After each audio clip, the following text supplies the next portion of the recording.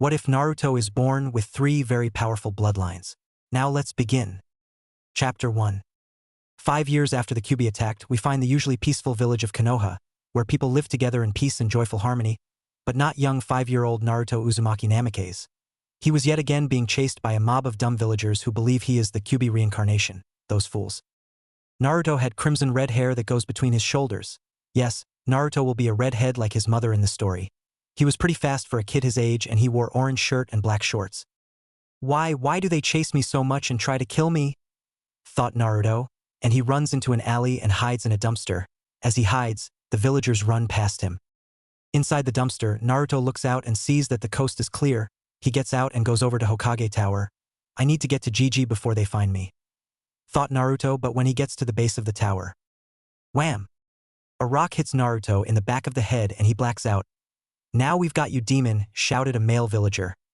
We will now finish what our yandame started, shouted the pink-haired villager.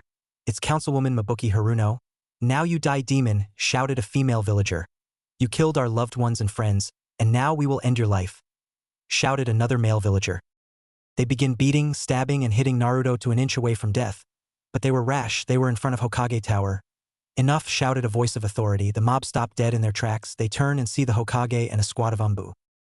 Hokage-sama, we were just finishing the yandame's work by killing the demon brat, said a stupid villager.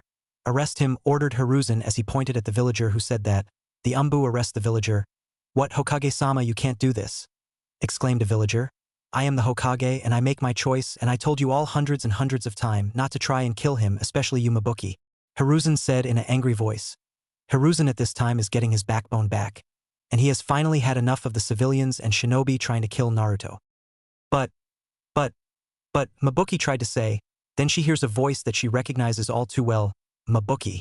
She pales and turns to see Kazashi, her husband, and he does not look happy. Kazashi? I was, at the market getting groceries. Mabuki tried to lie, which she was very lame-ass bad at. Smiley face. I told you to leave the boy alone. You disobeyed me. The next time you try to hurt him will be your last, said Kazashi in a threatening tone. Kazashi will not be bashed.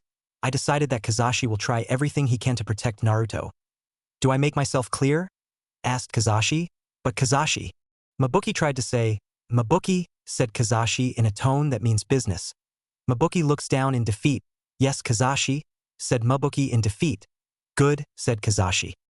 The rest are all yours, Hokage-sama, said Kazashi. Thank you, Kazashi, said Hiruzen. Of course, sir, said Kazashi, and leaves with his wife. The punishment for your actions against Naruto would normally be death, but I decided to have you be thrown in prison until you all learned your lessons. If not, then you will be executed. This is the last time I'm doing this, said Hiruzen. The civilians and some shinobi that hate Naruto begin to shout in outraged silence, shouted Hiruzen, and they shut right up in fear. From now on, if anybody tries to hurt and or kill Naruto will be publicly executed for the village to see. I have spoken, declared Hiruzen, and they pale at this. Take them away and get Naruto to the hospital. Hiruzen ordered the Umbu. Yes, sir, replied the Umbu, and they arrest the attackers and rush Naruto to the hospital. Naruto's mind, the moment he blacked out. Naruto wakes up in his subconscious and he notices that it is like a sewer. Where am I? Naruto asked himself. Kit, come closer, said a voice, and Naruto gets nervous and follows the voice. He comes across a giant cage with a seal on it. What the heck is that? Naruto thought, and red chakra becomes visible behind the cage door as a face appears. Hello, Naruto Uzumaki Namikaze, said the massive chakra. Namikaze? Asked Naruto. You weren't told about your heritage? Asked a surprised Kyuubi. Heritage? Who are my parents? Asked Naruto. Your parents, Kit, are Kushina Uzumaki and Minato Namikaze, said Kyuubi. Naruto's eyes widen at this. What? How? Yelled Naruto, and Kyuubi shouts, shut up, brat, and Naruto shuts his mouth in fear. Geez, Kit, at this rate your yelling's gonna burst my eardrums, said Kyuubi with a sweat drop. The Yandame Hokage is my father? Asked Naruto. Yes, answered Kyuubi. Why would he seal you inside me? Cried Naruto. Kit, your father had to protect Konoha. He tried protecting the village and his wife and you at once, but it didn't work so well. He sealed me inside you to make sure the damned Uchiha that kidnapped you wouldn't get his greedy and power-hungry hands onto my power, said Kyuubi in an angry tone. Who is the Uchiha who tried to get your power? Asked Naruto. The name of the Uchiha who tried it was Madara Uchiha, one of the founders of Konoha. He is also ultimately responsible for the death of your clan. Explained Kyuubi, and Naruto is horrified at this and then gets very angry. I will bring that bastard to his knees. Snarled Naruto. Kyuubi chuckles. It seems we have a common enemy, he said. But if Madara is a founder of Konoha, then he should be long dead by now, said Naruto as he suddenly remembers that Madara is a founder. Madara is somehow still alive. That now means you can begin your quest for vengeance, said Kyuubi. You're damn right I will, said Naruto. Naruto then remembers something. Kyuubi, what were my parents like? He asked. Well, Kit, your mother was one of the last surviving members of the Uzumaki clan. You see, including you, there are 5 Uzumakis left in the elemental nations, explained Kyuubi. Sorry to interrupt, but do you mean that there are more Uzumakis in the elemental nations? Asked Naruto, who was in shock. Yes, Kit, there are 5 other Uzumakis other than yourself, and about your father, he was the last of the Namikaze clan until you were born, said Kyuubi, and Naruto is in shock. Dad was the last of his clan until I was born. I want answers from Gigi and I want them when I wake up, thought Naruto. Kit, before you go, you have 3 Kekii Genkais that no one except the old man has heard about, said Kyuubi. Kekii Genkai? Asked Naruto in a confused voice. That's right, the fucking Chunin at the Academy sabotaged your education, said Kyuubi in realization. He continues, a Kekii Genkai or a bloodline limit is a very special power that makes a clan a powerful clan, and I did say you have 3. I have 3 Kekii Genkais? Asked Naruto. Yes, Kit, said Kyuubi. What are they? Asked Naruto. The first one is a special power called telepathy. It means the power of the mind and you can use it at will. The second one is magnetism, that allows you to control all metal at will, and the third and final one is teleportation. It allows you to get to anywhere just by thoughts. It is perfect for escapes from those stupid villagers who see you as me, explained Kyuubi. Naruto grins at this. With those Kekii Genkais on my side, then no one will try and hurt me. He thought, I am so gonna enjoy them, said an excited Naruto. Don't get too cocky, brat. They're gonna be very tricky to master, warned Kyuubi. But Kyuubi, how will I recognize the 5 Uzumakis who are probably still out there? Asked Naruto, and Kyuubi smirks and says, that part is easy. They have the same hair color as you. That will make finding them easy, Naruto said sarcastically. Now you need to wake up. The old man will need to know what you learned from me. If he says not to trust me and that I am evil, tell him Kyuubi attacked because he was controlled by an Uchiha, and when Kyuubi got free, he attacked in self-defense. That might be able to get him to know the truth, said Kyuubi. Okay, later, said Naruto. Konoha Hospital, real world. Naruto opens his eyes and sees that the room he's in is white. Where am I? Asked Naruto. You are in the hospital, said a voice, and Naruto turns to see a doctor. You were out cold for 3 hours. You're lucky to be alive thanks to being in front of Hokage Tower, said a doctor that is next to him. What happened when I was out? Asked Naruto.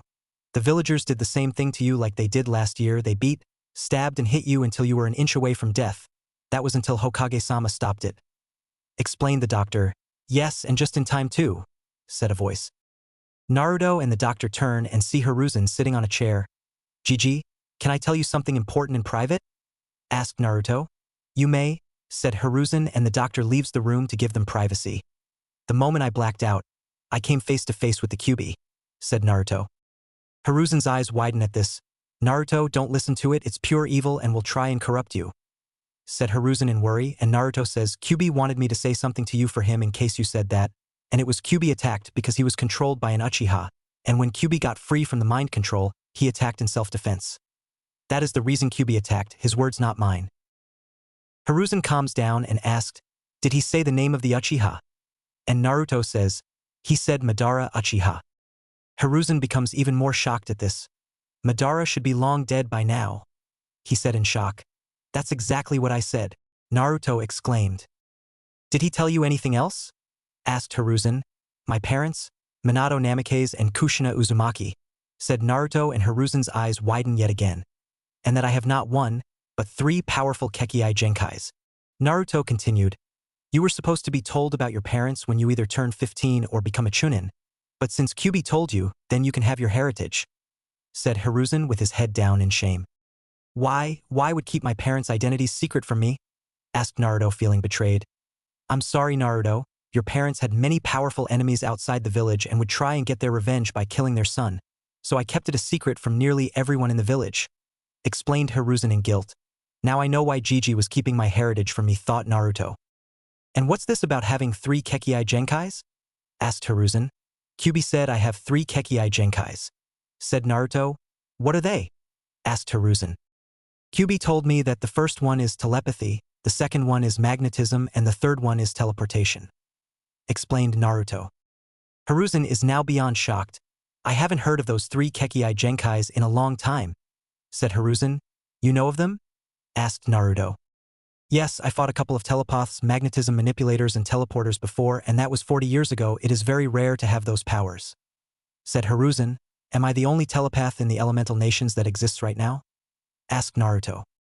So far, yes, you're the only one, but having all 3 Kekii Genkais has never happened before. Said Hiruzen. Wow, so how will I be able to control them? Asked Naruto. Let's see, Inoichi will train you in your telepathy because he knows nearly all the abilities that a telepath has, and he will be able to narrow down what abilities your telepathy has. Said Hiruzen. Who's Inoichi? Asked Naruto. He is the head of the Yamanaka clan. Answered Hiruzen. Is he one of the people who treat me like the others do? Asked Naruto. No, he and the Shinobi Council excluding the Uchiha clan tried to protect you from the civilians and the Civilian Council. They are after your blood because you're the Kyuubi Jinchuriki, and Jinchuriki usually don't have happy lives, but yours is far worse than any Jinchuriki ever. Said Hiruzen. There are other Jinchuriki. I thought I was the only one? Asked Naruto in a surprised tone. Yes, there are more Jinchuriki, said Hiruzen. However, there is something you should know, Naruto-kun. Your mother Kushina was the Kyuubi Jinchuriki before you. Said Hiruzen yet again. What? Asked Naruto in shock. Yes, her status as a Jinchuriki was kept secret, said Hiruzen. And why the fuck was my status as a Jinchuriki revealed? Asked Naruto in an annoyed tone. Hiruzen is shocked that the 5-year-old knew such language and answered because your parents wanted you to be seen as a hero for keeping the Kyuubi at bay, but their request was dishonored and made you suffer. Request? What does he mean by that? Thought Naruto as he raised an eyebrow. What do you mean by request? Asked Naruto. That's because they're still alive. Answered Hiruzen. That shocked the hell out Naruto. What? He yelled. Yes, Kit, they are still alive. Kyuubi said to Naruto in his head. How come they left me in the village to those vile beasts we call villagers? Asked Naruto in an angry voice. Hiruzen was surprised at Naruto for calling the villagers a bad name like vile beasts. Wow, I didn't think you would call them that, Naruto, said Hiruzen. Unexpected stuff happens from time to time, answered Naruto. Hey Kit, neither of your parents know about your 3 Kekii Genkais, but you can't wait to see their faces when they learn about them, said Kyuubi in Naruto's head. Naruto grinned at the thought. Are they still in the village, Gigi? Asked Naruto. No, they left the village with your sister Natsuki, who is 2 years older than you. They thought that Kyuubi would give you problems and decided to train Natsuki so that Kyuubi would be contained. Answered Hiruzen. What? Yelled Naruto and Kyuubi from Naruto's subconscious.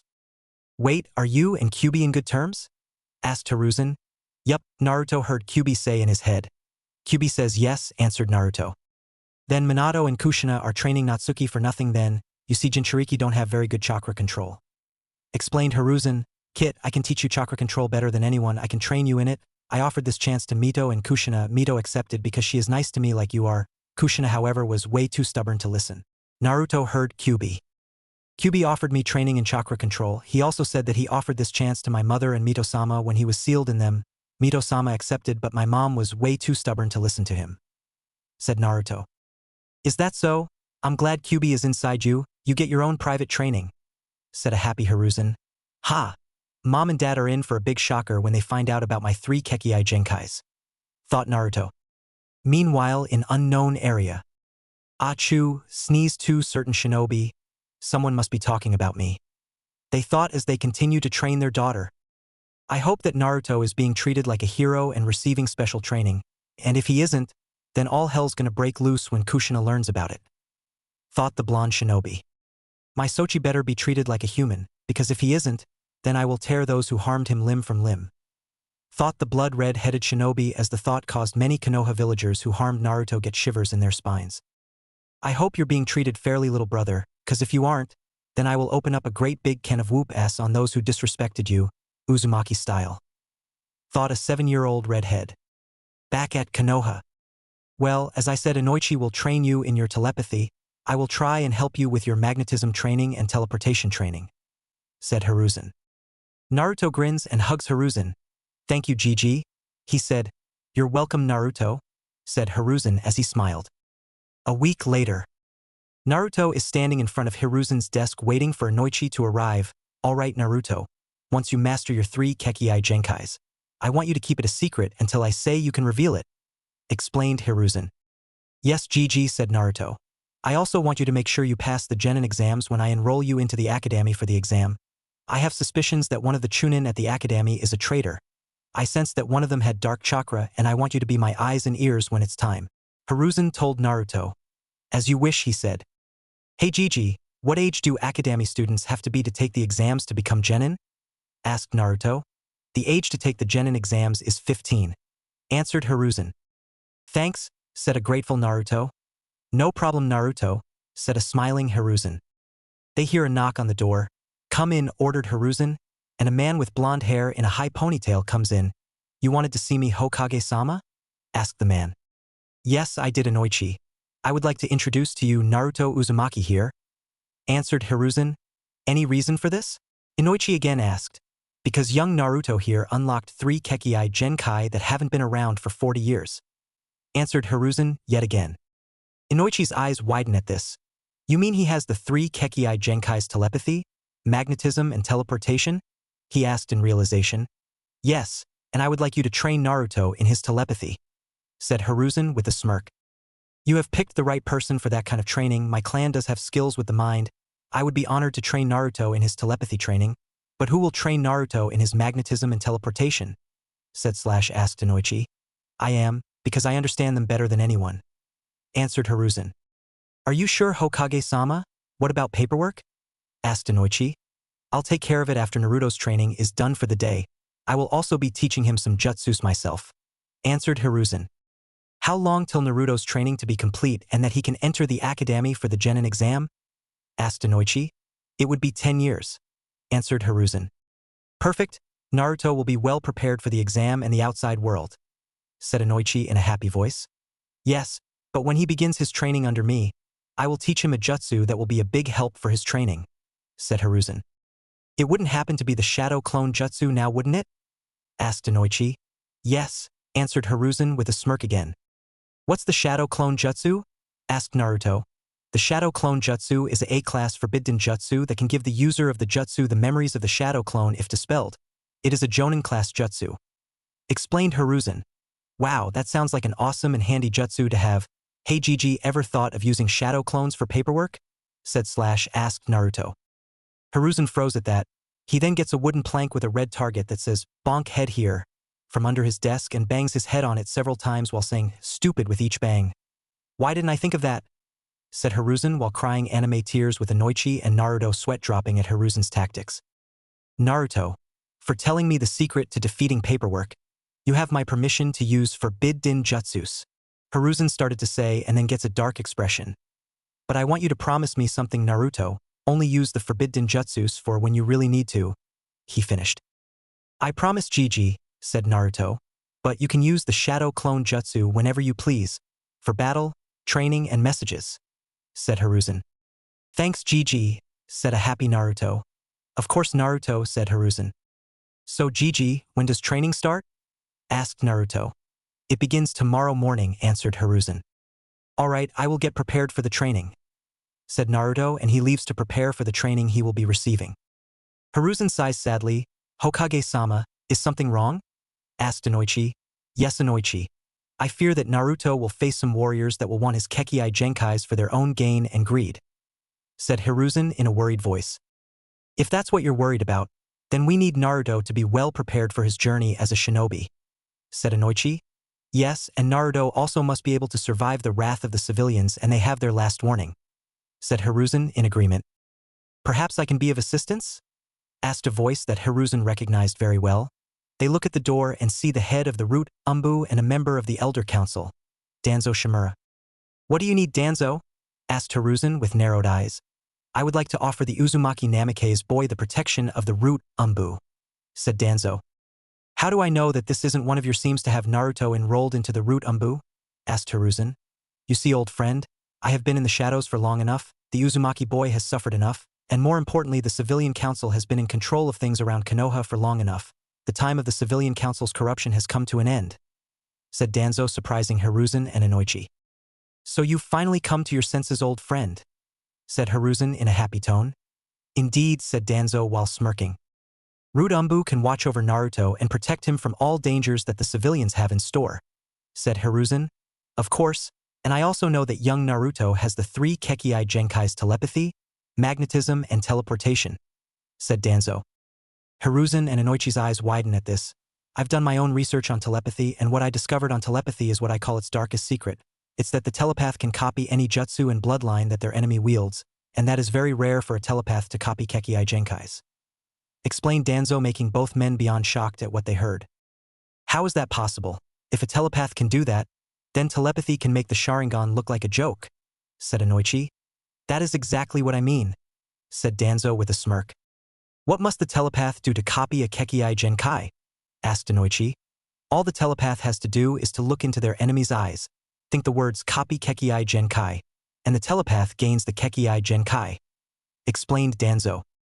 Will the telepath be able to keep the Kekkei Genkai even if she copies another Kekkei Genkai? Asked Hiruzen. From what I discovered, yes, and here's the real kicker. A telepath can copy jutsu much faster than the Sharingan no matter how powerful the Sharingan is, said Danzo. Hiruzen and Inoichi are in awe at this. Telepathy truly is better than the Sharingan. I might have to ask Naruto-kun if he wants to be in the CRA, thought Hiruzen happily. Young Naruto will become an extremely powerful telepath. I just know it, said Hiruzen in a proud tone.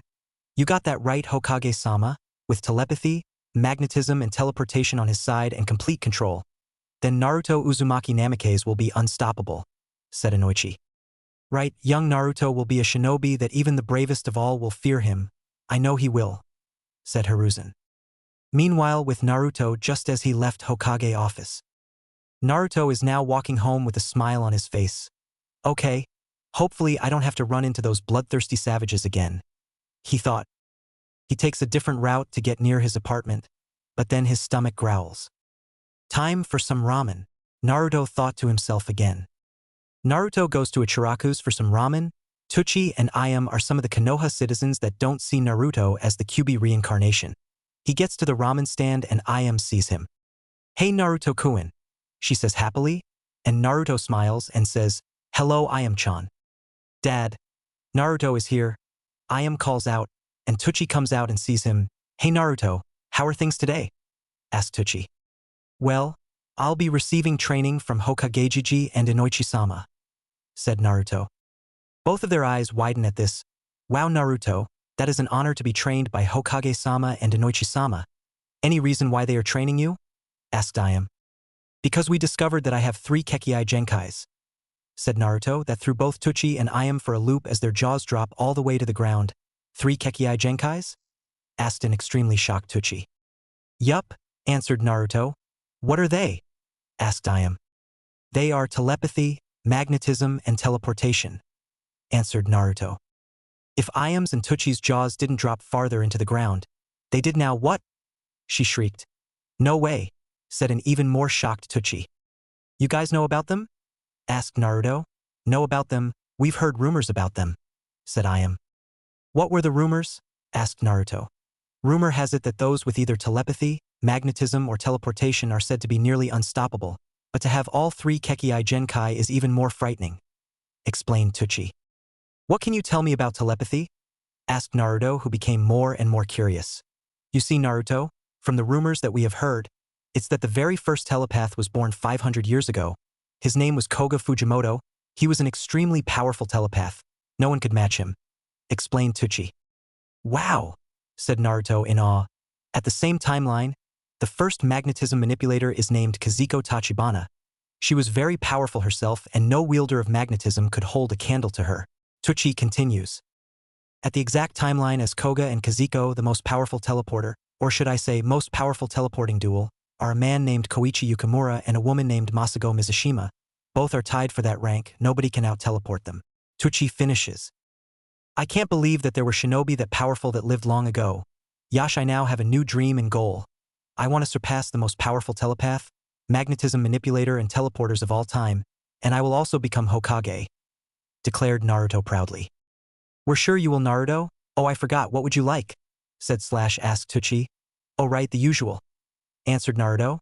"Oh, and Naruto, this time it's on the house," said Tucci. "You're the best," said Naruto smiling. "Why thank you, that's very kind of you," said Tucci also smiling. An hour later, after Naruto finishes his ramen, he walks home while avoiding the civilians, but first he hides and decides to eavesdrop on a conversation of drunk civilians. "The demon brat has been giving us a lot of problems, we need to put this monster down, and kill any demon lover on sight, man, woman, whatever tonight. I don't give a rat's ass of what the old fart thinks, he doesn't have the balls to stop us. The demon brat will die and we will kill it, and if it's the last thing we ever do." Naruto heard from the conversation. "Looks like some civilians never learned," thought Naruto, and sneaks away to Hokage Tower. He knocks and hears "come in," and Naruto enters. "GG, I eavesdropped on a conversation of what looked like drunk civilians. I heard them say, 'The demon brat has been giving us a lot of problems, we need to put this monster down, and kill any demon lover on sight, man, woman, whatever tonight. I don't give a rat's ass of what the old fart thinks, he doesn't have the balls to stop us. The demon brat will die, and we will kill it, and if it's the last thing we ever do.' That's what I heard," said Naruto. Hiruzen gets furious and then, "All right, I have had it," he yells. "If it's execution they want, then it's execution they'll get," growled Hiruzen. "Umbu," said Hiruzen, and 5 Umbu appear. "Yes, Hokage-sama?" One of them asked, "Round up the mob of the civilians and shinobi who didn't heed my warning. It's time that they learn who they are dealing with," ordered Hiruzen. "As you wish," replied the Umbu. They are in for the punishment of their lives, they thought, and they shunshin out to arrest the drunk civilians and shinobi who planned on killing Naruto and anyone who cared for him. Another hour later, the mob of civilians and shinobi that didn't heed Hiruzen's warning are now at the chopping block, fearing how the Hokage found out about their plan to finally kill the Kyuubi brat behind his back. "Citizens of Konoha, we are here to witness the execution of the ones who did not heed my warning when it involves Naruto Uzumaki."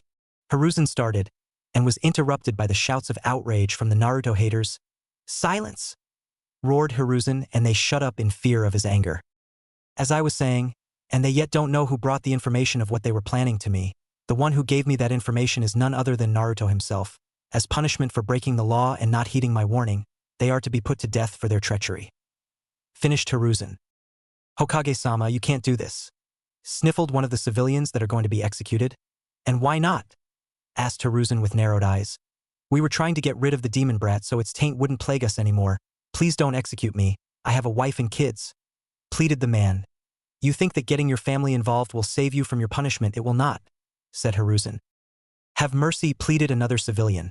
"How many times has Naruto begged for mercy? How many times has he pleaded for his life to be spared? You guys never show him any mercy at all, it shows how heartless you really are," said Hiruzen.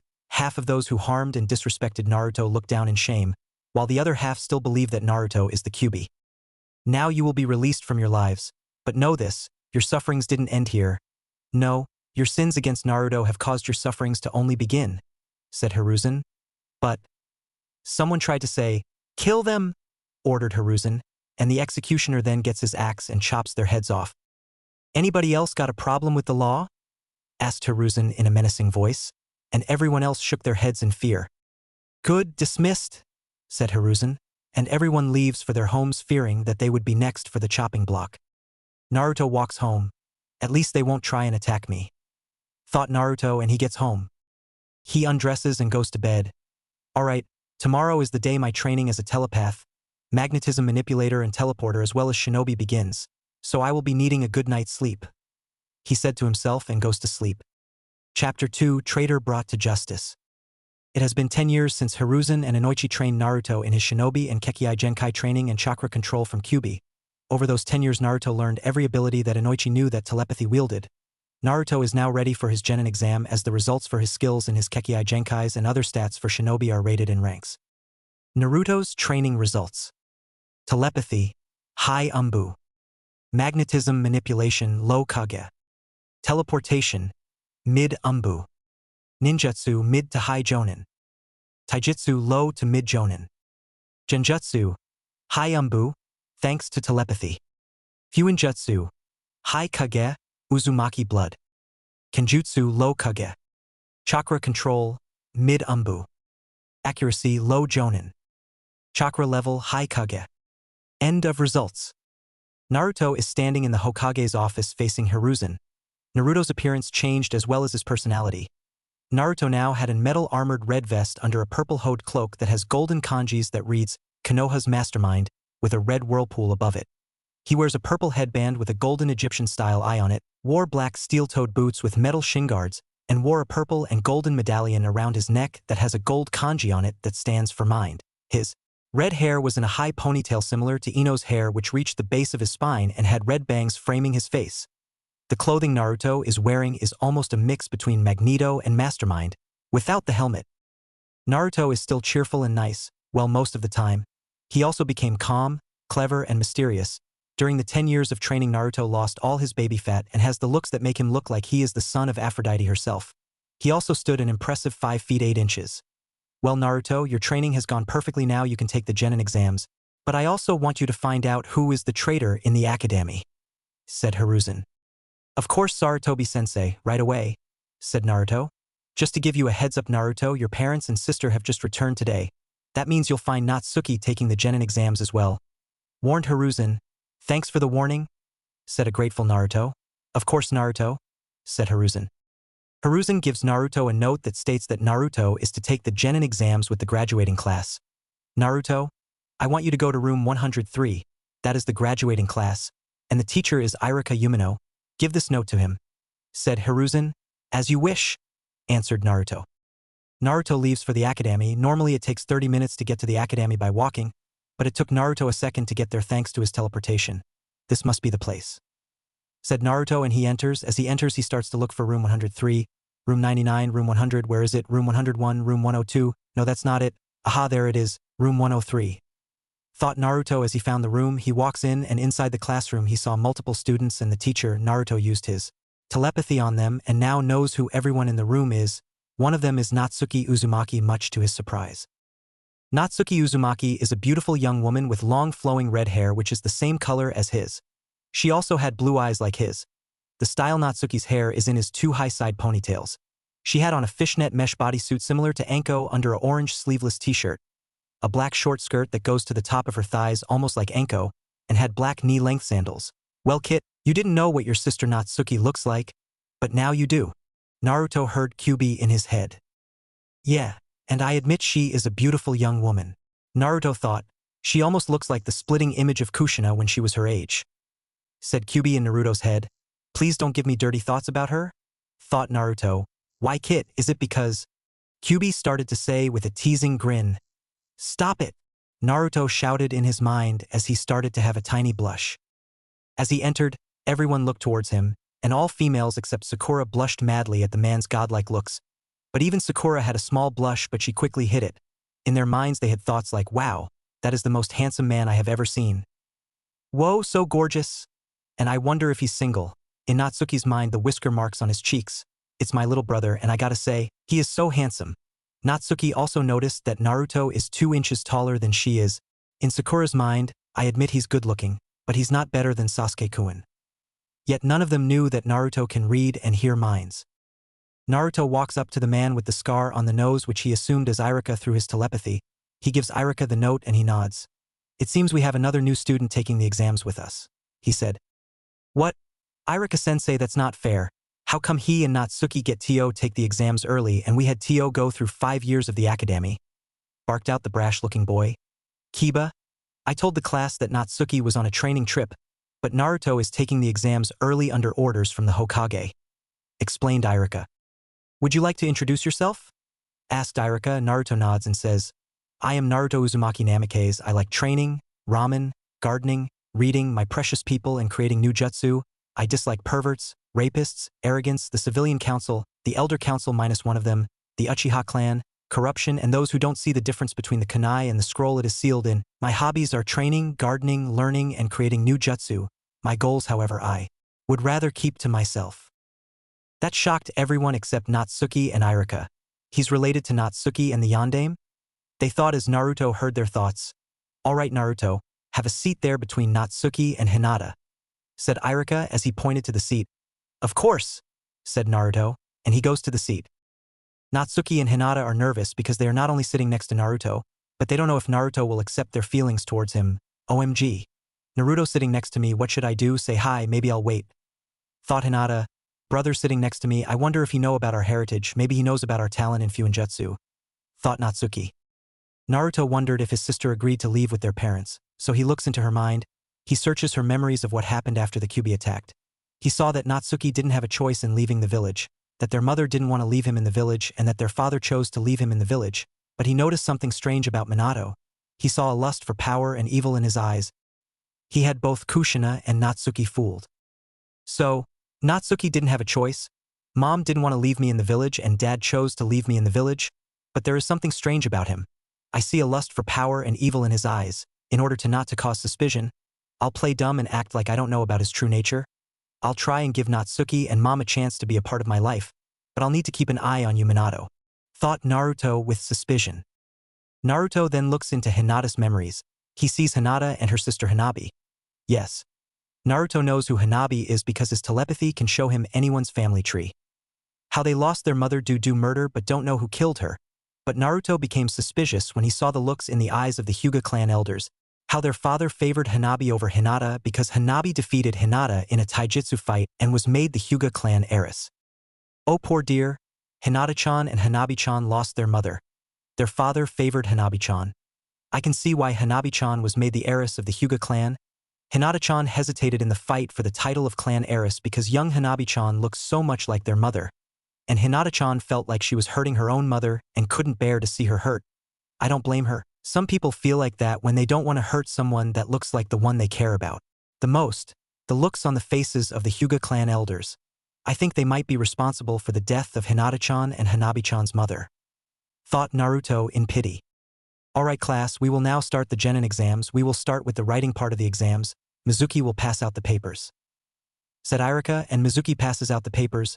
Naruto then feels dark power from Mizuki, and he hears Mizuki's thoughts. Once I get the Kyuubi brat to fail, I will use him to get the forbidden scroll of seals, and then I'll get the scroll away from him and get to Orochimaru-sama so he can give me even more power thanks to the curse mark he gave me.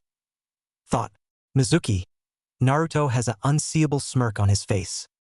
So Mizuki is the traitor. After I pass the exams, I'll tell Sarutobi-sensei that the traitor is Mizuki. Thought Naruto. Meanwhile at Hokage office. Hiruzen is sitting at his desk with Minato and Kushina in front of him. Welcome back to Konoha, Minato and Kushina, said with a smile on his face. Likewise Hiruzen, how has the village been treating Naruto? Have they been treating him like a hero? Asked Minato. The village treated Naruto like he was the Kyuubi himself.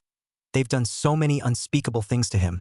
I tried everything to make sure he gets treated like a hero, but they never did, Hiruzen sadly said. Kushina gets horrified. Minato pretends to be horrified, but he grins in his head. Perfect. Naruto will become a powerful weapon indeed. He thought with evil intentions. How could you let them do this to him? We asked them to treat him like a hero and yet they do this to him, cried Kushina. They were harming him behind my back, until finally I had enough and gave them one last warning, and those who didn't heed it got executed. Explained Hiruzen. Minato smiles on the outside, but begins to sweat on the inside, but Kushina grins at last. You finally got your backbone back. She cheered. Sure did. If you guys want I can let you beat the hell out of them for harming Naruto, offered Hiruzen. Kushina grins a creepy grin and cracks her knuckles. I'm gonna enjoy this, she happily said. Minato nods with a smile, but in his head, damn, the old man is getting his backbone back. I told the villagers to make him suffer. I made sure that those who care about Naruto didn't hear me tell the villagers that. He thought angrily as they left the office. Knowing Naruto, he probably looked into Natsuki's memories to find out why they left him in the village. Thought Hiruzen. Back at the academy. After 2 hours, the writing test was complete. During the test, Naruto saw a genjutsu on his test and removed it silently thanks to his telepathy. After that, he easily did the test in a minute. Time's up, now everyone follow me outside for the kunai and shuriken throw, said Irika. Everyone follows him out to the field. All right, when I call your name you will need to try and strike the targets you see before you, explained Irika. Yes, sensei, replied the students. Okay, first is, said Irika. After a while of the kunai and shuriken test, most of the students got some decent scores on this part of the test. Choji got 6 out of 10, Shikamaru got 7 out of 10, Sakura got 7 out of 10, Ino did better than Sakura by getting 8 out of 10, Shino got 7 out of 10, Kiba got 4 out of 10, Yakumo got 8 out of 10, Hinata got 8 out of 10. Alright Sasuke, you're up, said Irika. Sasuke smirks and chucks the kunai and the shuriken, his fangirls cheering. He got 9 out of 10. Good Sasuke, you have the highest score so far, says Irika. Sasuke smirks again and walks back to the group. Satsuki, you're next, said Irika. Satsuki walks up with the kunai and shurikens, takes aim and chucks them at the targets. Everyone except Naruto are surprised. Satsuki got 10 out of 10. Excellent Satsuki, you get a perfect score, says Irika. Satsuki smiles and walks back to the group. Natsuki, you're up. Natsuki walks to position and chucks the kunai and shurikens. Natsuki also gets 10 out of 10. Nicely done Natsuki, perfect score, said Irika. Natsuki smiles and walks back to the group. Naruto, you're up last, said Irika. Naruto gets into position, but then you should quit Naruto Baka. You'll never be as good as Sasuke-kun, said Sakura, trying to break his confidence, with the other fangirls agreeing, and were rewarded with glares from Natsuki, Satsuki, Hinata, Ino, and Yakumo. Naruto looks back and asks, "Who the hell told you that I as good as Sasuke?" Everyone was confused at this. Sakura thinks that she won, but Naruto threw the kunai and shurikens behind his back and strikes all 10 targets. I'm better than Sasuke, always have been, and always will be, said Naruto. Everyone has different thoughts which Naruto can hear, from Natsuki and Satsuki. Whoa, he is better than Sasuke all the way. From Ino, Yakumo, and Hinata. Wow, he's good. From Banshee Girl, Sakura, how, he must have cheated to beat Sasuke-kun. From the guys minus Kiba and Sasuke, finally, someone who can shut Dog Boy and Emo Boy. From Kiba, Hey, why are the hot girls all giving him those eyes? It should be me getting those eyes. I'll need to show who the alpha is. Finally, from Sasuke, he is becoming a threat to my ambition. I may need to kill him before I kill Itachi. Naruto smirks and thinks, looks like I have some new enemies, and Dog Boy is jealous that the pretty girls are looking at me, and one of them is my sister, and Emo Boy is wanting to kill me to show dominance. Irika snapping out of his stupor and says, very well done Naruto, perfect score. Alright, now for the taijutsu test, please follow me to the battlefield. Continued Irika, and the students follow him to the battlefield. The battles were of the following: Sakura, being the arrogant fool that she is, and challenged Natsuki, Satsuki, and Hinata to a 3-against-1 battle because she wanted to impress her Sasuke-kun. She lost when Satsuki tripped her, which was amusing to watch. Shino won because his opponent forfeited as soon as the bugs started crawling all over his body. Choji easily won in a couple minutes. Shikamaru, being the lazy-ass bum that he normally is, forfeited. Ino did better than Sakura again but still lost against Yakumo. Alright, this battle is 2 against 1, Naruto versus Sasuke and Kiba, said Irika. I will show you what happens when you mess with an Uchiha elite, said Sasuke, and that got cheers from his fangirls. I will show you that I am the one who deserves to be the alpha, and I will get Natsuki, Satsuki, and Hinata. Snarled Kiba. Hinata starts to cry because of Kiba's brashness. Natsuki and Satsuki felt shivers in their spines, and they comfort Hinata. Naruto notices Hinata beginning to cry. He turns to Kiba and he does not look happy. The hell did you make Hinata-chan cry for? What did she ever do to you? He asked in a non-friendly tone. Everyone gets uneasy at the tone. Hinata, however, stopped crying and blushed at the chan part added to her name, and Kiba gains enough balls to say nothing. She just needs to bow before the alpha male, meaning me. Naruto sighs and says, guess I gotta discipline the dog boy and a spoiled brat. Kiba and Sasuke growl at the nicknames given to them. Alright, Hajime, said Irika. Then Kiba charges and gets tripped by Naruto because of his brash nature. But before the impact, Naruto got Akamaru out of the impact zone and put the puppy down on the ground. Naruto looks at Kiba, who is already knocked out. What the? How did he get knocked out from a simple trip? Is he really that weak? Asked Naruto in a surprised voice. Sasuke then charges. No one can stop the power of an Uchiha elite, he called out in an arrogant tone. Naruto looks at him with an uninterested look. Oh please, he thought. And he raises his left hand and catches Sasuke by the head, and Sasuke started trying to punch him but was missing every single hit like a wuss. Natsuki starts to snicker. Satsuki covers her mouth to stop herself from laughing. Hinata giggles cutely at the tactics. Naruto kept holding Sasuke back in this position until Sasuke got worn out. Irika is in shock. He's wearing Sasuke out into exhaustion. That's a smart move, he thought. Naruto is smirking at this and says, this is an Uchiha elite. If it is, then this is just sad cause elites can give me more of a challenge. From what the information his telepathy gave him on Sasuke and Satsuki, from Sasuke he found out that he is a power-hungry, revenge-obsessed, arrogant and spoiled brat. Satsuki is the complete opposite. She is a cheerful, nice, fun-loving and sweet young woman. Sasuke snarls at Naruto, "Don't underestimate me." Naruto then does a very light chop to the back of the head and Sasuke is out cold. "Winner, Naruto Uzumaki," declared Irika, and Sakura being the fangirl that she was then shrieks, "How, Naruto Baka must have cheated, Sasuke-kun is the best." And the other fangirls agree, "Sakura, Naruto didn't cheat. If he did then I would notice it, but since he didn't then he wins," said Irika. Sakura and the rest of Sasuke's fangirls huff and pout in annoyance.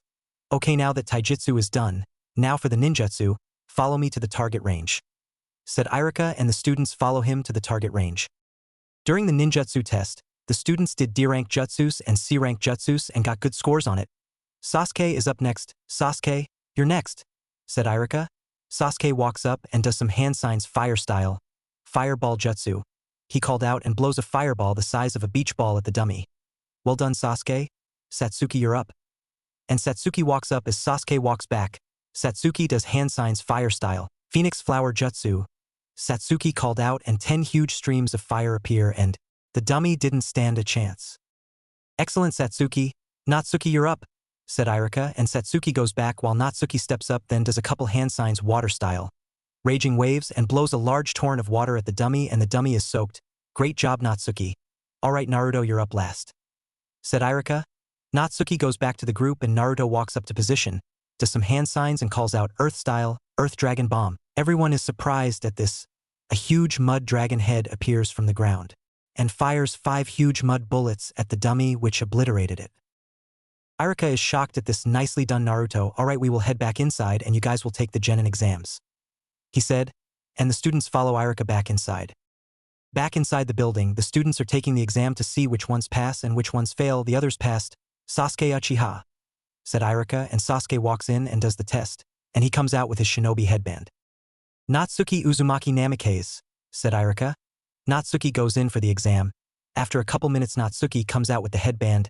"Satsuki Uchiha," said Irika, and Satsuki goes in and comes out with the headband a few minutes later.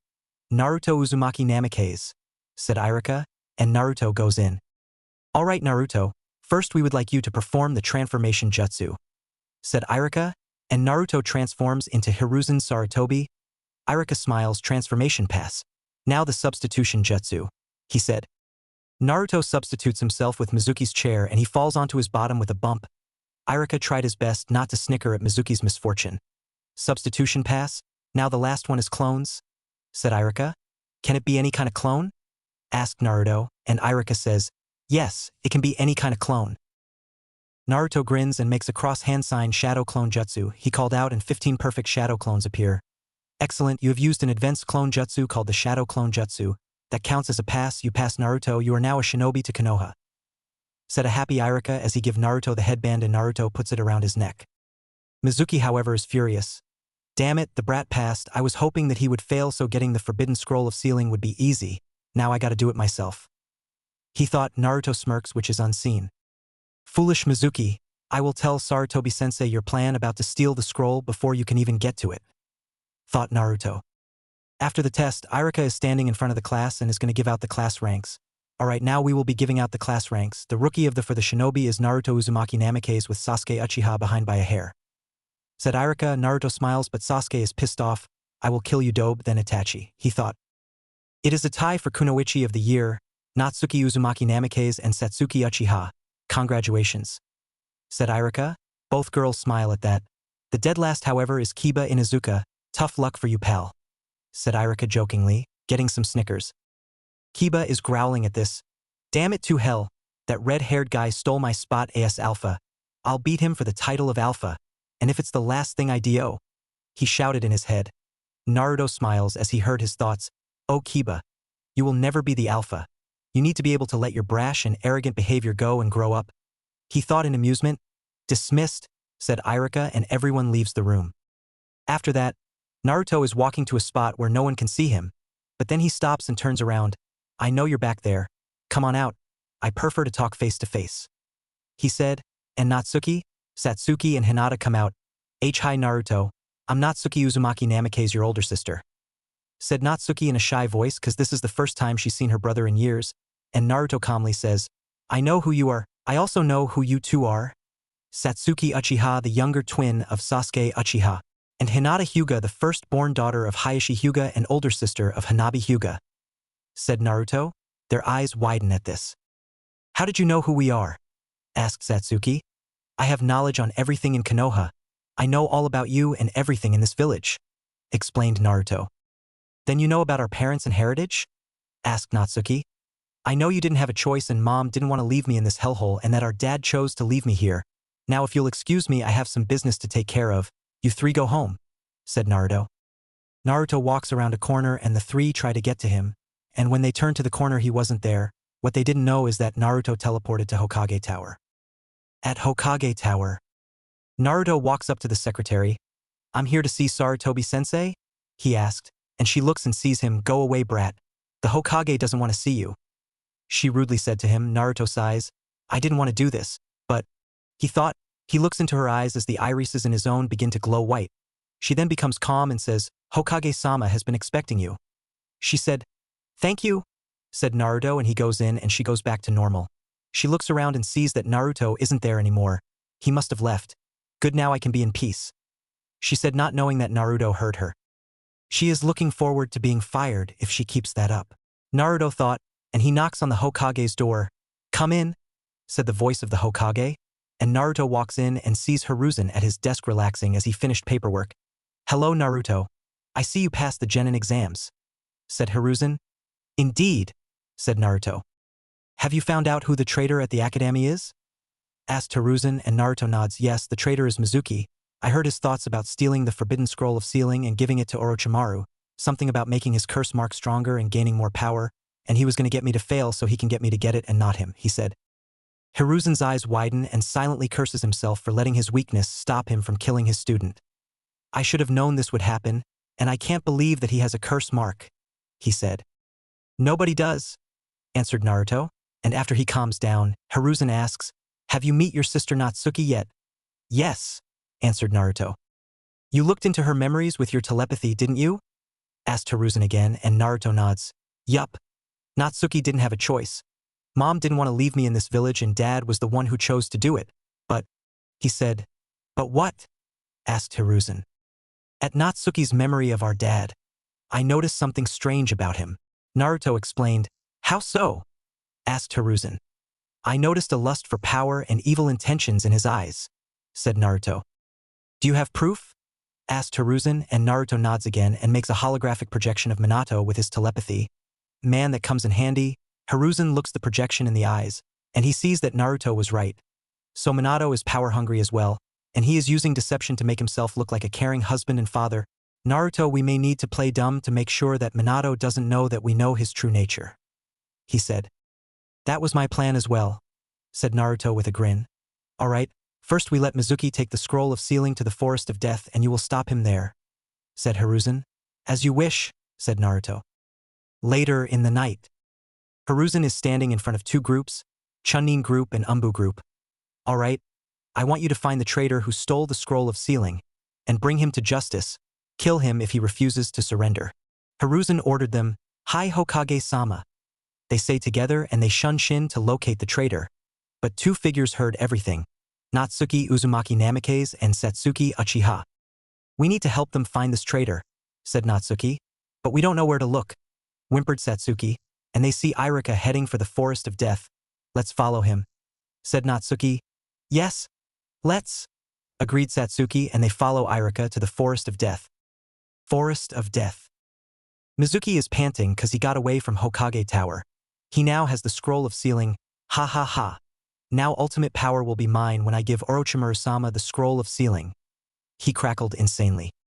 No way in hell am I going to let you get away with the scroll, Mizuki, said a voice behind him. Mizuki turns and sees Irika and an unexpected arrival of two kunoichi. So Irika, you think that you and your two comrades can defeat me? Asked Mizuki with an insane grin. Irika looks back in surprise that Natsuki and Satsuki are behind him.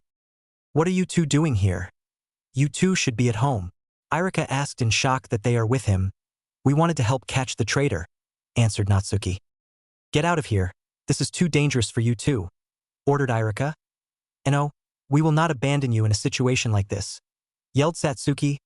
Guess I get to kill all three of you, said Mizuki as he laughed like a madman. Die, shouted Mizuki as he threw 10 huge shurikens at them. They waited for the time to dodge, but then they stopped in mid-air. What? How did you stop them like that? Shouted Mizuki in shock. We didn't, answered Irika. Then who? Asked Mizuki again. I did, answered another voice that they recognize. They turn and see Naruto with his hand out. Naruto? Asked a shocked Irika. How is he doing that? Thought a surprised Natsuki. I've never seen something like this before. Thought Satsuki. Mizuki grins. The Kyuubi brat is here. Now for the fun part. He thought in greed. Naruto, do you know why the village hated you? Asked a crazed Mizuki. No, Mizuki, shouted Irika. Natsuki lowers her head because she knows. Satsuki is confused, huh? She thought. No, I don't. Please enlighten me? Asked Naruto, playing dumb. 15 years ago, there was a decree that no one is to speak about, said Mizuki. Decree? What does he mean by that? Thought Satsuki, confused as hell. Here it comes, thought Naruto. Don't tell him, it's forbidden, shouted Irika again. It's that I have the Kyuubi inside me, is it? Asked Naruto innocently. Satsuki is shocked at this. Natsuki is surprised that Naruto knows about his burden. Irika's jaw drops at this. It's that the Kyuubi is inside. Okay, when and how? Mizuki's crazed look turns into a shocked one. I am face to face with him when I was 5 years old. I was being beaten by those bloodthirsty savages that wanted me dead, answered Naruto. That threw Irika, Natsuki, and Satsuki in through a loop. Could the Kyuubi be corrupting him? There isn't any signs of that at all. They thought, if you guys are thinking if the Kyuubi is corrupting me, he is not. Me and him are in good terms, said Naruto. What? They shouted. You don't seem to get it, you are the Kyuubi, said a crazed Mizuki. I know I have red hair and whisker marks, but I have blue eyes, not red, said Naruto in a bored voice. That's it. I'll kill you where you stand, shouted Mizuki, and he chucks a giant shuriken at Naruto. But then Naruto disappears in red smoke with a bamf and reappeared behind Mizuki. That surprised them. That wasn't a shunshin he just did now. It was something else, they thought, and Naruto then grabs Mizuki by the head. Surrender or die, ordered Naruto, and Mizuki snarls, I'd rather die. And Naruto sighs sadly.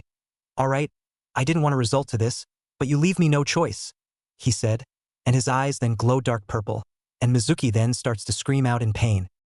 Then the screaming stops and the light in his eyes dull. Naruto's eyes stopped glowing and lets go of Mizuki. Mizuki's body just drops to the ground with a thump. Irika, Natsuki, and Satsuki are shocked that Naruto killed someone.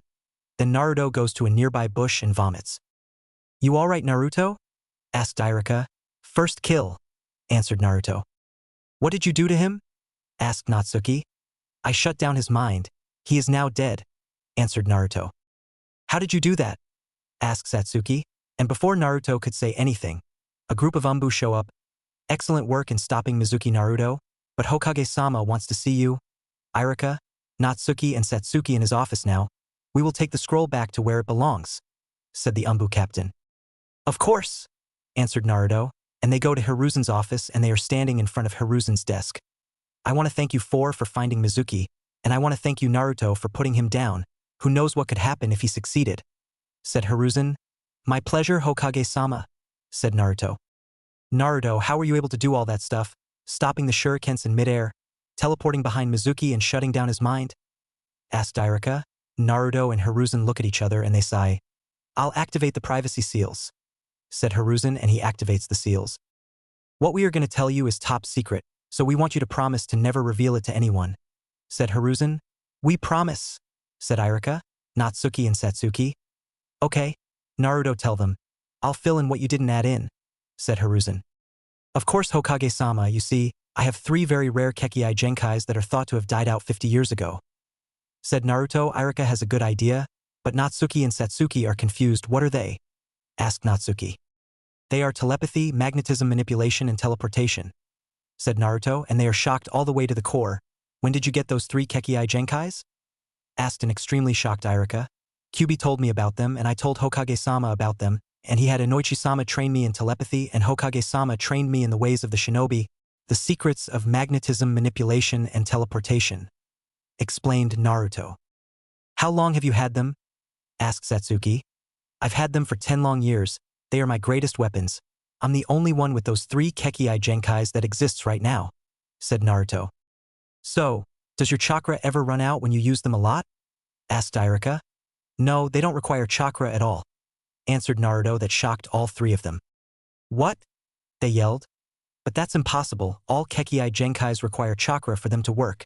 So how are these 3 different? Asked Natsuki. The answer is that the other Kekii Genkais are required for the entire body to use chakra, but not these 3. They only need one body part for them to work, and that is the brain. Explained Naruto. But Naruto, how did you know everything about us and Hinata? We want the real answer, asked Satsuki. Naruto sighs. I used my telepathy on you 3.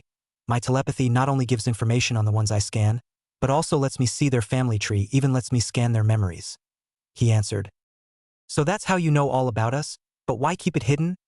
Asked Natsuki. Because I don't want the civilian council finding out about my Kekii Genkais. If they found out, then they would try and put me in the CRA against my will to make Konoha unstoppable, answered Naruto. That is why I keep my secrets hidden from them, so they think I'm nothing but a scapegoat for them, other than you 3. The others who know are myself, Sarutobi-sensei, Inoichi-sama, Danzo-sama, and the Ikarakus, continued Naruto. So you don't want them finding out, because they think that Konoha should be an unstoppable village? Asked Irika. That is correct, said Naruto. Okay, Naruto, your secret's safe with us, said Natsuki. Thank you, said a grateful Naruto. What about Jiraiya? Should he know? Asked Natsuki. Who? Asked Naruto. Our godfather, answered Natsuki. Naruto turns to Hiruzen and asks, Mind if I look into your memories to find out who Jiraiya is? Sarutobi-sensei? And Hiruzen says, Not at all. Naruto looks into Hiruzen's memories and finds Jiraiya talking to Minato and the elders. The toads told me that the child of prophecy will be born and either bring peace or destruction to the elemental nation. I believe it is to datary the elemental nations. That means I will have to try and seal up the powers of the child of prophecy. Said Memory Jiraiya. The child will be a magnificent weapon to Konoha to show dominance to other nations. No one will stop us. Said Memory Minato. Naruto returns to the real world.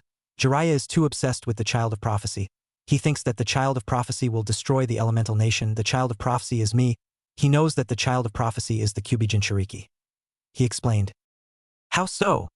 Asked Hiruzen. He wants to seal up my powers when he gets the chance. That means my Kekii Genkais. Said Naruto. Hiruzen smiles and says, There is a problem for him, Naruto.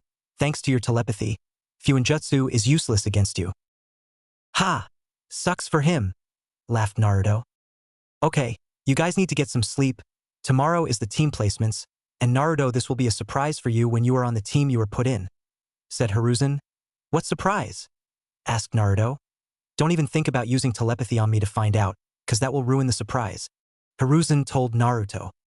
All right, said Naruto in a depressed tone. Good. Dismissed, declared Hiruzen. And everyone goes home. Naruto heads home and gets into his nighttime clothes and flops on the bed. All right, tomorrow is a new day. Better get some sleep, he said to himself and goes into a peaceful sleep. Chapter 3, Genin Survival Exam. Naruto awakens to the morning light. Well, today's the day, he said to himself. He gets up, takes a shower, eats some breakfast and brushes his teeth. He sees his headband on the counter. Better take this, Naruto said to himself. He takes his headband and wraps it around his neck and heads out. All right, time to head to the academy, said Naruto. Naruto then teleports to the academy and walks right in and sits down next to Hinata. Hiya Naruto Keiko, said Hinata. Hello Hinata, said Naruto with a smile. Hinata blushes at the smile. And then Natsuki sits next to him. Hey Naruto, she said. Hello sis, said Naruto, smiling at her, making her blush a little. After the other students arrive, they then hear some shrieking. Oh great, them, groaned Satsuki, and as expected Sakura and Ino barge in. Ha, I won, declared Ino. No way I did. Hey everyone, who won? She asked, and everyone said Ino. Ah, who asked you? She asked in a sarcastic tone.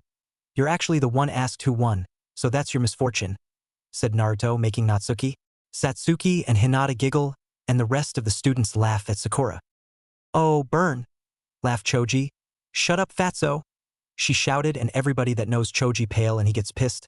I'm not fat. I'm big-boned. He growled as he prepared to crush Sakura like a grape, and then feels someone grab him by the shoulder. He turns and sees Naruto. Calm down, Choji. You'll get your chance at the Chunin exams when you get nominated for it in a couple months, he said, shocking everyone in the room but Natsuki and Satsuki. How does he know about the Chunin exams coming up in a couple months? Everyone thought, except for Natsuki and Satsuki, who smirk. Naruto knows because unlike you, he does his homework on future events. Both of them thought. Irika walks in with bandages couple minutes later and Sakura asks, Irika-sensei, what happened to you? I had to help take down a traitor who tried to steal the forbidden scroll of sealing, which was Mizuki, answered Irika. How did Mizuki-sensei turn traitor? Asked Hinata. Greed is the answer, Hinata-chan, said Naruto, and she blushes at that. And how do you know Baka? Asked a clueless Sakura. Because Naruto, along with Natsuki and Satsuki, helped me take him down, answered Irika. Why would they do that? Asked Ino. As service to our village, answered Natsuki. I second that, agreed Satsuki. All right, now we will do team placements. Team 1 is, started Irika, and after a couple minutes, yet teams 1 to 6 are not important, so they're lame. Irika gets to Team 7. Team 7 will be Sasuke Uchiha, Sakura Haruno, he said, and Sakura cheers as she is on the same team as her Sasuke. And Kiba Inuzuka, and your Jonin-sensei is Anko Mitarashi. Finished Irika. At this time, Sakura is rubbing it in the other fangirls' faces like a foolish schoolgirl who got on the same team as her crush. Man, she needs a life. Kiba, however, is fuming that he isn't on the same team as either of the hot kunoichi in the class. Man, he is gonna get killed if his lust gets the better of him. Team 8 is Hinata Hyuga, Shino Aburame and Sai, and your Jonin-sensei is Kurinai Yuhi. Said Irika. Hinata feels sad that she isn't on the same team as Naruto, as the said young man puts a hand on her shoulder to comfort her, which gets her to smile beautifully. Sai, along with the rest of the root, Umbu, know about the girl's crush on the redhead, so Danzo tasked him to make sure that Hinata is well protected. Team 9 is still active, so Team 10 is Ino Yamanaka, Shikamaru Nara, and Choji Akimichi, and your Jonin-sensei is Asuma Sarutobi. And Ino is bummed out that she has a lazy ass and a big-boned eater. Thank you, no problem, Choji, smiley face. There will be a new team, and it is called Team 11, and the members are Naruto Uzumaki Namikaze, Natsuki Uzumaki Namikaze. Said Irika. That shocks both Naruto and Natsuki at this. Satsuki Uchiha and Yakumo Kurama, and you will have 2 Jonin instructors, and they are Kakashi Hatake and Kushina Uzumaki. Finished Irika. Naruto is surprised at this. Guess that was the surprise that Sarutobi-sensei told me about. He thought. Natsuki smiled brightly. I'm on the same team as Naruto, and Mom is one of my senseis. I can't believe this is happening. She thought. Satsuki blushes a little. I'm on the same team as Naruto-kun. I hope he accepts my feelings when I tell him how I feel towards him. She thought. Yakumo has a curious look on her face. I want to know Naruto better. Maybe this is a great opportunity to get me close and talk to him. She thought as she blushed a little like Satsuki. Damn it. Why does that red-haired bastard get 3 of the hottest girls in the class? It should be me being on a team with hot girls. Thought an enraged Kiba. And Akamaru shakes his head in embarrassment, muttering about stupid perverted dog men. Maybe they're getting 2 senseis because they are bad at some stuff, said a arrogant Uchiha, and Sakura starts to run her mouth. Yeah, I think they suck pretty bad to get 2 senseis. Sasuke and Sakura, be nice, scorned Irika, and then says, your senseis will pick you guys up in a bit. Have a nice day. And the senseis for teams 1 to 6 arrive and pick up their squad members. After 10 minutes of waiting, Team 11 is the only team that is left in the room. After the senseis of Team 7, 8 and 10 arrive to pick up their genins, and with Anko and Kurinai secretly staring at Naruto with hungry looks and mild blushes on their faces, also having dirty thoughts on wanting to know him better. And then 13 minutes later, Kakashi and Kushina finally walk in. Our first impression is, you look okay. Meet us on the roof, said Kakashi, and Kushina is looking at her son Naruto and has some dirty thoughts. Wow, Sochi's really gorgeous. My goodness, he's even better looking than Minato-kun. And oh, bad Kushina. Bad, he's my son for crying out loud. But he is so good looking. And oh, why am I even thinking about my Sochi that way? I'm his mother. She thought. Naruto smirks at the thought, which was unseeable. So, Mom has dirty thoughts about me, this should be interesting. He thought. And they go to the roof of the academy. All right, now that we are here we can introduce ourselves, said Kakashi. Why don't you start first? Suggested Naruto. Very well. I am Kakashi Hatake. My likes, dislikes, Hobbies and goals for the future are stuff that I like to keep to myself, said Kakashi. Oh Kakashi, I know all about you, and everything that you went through, thought Naruto with a smirk. I am Kushina Uzumaki. My likes are my family, ramen, training, and my friends. I dislike the civilian council for what they did to my Sochi, perverts, rapists, and those who don't see the difference between the kunai and the scroll it is in. My hobbies are training and hanging out with my friends and family. My goals for the future are to become a great kunoichi and to get my Sochi to forgive me for leaving him in this hellhole, said Kushina as she said the last part in sadness. Naruto feels pity for the woman. She is really desperate in getting my forgiveness, but I want her to prove to me that she loves me. I'll test her if she loved me, he thought. Alright, the red-haired girl is next, said Kakashi. My name is Natsuki Uzumaki Namikaze. My likes are my family, training, ramen, and my friends. I dislike the civilian council for what they did to my brother, perverts, rapists, and those who don't see the difference between the kunai and the scroll it is in. My hobbies are training and hanging out with my friends and family. My goals for the future are walking in the footsteps of my mother, having a family, and wanting my brother to forgive me for what happened on the day he was born, said Natsuki, just like her mother, thought Kakashi. The black-haired girl is next, said Kakashi. I am Satsuki Uchiha. My likes are my friends, training, and honor. I dislike the civilians, my brother Sasuke, perverts, and rapists. My hobbies are training and hanging out with my friends. My goals for the future are restoring my clan, bringing honor back to the Uchiha, having a family, and bringing my brother Itachi back home, said Satsuki. She's the complete opposite of her twin brother Sasuke. I think she can restore the honor of the Uchiha clan, thought Kushina. Alright, now the brown-haired girl, said Kakashi.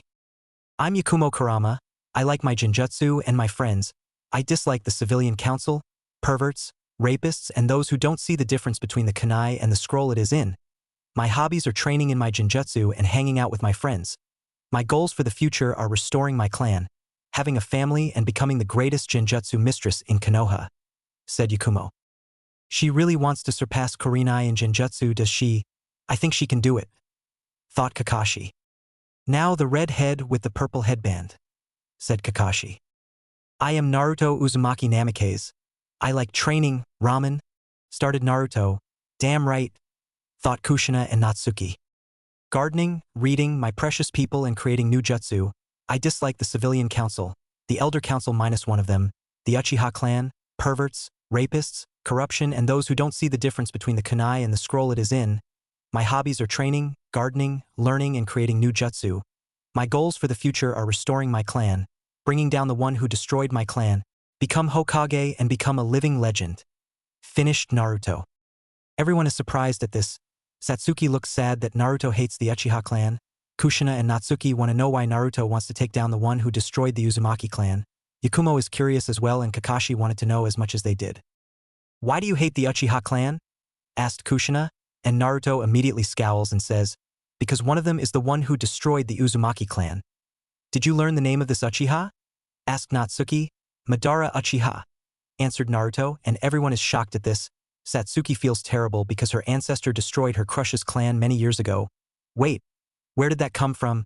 Oh man, I am falling for Naruto, thought Satsuki. I'm so sorry for what my ancestor did to your clan many years ago. I want to restore the honor of the Uchiha clan, and the first step is earning the forgiveness of the Uzumaki clan for what Madara did, said Satsuki in tears as she bows to get him to forgive her clan for their sins against Naruto's clan.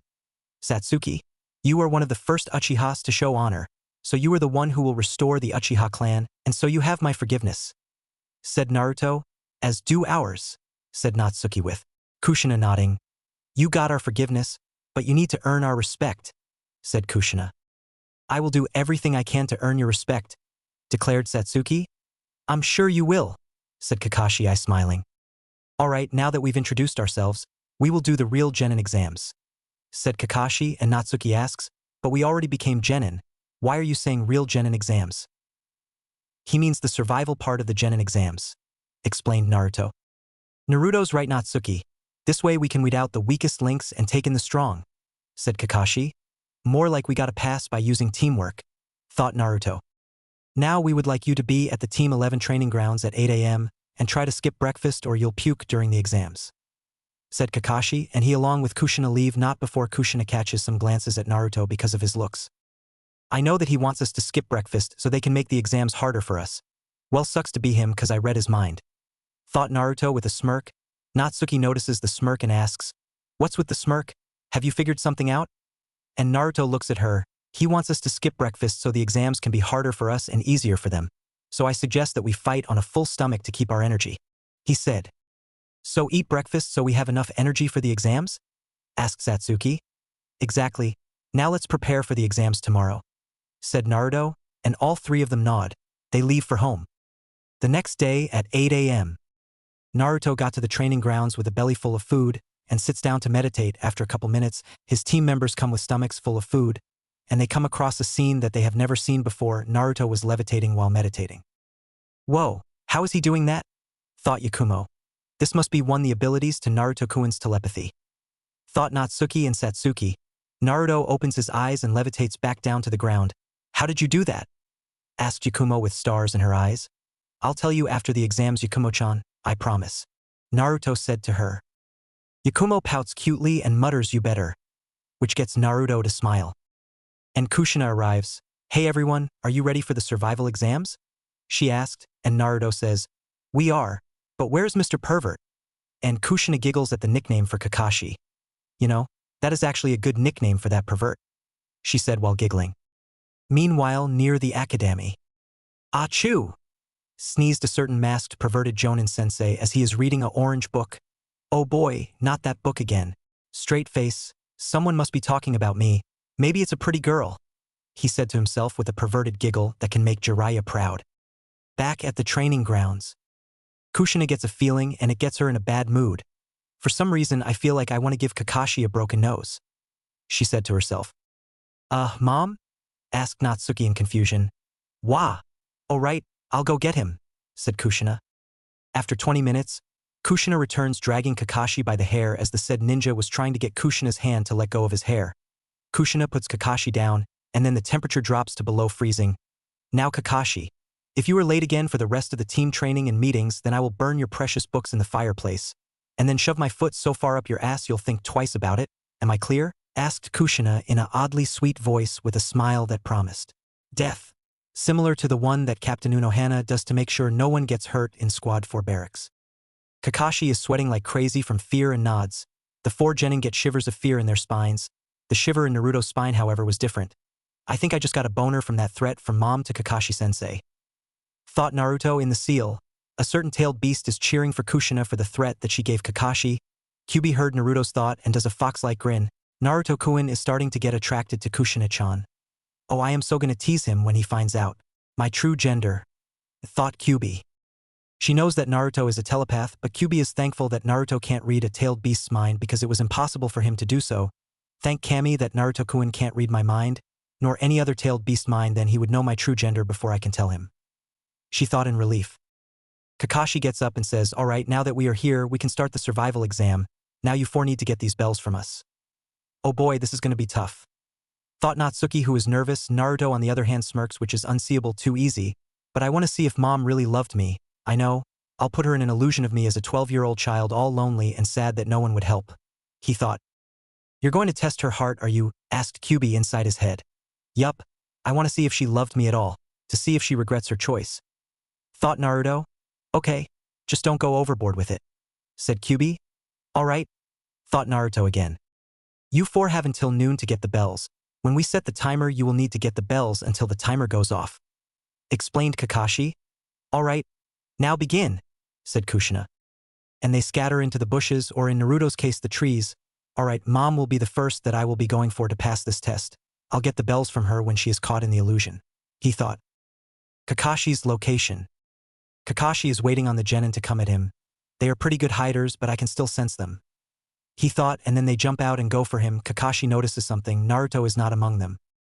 Naruto must have went after Kushina-sama, and these 3 are going after me, thought Kakashi, and then Satsuki goes through some hand signs fire style.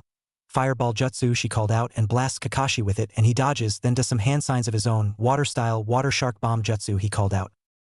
And a water shark charges at Natsuki, Satsuki, and Yakumo. Natsuki, however, then does hand signs earth style, mud wall, she called out, and a wall made of earth comes out of the ground and blocks the jutsu. And then Kakashi goes underground. The 3 are searching for him, and then from the ground Kakashi grabs Natsuki's ankle Earth-style, headhunter jutsu, and then Natsuki is pulled into the ground up to her neck. Kakashi jumps out of the ground and says, "Nice try, your teamwork is flawless, but it is not enough to defeat me."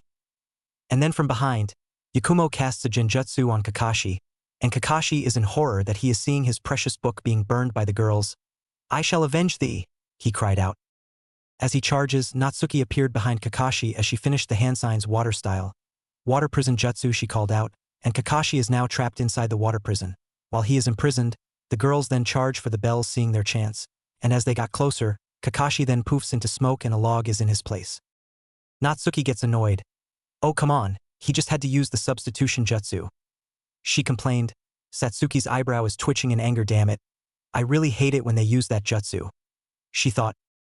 Yakumo is annoyed too, but then she hears something in the bushes. She called out to her fellow teammates, and they charge for the bushes, but they see a rabbit. They face fault into the ground. "Try and sense for him next time, Yakumo," said Natsuki in annoyance. Yakumo rubs the back of her head and giggles in embarrassment. "Sorry?" she said. They hear laughing in the trees, and they see Kakashi laughing hysterically. Natsuki gets mad and yells, "You think this is funny?" And Kakashi through breath says, "No. It's not funny. Ha ha ha ha ha ha, it's hilarious. Ha ha ha ha ha ha ha." And he continues to laugh like crazy. Then cries out in pain as he gets kicked in the balls, which was thanks to Natsuki. "Let's see if you think getting kicked in the balls is funny," she said in embarrassment, and then they grab the bells. "Ha, we win," laughed Yakumo, and Kakashi, still in pain, says, "Yeah, I guess you did. But Naruto is doing his test with Kushina-sama. She will be tougher than me." And Natsuki says, "I know. Nichan wanted to fight her for some unknown reason." "Okay, let's wait at the wooden posts for them," said Kakashi, and the girls say, "Hi," and they go to the meeting area in the training grounds to wait for Naruto and Kushina. Kushina's location at the beginning of the exam. Kushina is waiting to see who will come after her, and to her surprise Naruto charges at her. "Naruto is going for me. This should be easy. No, I can't underestimate him. I don't know his abilities," she thought. Kushina sees it is only Naruto. So the girls decided to go after Kakashi. "I get to face my Sochi, this is good. Now I can find out what abilities he has," she thought again. Naruto then jumps and then pulls out a shuriken and throws it, and lastly does a couple hand signs shuriken shadow clone jutsu he called out, and then the single shuriken multiplies into 20 shurikens and are headed straight for her. But then she gets her swords out and deflects all of them. "You'll have to do better than that, Naruto," she said. Naruto smirks at the name she gave him with a tiny blush on his face. "I'll need to wear her out, but Uzumakis have a lot of energy and chakra, so this is going to take a while," he thought. Naruto then makes a couple hand signs fire style, dragon flame bombs, and then blasts a giant bullet of fire from his mouth at her. This shocked her. Minato-kun was never able to use fire style jutsu, and neither have I. What secrets is he hiding? Kushina thought. Kushina then goes through hand signs and calls out water style water wall, and she blocks the jutsu with a wall of water. Naruto then with a bamf, teleports behind Kushina and says, "Hey," and she turns around. Kushina sees Naruto and is surprised. "How did he get behind me?" she thought. And then Naruto's eyes glow sinister black and everything is all blank. "What the? Where am I?" Kushina asked herself. She looks around and sees the village. "It must be a genjutsu. I need to break it," she said, and tries to dispel it, but nothing happens. She tries again and still nothing happens. "How is isn't breaking, so it isn't a genjutsu," she thought, and then she hears crying and goes to see what it is, and to her horror it was Naruto as a 12-year-old, covered in blood and wounds. "My baby," she thought in tears. "Find it," called out a voice. She looks and sees villagers searching for something. "Where are you, demon brat?" called out another, and Kushina realizes that they are after Naruto. And the said child runs, and one of them sees him. "There's the demon, let's kill him," shouted the pink-haired woman, and Kushina sees that the woman is Mabuki Haruno, the woman that hated her ever since she and Minato got together. "That hag must be after my baby," Kushina thought. She then goes to stop them, and beats the hell out them. "Leave him alone, and never come back," she screamed, and they leave. Kushina then turns and sees Naruto crying in an alley. She walks up to him and says, "Naruto," and the boy looks at her with tears running down his face. "Naruto, I'm your mother. I will protect you," she said. Kushina then lends out a hand for Naruto to take, and the child slowly reaches for it. Then the child turns into what he looks like in four-tailed form, He is growling and snarling at her. She recoils and covers her face. You think I abandoned you, but I would never do that. I swear Minato forced me to break the sacred Uzumaki way that states that Uzumakis never turn their backs on their fellow clan members. Ever. She said in sadness. Naruto is watching this through his telepathy and sees that Kushina is trying to get to him. How did Dad force Mom to break the sacred Uzumaki way? He thought, and looks into her memories to find out. In Kushina's memories, Naruto sees memory Minato and memory Kushina on the day they left him. And oh, I will not, repeat not leave him in the village. It's against the sacred Uzumaki way to abandon their own flesh and blood. Memory Kushina screamed at memory Minato. Kushina, please listen to me, the village will treat him like hero. I promise you that I made sure that the villagers will treat him like a hero, said memory Minato with one hand on his chest and the other in the air. Naruto narrows his eyes at memory Minato. He senses lies in the voice, and he had Kushina fooled, but she wasn't convinced. But what if they treat him harshly? She asked, and Minato says, I told Sarutobi to make them see him as a hero. He said. And how would you know? Wailed Kushina. Kushina, I want you to trust me. Please? He asked. But Minato-kun, started Kushina. Trust me or else I'll destroy the scroll of sealing from the Uzumaki clan. He said, losing his patience. Kushina is shocked. She never dreamed of Minato saying anything like that. You wouldn't? She challenged, and he looks at her with an annoyed look, and Kushina sees that there is no other way, and she looks down in defeat. All right, I'll trust you, she said. Minato hugs her and says, Thank you, Kushina. But in his head, which Naruto can hear perfect, now Naruto will be made to suffer. He will be a powerful weapon for the village. End of memory. Naruto is in shock. His father was the reason he suffered all along. Minato, you will suffer for this, he shouted in his head. And Kyubi wakes up from the volume of the shout. What are you shouting for? I'm trying to sleep. Kyubi yawned. Sorry, Kyubi. I saw that Minato wanted me to suffer all along. He said to him. Show me the memory, said Kyubi, and Naruto shows the bijou the memory and Kyubi snarls. When I get my claws on him, I'll make him feel like that he shouldn't have used a shadow clone to seal me into you. Yes, I want to kill him, but I will wait until he reveals his true nature and plans for me, thought Naruto. Yes, Kit, let's wait until he gets his evil intentions discovered, till he steps into his course of making Konoha unstoppable, he will be brought to justice, said Kyubi. All right, Kyubi, thought Naruto, and Kyubi goes back to sleep. Naruto then uses his magnetism manipulation to get the bell from Kushina's belt, and she didn't notice. I pass, but I know they only had 3 bells, so I'll give this to one of the girls who doesn't have a bell, he thought. Kushina is still in the illusion trying to get to her son Naruto. She is in tears now. Naruto, I'm sorry I wasn't there for when you needed me and to help you bear the burden of you being a Jinchuriki, but I'm here now, I want to teach you, get to know you, just please let me help you, she pleaded. The illusion of Naruto is still growling and snarling at her, but the real Naruto is now starting to cry. Naruto, please, I want to be there for you from now on, me and your sister, I want us to be a family again, give us a chance please, she said while crying as she fell to her knees. Naruto, for the first time in 10 years, cried in sadness, and he then releases the illusion and goes to Kushina. Mother, he said, and he hugs her, and she gladly hugs him back in a tight grip. Their crying stops, and they look at each other. I forgive you, said Naruto in a soft voice. Kushina has a smile that she hasn't done since Naruto was born. She now felt hopeful again. I never wanted any harm to come to you, she said softly. I enjoy watching the scene where Dante successfully rescues Beatrice from the Inferno in the animated movie Dante's Inferno. That always warms my heart. Naruto then waves the bell in front of her. She gets surprised and reaches for her belt and finds it gone. What was that, Naruto-chan? What did you do? Asked Kushina, and Naruto says, I'll tell you at Hokage Tower in private, I promise you that. All right, Naruto-chan, I'll let it slide until we're at Hokage Tower with the other 4. Let's get to Kakashi and your teammates, said Kushina, and they walk to the wooden posts and they see them there. What took you so long? Asked Kakashi. Naruto got me with a genjutsu that even I couldn't break, explained Kushina, and Kakashi pales at this. If Naruto had a genjutsu like that, then not even Minato can break free from it. Kakashi notices the bell in Naruto's right hand. I see he got the bell from you, he said, and Kushina pouts at that. Don't rub it in, she grumbled. Well, Naruto, what are you going to do with the bell? Asked Kakashi.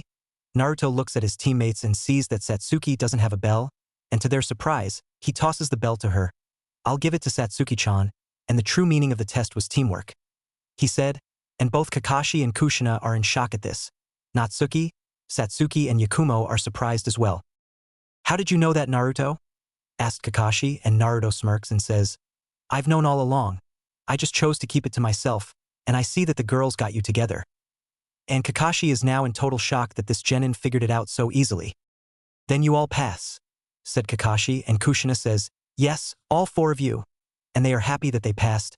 We will tell Hokage-sama that you passed, said Kakashi, and Kushina then says, but I want all 4 of you to come with us when we do. That got Kakashi's attention. Why? He asked, and Kushina says, you'll see. They head to Hokage Tower and the senseis are in there telling Hiruzen the results for their team evaluations. Team 1 failed. They're so lazy, said a jonin. Same with us, but they were lazy and not getting along well. Agreed the other jonin. Team 7 passed. They need to start getting along. The Uchiha brat and Inuzuka boy charged in without thinking. They kept on running their mouths about how they're so great when they're actually not, said an annoyed Anko. Hiruzen sighs in annoyance. Those two are embarrassments to the village. He thought, Team 8 passed. Hinata can use some help and confidence. Shino was great and so was Sai. Both of them supported Hinata all the way, said Kurinai. Team 10 passed. Ino can be bossy but still is a good teammate. Shikamaru can be lazy but he was a genius. Choji did great. They will be the next generation of the Ino Shikacho formation, said Asuma. Everyone looks at Kakashi and Kushina. Team 11 passed with flying colors. Natsuki, Satsuki, and Yakumo came at me like a team, but I had a nice laugh at their tactics. Naruto went after Kushina-sama and won. Thanks to Naruto, the team now knows that teamwork is the key, said Kakashi. I second that, said Kushina. That shocked everyone. Kakashi never passed a team and now he did. Very good. Now all jonins are dismissed except for Kakashi, Kushina, Team 11, Anko, Kurinai, and Asuma, said Hiruzen, and the jonins leave and the said jonins stay in the office as Hiruzen activates the privacy seals. All right, Kushina, explain how Naruto defeated you? Asked Hiruzen. Well, Naruto was unleashing some jutsus at me and I dodged and blocked them, but then Naruto somehow got behind me quickly, and lastly he got me in a genjutsu that even I couldn't break free, she explained. Everyone except Kakashi and Hiruzen has different reactions. Asuma was in shock. Kurinai has stars in her eyes at the mention of genjutsu. Anko is in awe at this and Naruto's 3 teammates are surprised at that. What did you see? Asked Kakashi. Kushina gets a sad look that everyone catches. Are you okay, Kushina-sensei? Asked Kurinai, and Kushina says, it's going to be hard to talk about. And Hiruzen looks at Naruto and asks, what did she see, Naruto? She saw me as a 12-year-old being chased by the civilians that wanted me dead. She fought them and won and tried to get to me. He said, and then what happened? Asked Asuma. She reached out for me and then I transformed into a beast with 4 tails and then growled and snarled at her. Naruto explained. You tested her heart, didn't you? Hiruzen asked, getting confused looks from the senseis and Yakumo, and widened eyes of realization from Natsuki and Satsuki. Yup, he answered. What do you mean, Hokage-sama? Asked Kurinai, and Hiruzen says, the privacy seals are already activated, so you can tell them, Naruto. And Naruto says, all right, what I'm going to tell you is classified as top secret, so as we told Natsuki, Satsuki, and Irika, no one else must know. Why is that? Asked Asuma. I have 3 very rare Kekii Genkais. They are thought to have died out many years ago, explained Naruto. What are they? Asked Anko, and Naruto explains what they are with Hiruzen adding in the details that Naruto forgot to mention. The reactions are different. Asuma is beyond shocked. Kurinai and Anko have hearts in their eyes, which has never happened with some of the ice queens of Konoha. I'll explain why their reaction is hearts in their eyes at the end of the chapter. Kushina covers her mouth in shock. She never thought and dreamed in a million years that her son Naruto would have the 3 rarest Kekii Genkais in the elemental nations. Kakashi is surprised as well because his sensei's son had 3 extremely powerful and rare Kekii Genkais and Yakumo had stars in her eyes. I always thought those 3 Kekii Genkais were a myth, but now Konoha has someone with telepathy, magnetism manipulation, and teleportation, said a shell-shocked Asuma. I should have never agreed with Minato on leaving Naruto in the village. I would have helped him with them, and Kyuubi isn't corrupting Naruto at all. Kyuubi not once gave Naruto any trouble. I guess me and Minato really did train Natsuki-chan for nothing, said a guilty Kushina. That's impossible. I never thought that those Kekii Genkais would return, said a surprised Kakashi. Oh, I am so gonna get to know him better. thought both Kurenai and Anko in happiness. Wow, I never thought Naruto-kun was the only one who had 3 really rare Kekii Genkais. Thought Yakumo with stars in her eyes and a blush. But Dad, why keep it a secret? Asked Asuma. Remember the civilian council, said Hiruzen. Those who know that the civilian council is corrupted get angry. You mean if they find out, then they will try and force my Naruchan into the CRA against his will, said Kushina in anger. Yes, and minus Danzo, the elder council will try and get them to win, said Hiruzen. What about Danzo? Asked Anko. Danzo is on our side now. Thanks to him Naruto knows the darkest secret of telepathy, said Hiruzen. And what would that be? Asked Kushina as the others who don't know including Naruto teammates are curious about it. The rarest telepathic ability of them all, the ability to copy jutsu and other Kekii Genkais, said Hiruzen. What? They shrieked. Thanks to the privacy seals their screams are made deaf to the rest of the village.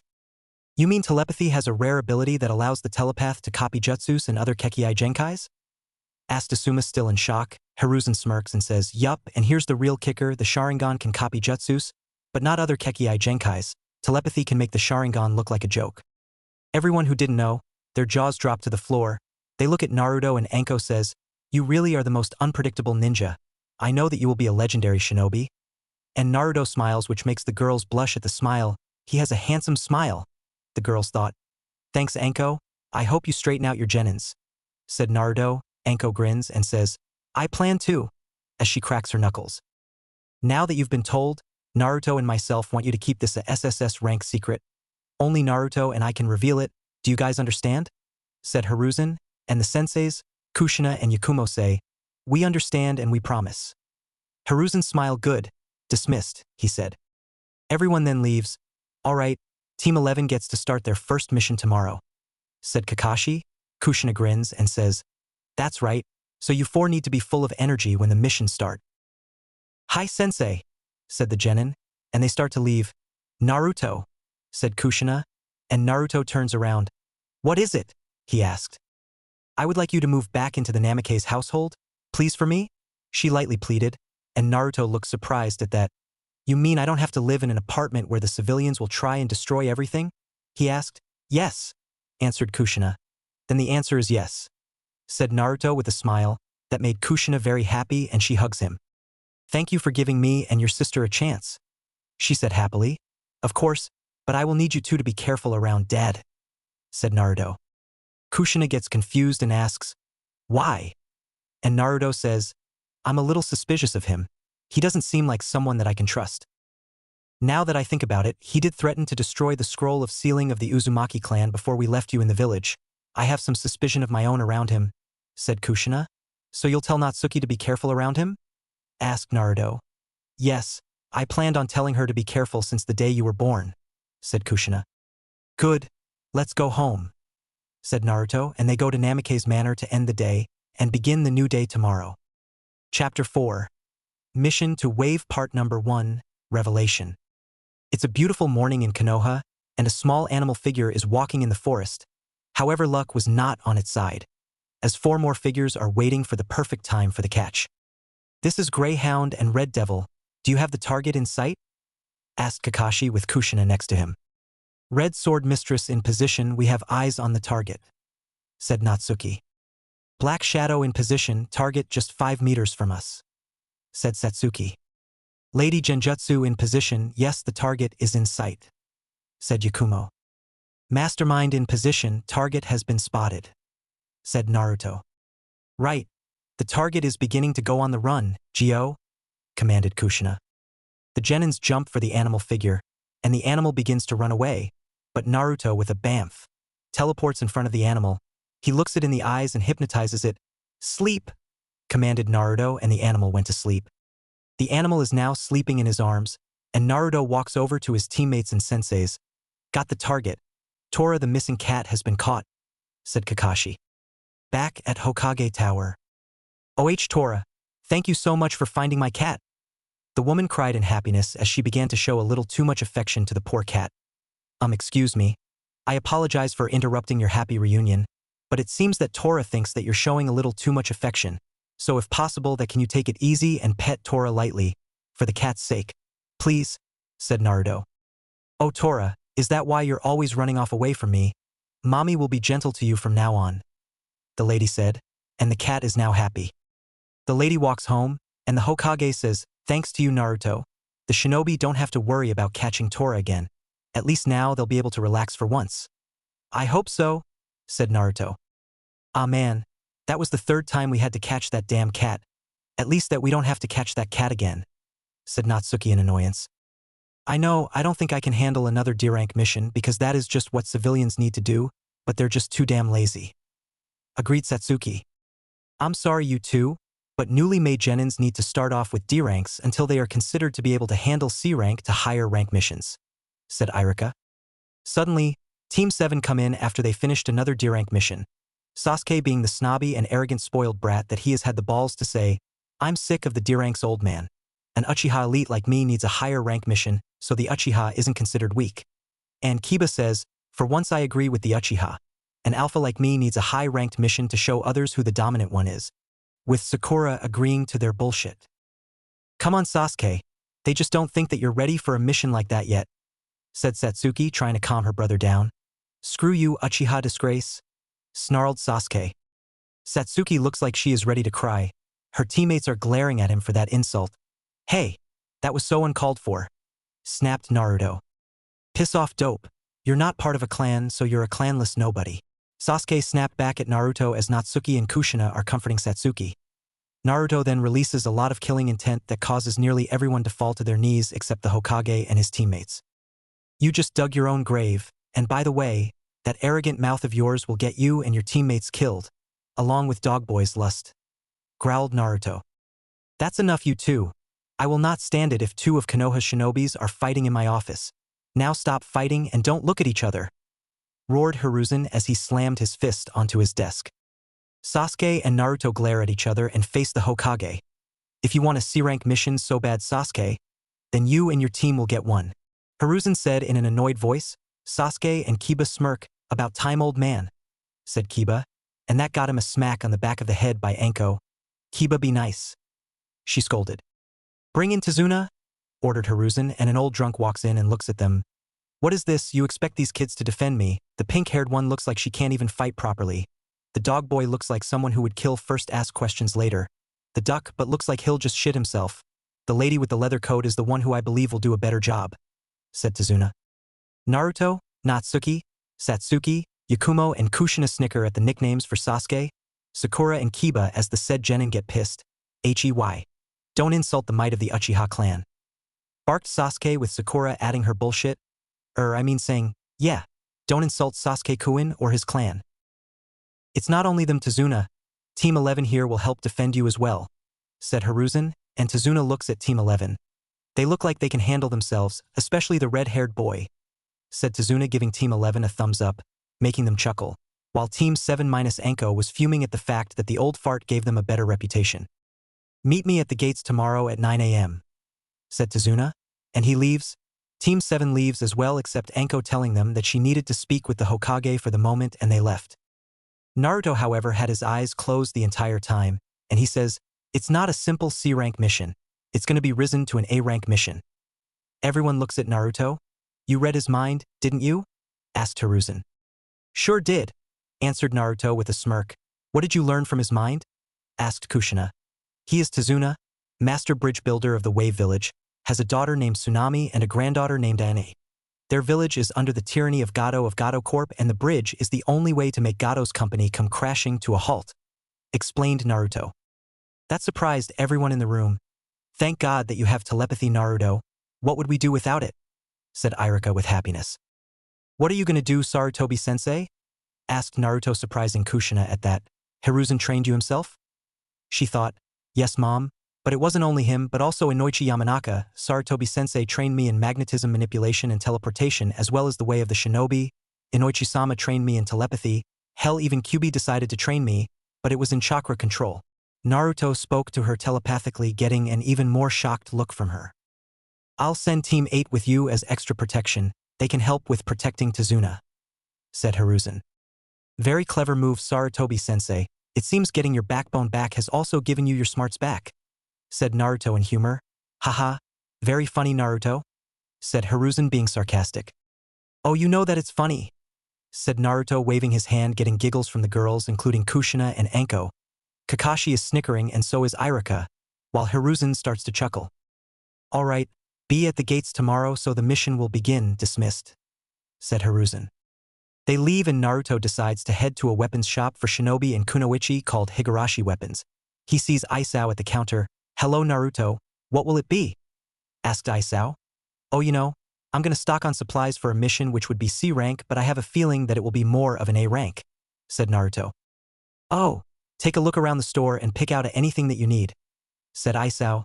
Thanks, said Naruto, and he looks around the store for supplies and gets some 40 kunais, 40 shurikens, 40 senbons, 40 smoke bombs, 2 katanas and 10 storage scrolls. Isao says the price.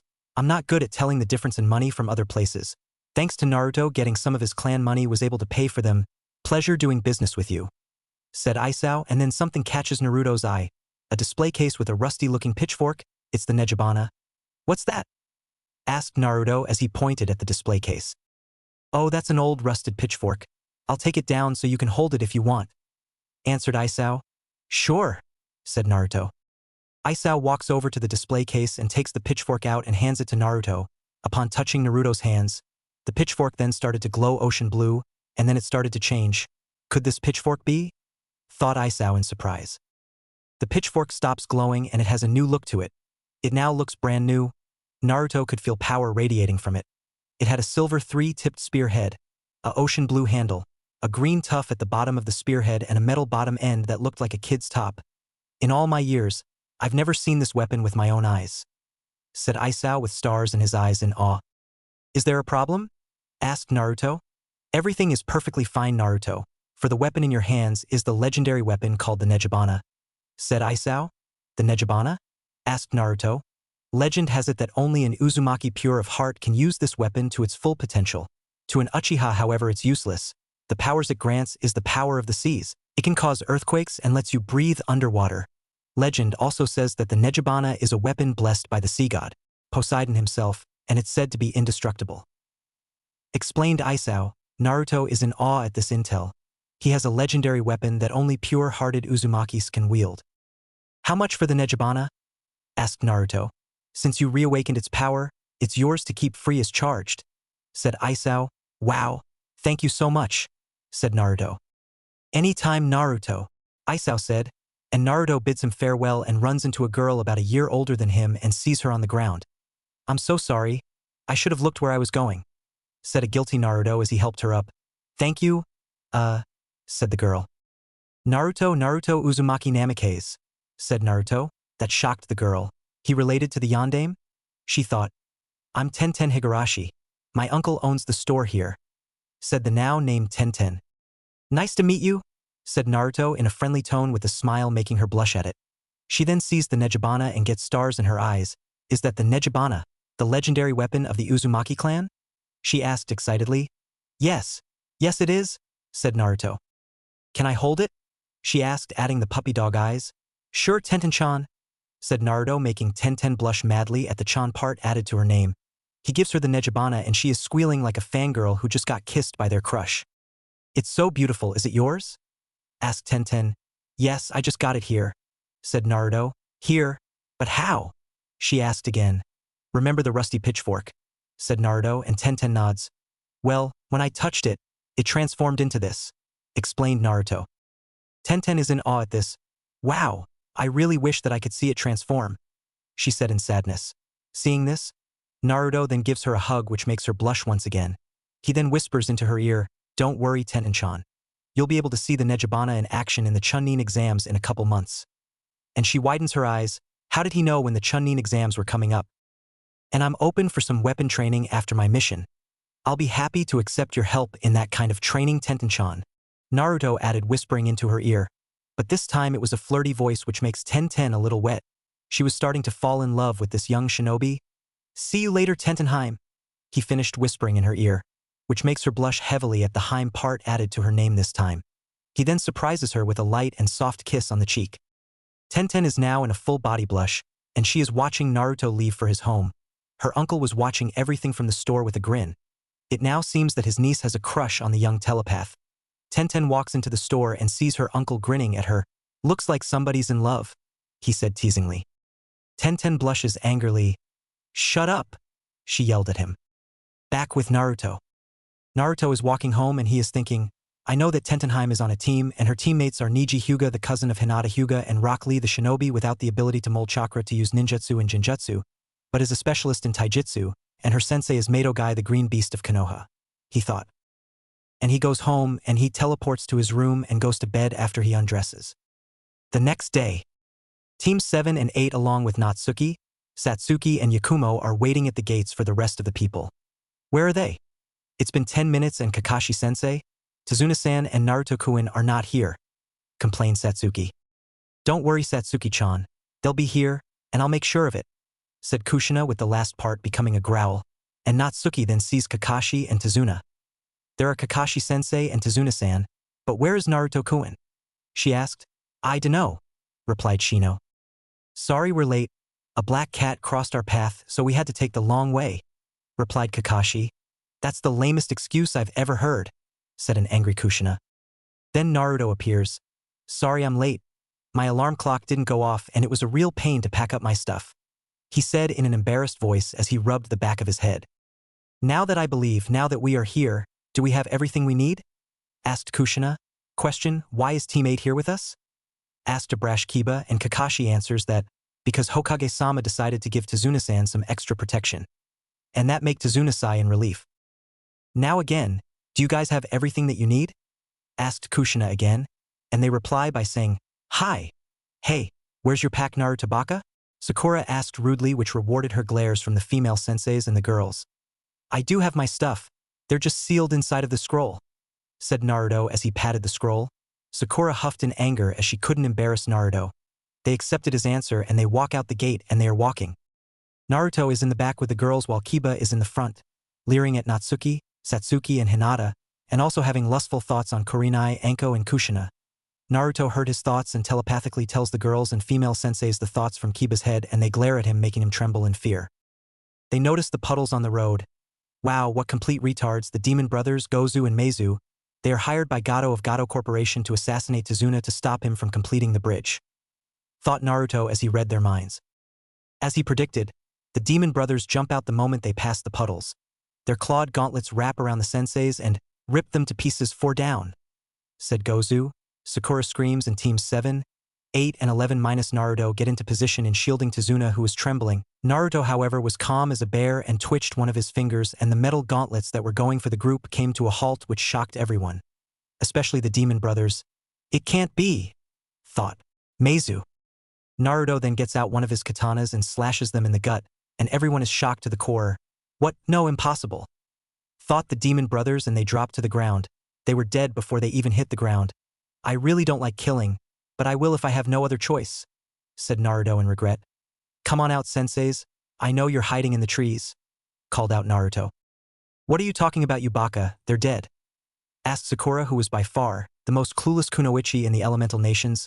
Look, they're fool, said Satsuki, and Sakura looks where the senseis were killed and sees a bunch of pieces of logs. They used the substitution jutsu before that happened, explained Natsuki. Oh, I knew that, said a stupid Kiba. No, you didn't, thought everyone in annoyance, and the senseis come out. Well done, Naruto. You successfully defeated the enemy without putting up much of an effort, and well done to you guys as well. You got into position to protect the bridge builder, said Kakashi.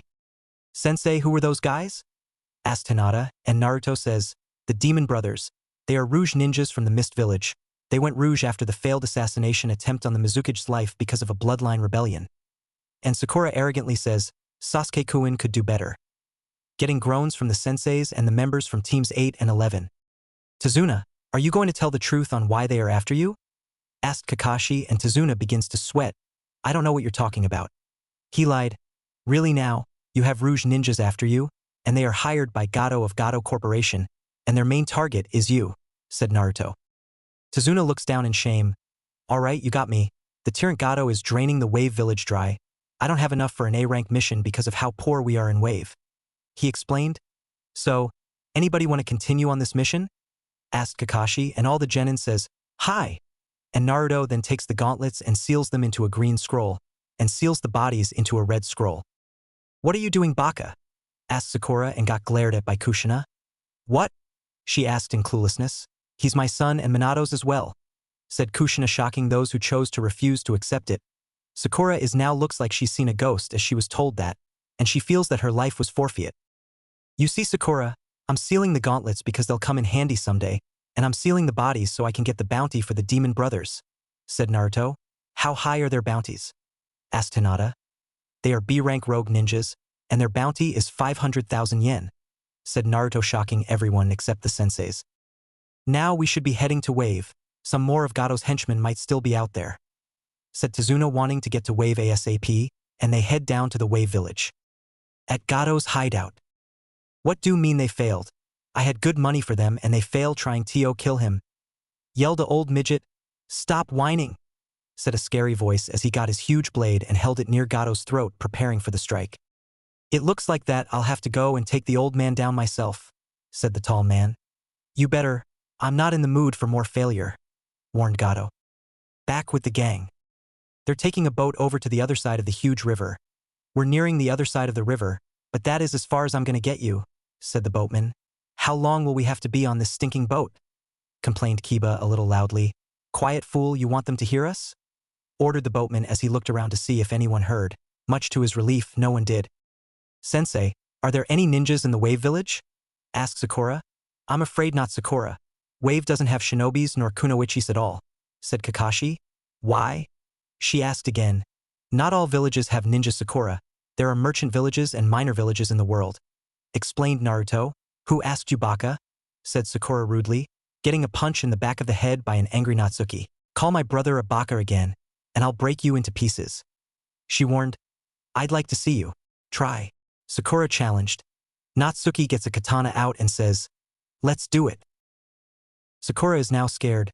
Sakura, there is something about the Uzumaki clan that you need to know, and it's that every Uzumaki has a bad temper, so never piss an Uzumaki off unless you have a death wish, said Kakashi, and Sakura quickly agreed, getting an image of a very pissed-off Uzumaki.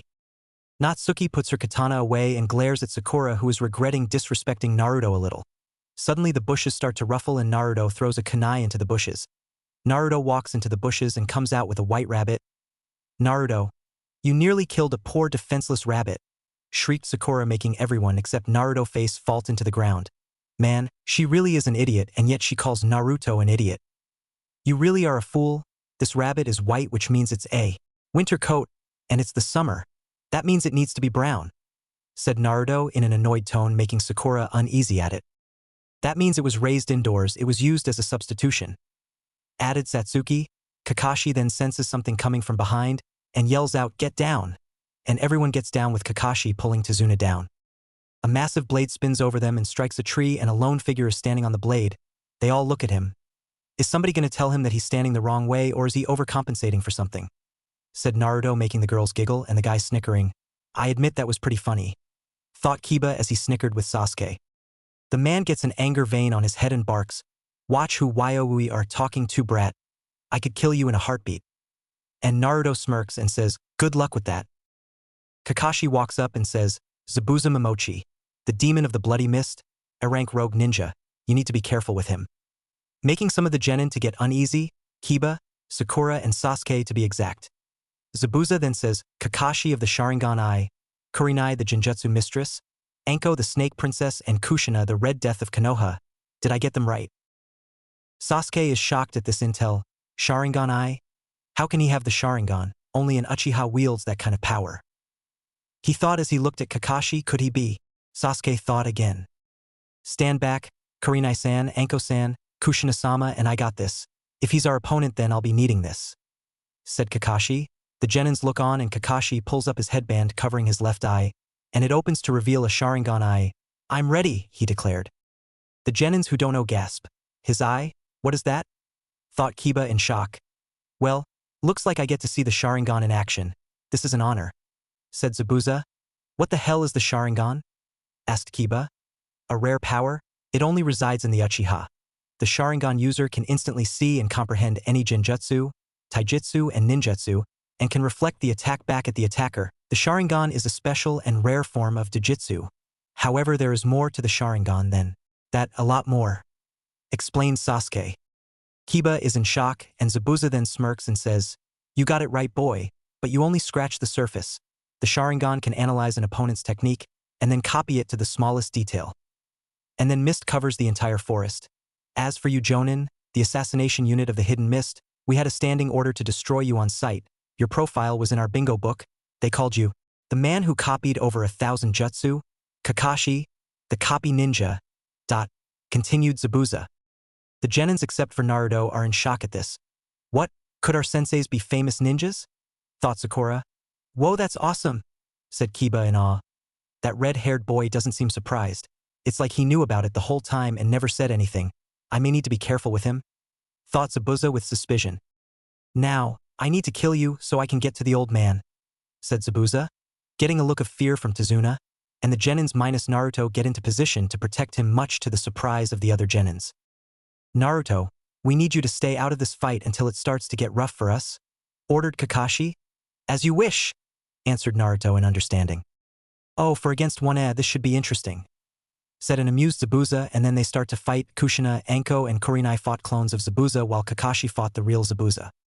Then Zabuza and his clones make hand signs, water-style water prison jutsu called out Zabuza and his clones, and the senseis are trapped in spheres of water. Damn, he got behind us by going underwater, not good, thought Anko.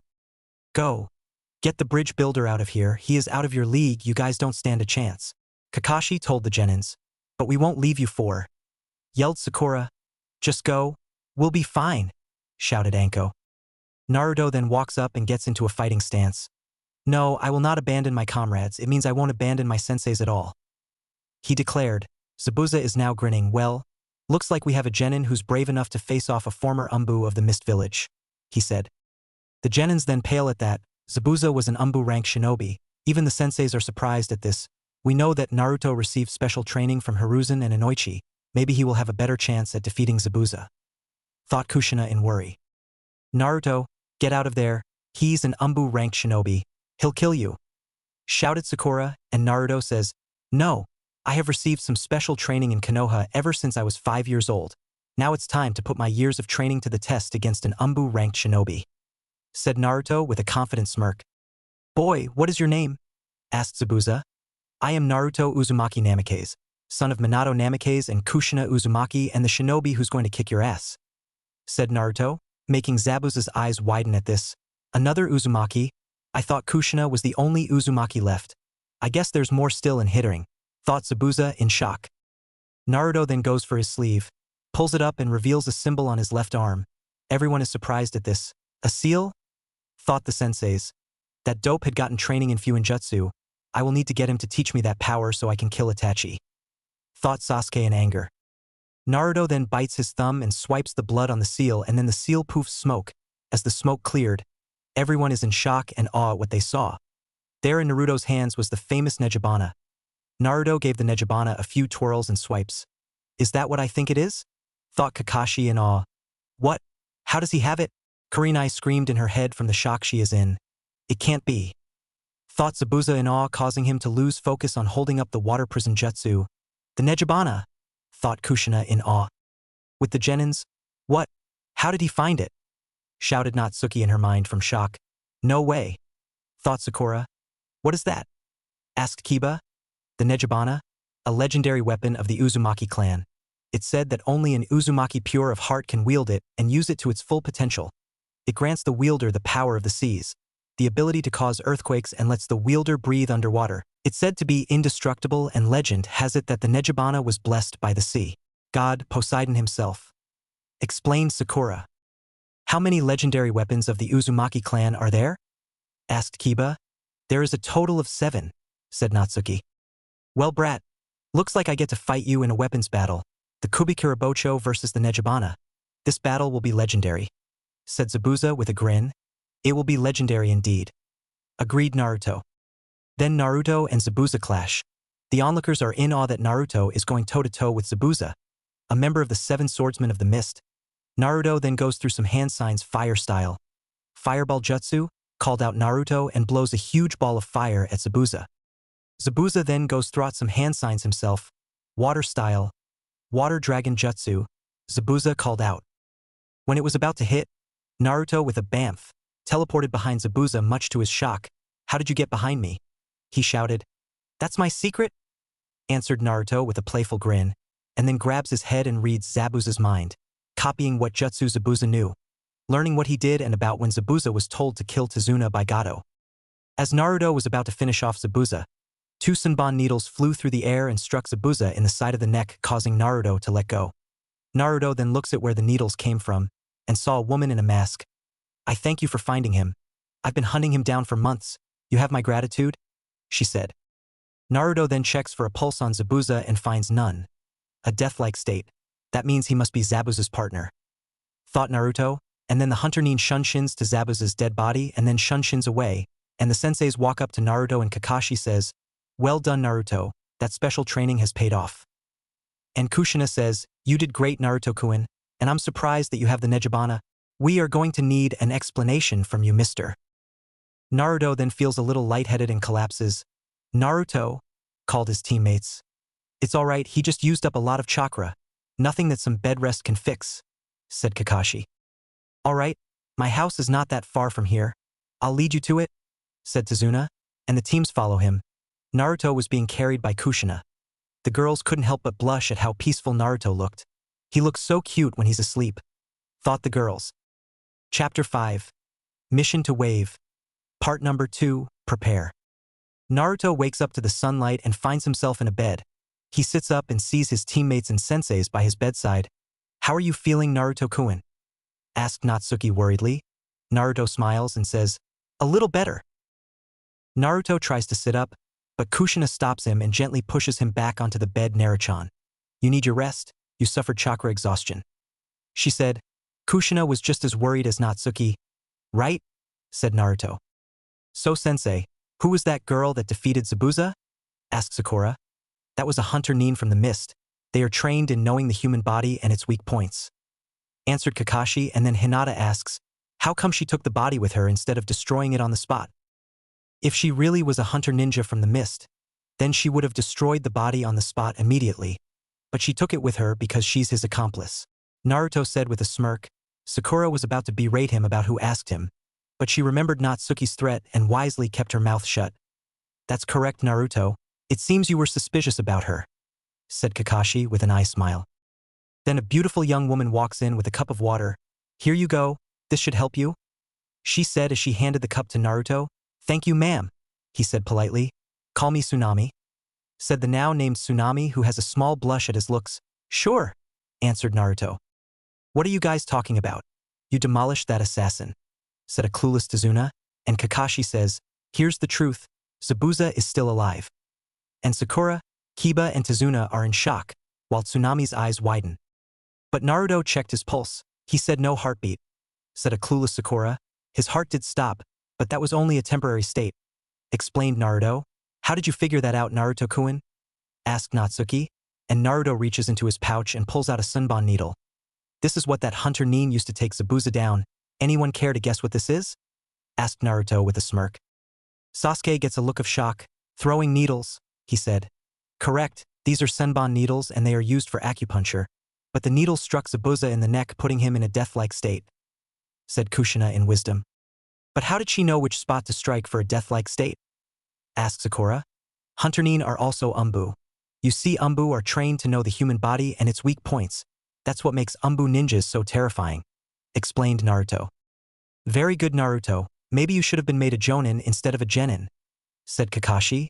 Hokage-sama is thinking about promoting me after the chunin exams, thought Naruto. How can he be a jonin? He doesn't even look strong, asked a clueless Sakura. You see, Naruto had received special training from some powerful shinobi so that he can defend himself. Naruto was always been someone who couldn't fight back until the Hokage decided to put a stop to it. Lied Kakashi? But it wasn't a total lie. Kakashi wanted to keep Naruto's unusual Kekkei Genkais a secret even from these genin. Ah, come on, we want to know? Pleaded Sakura in tears at wanting to know how Naruto was so strong.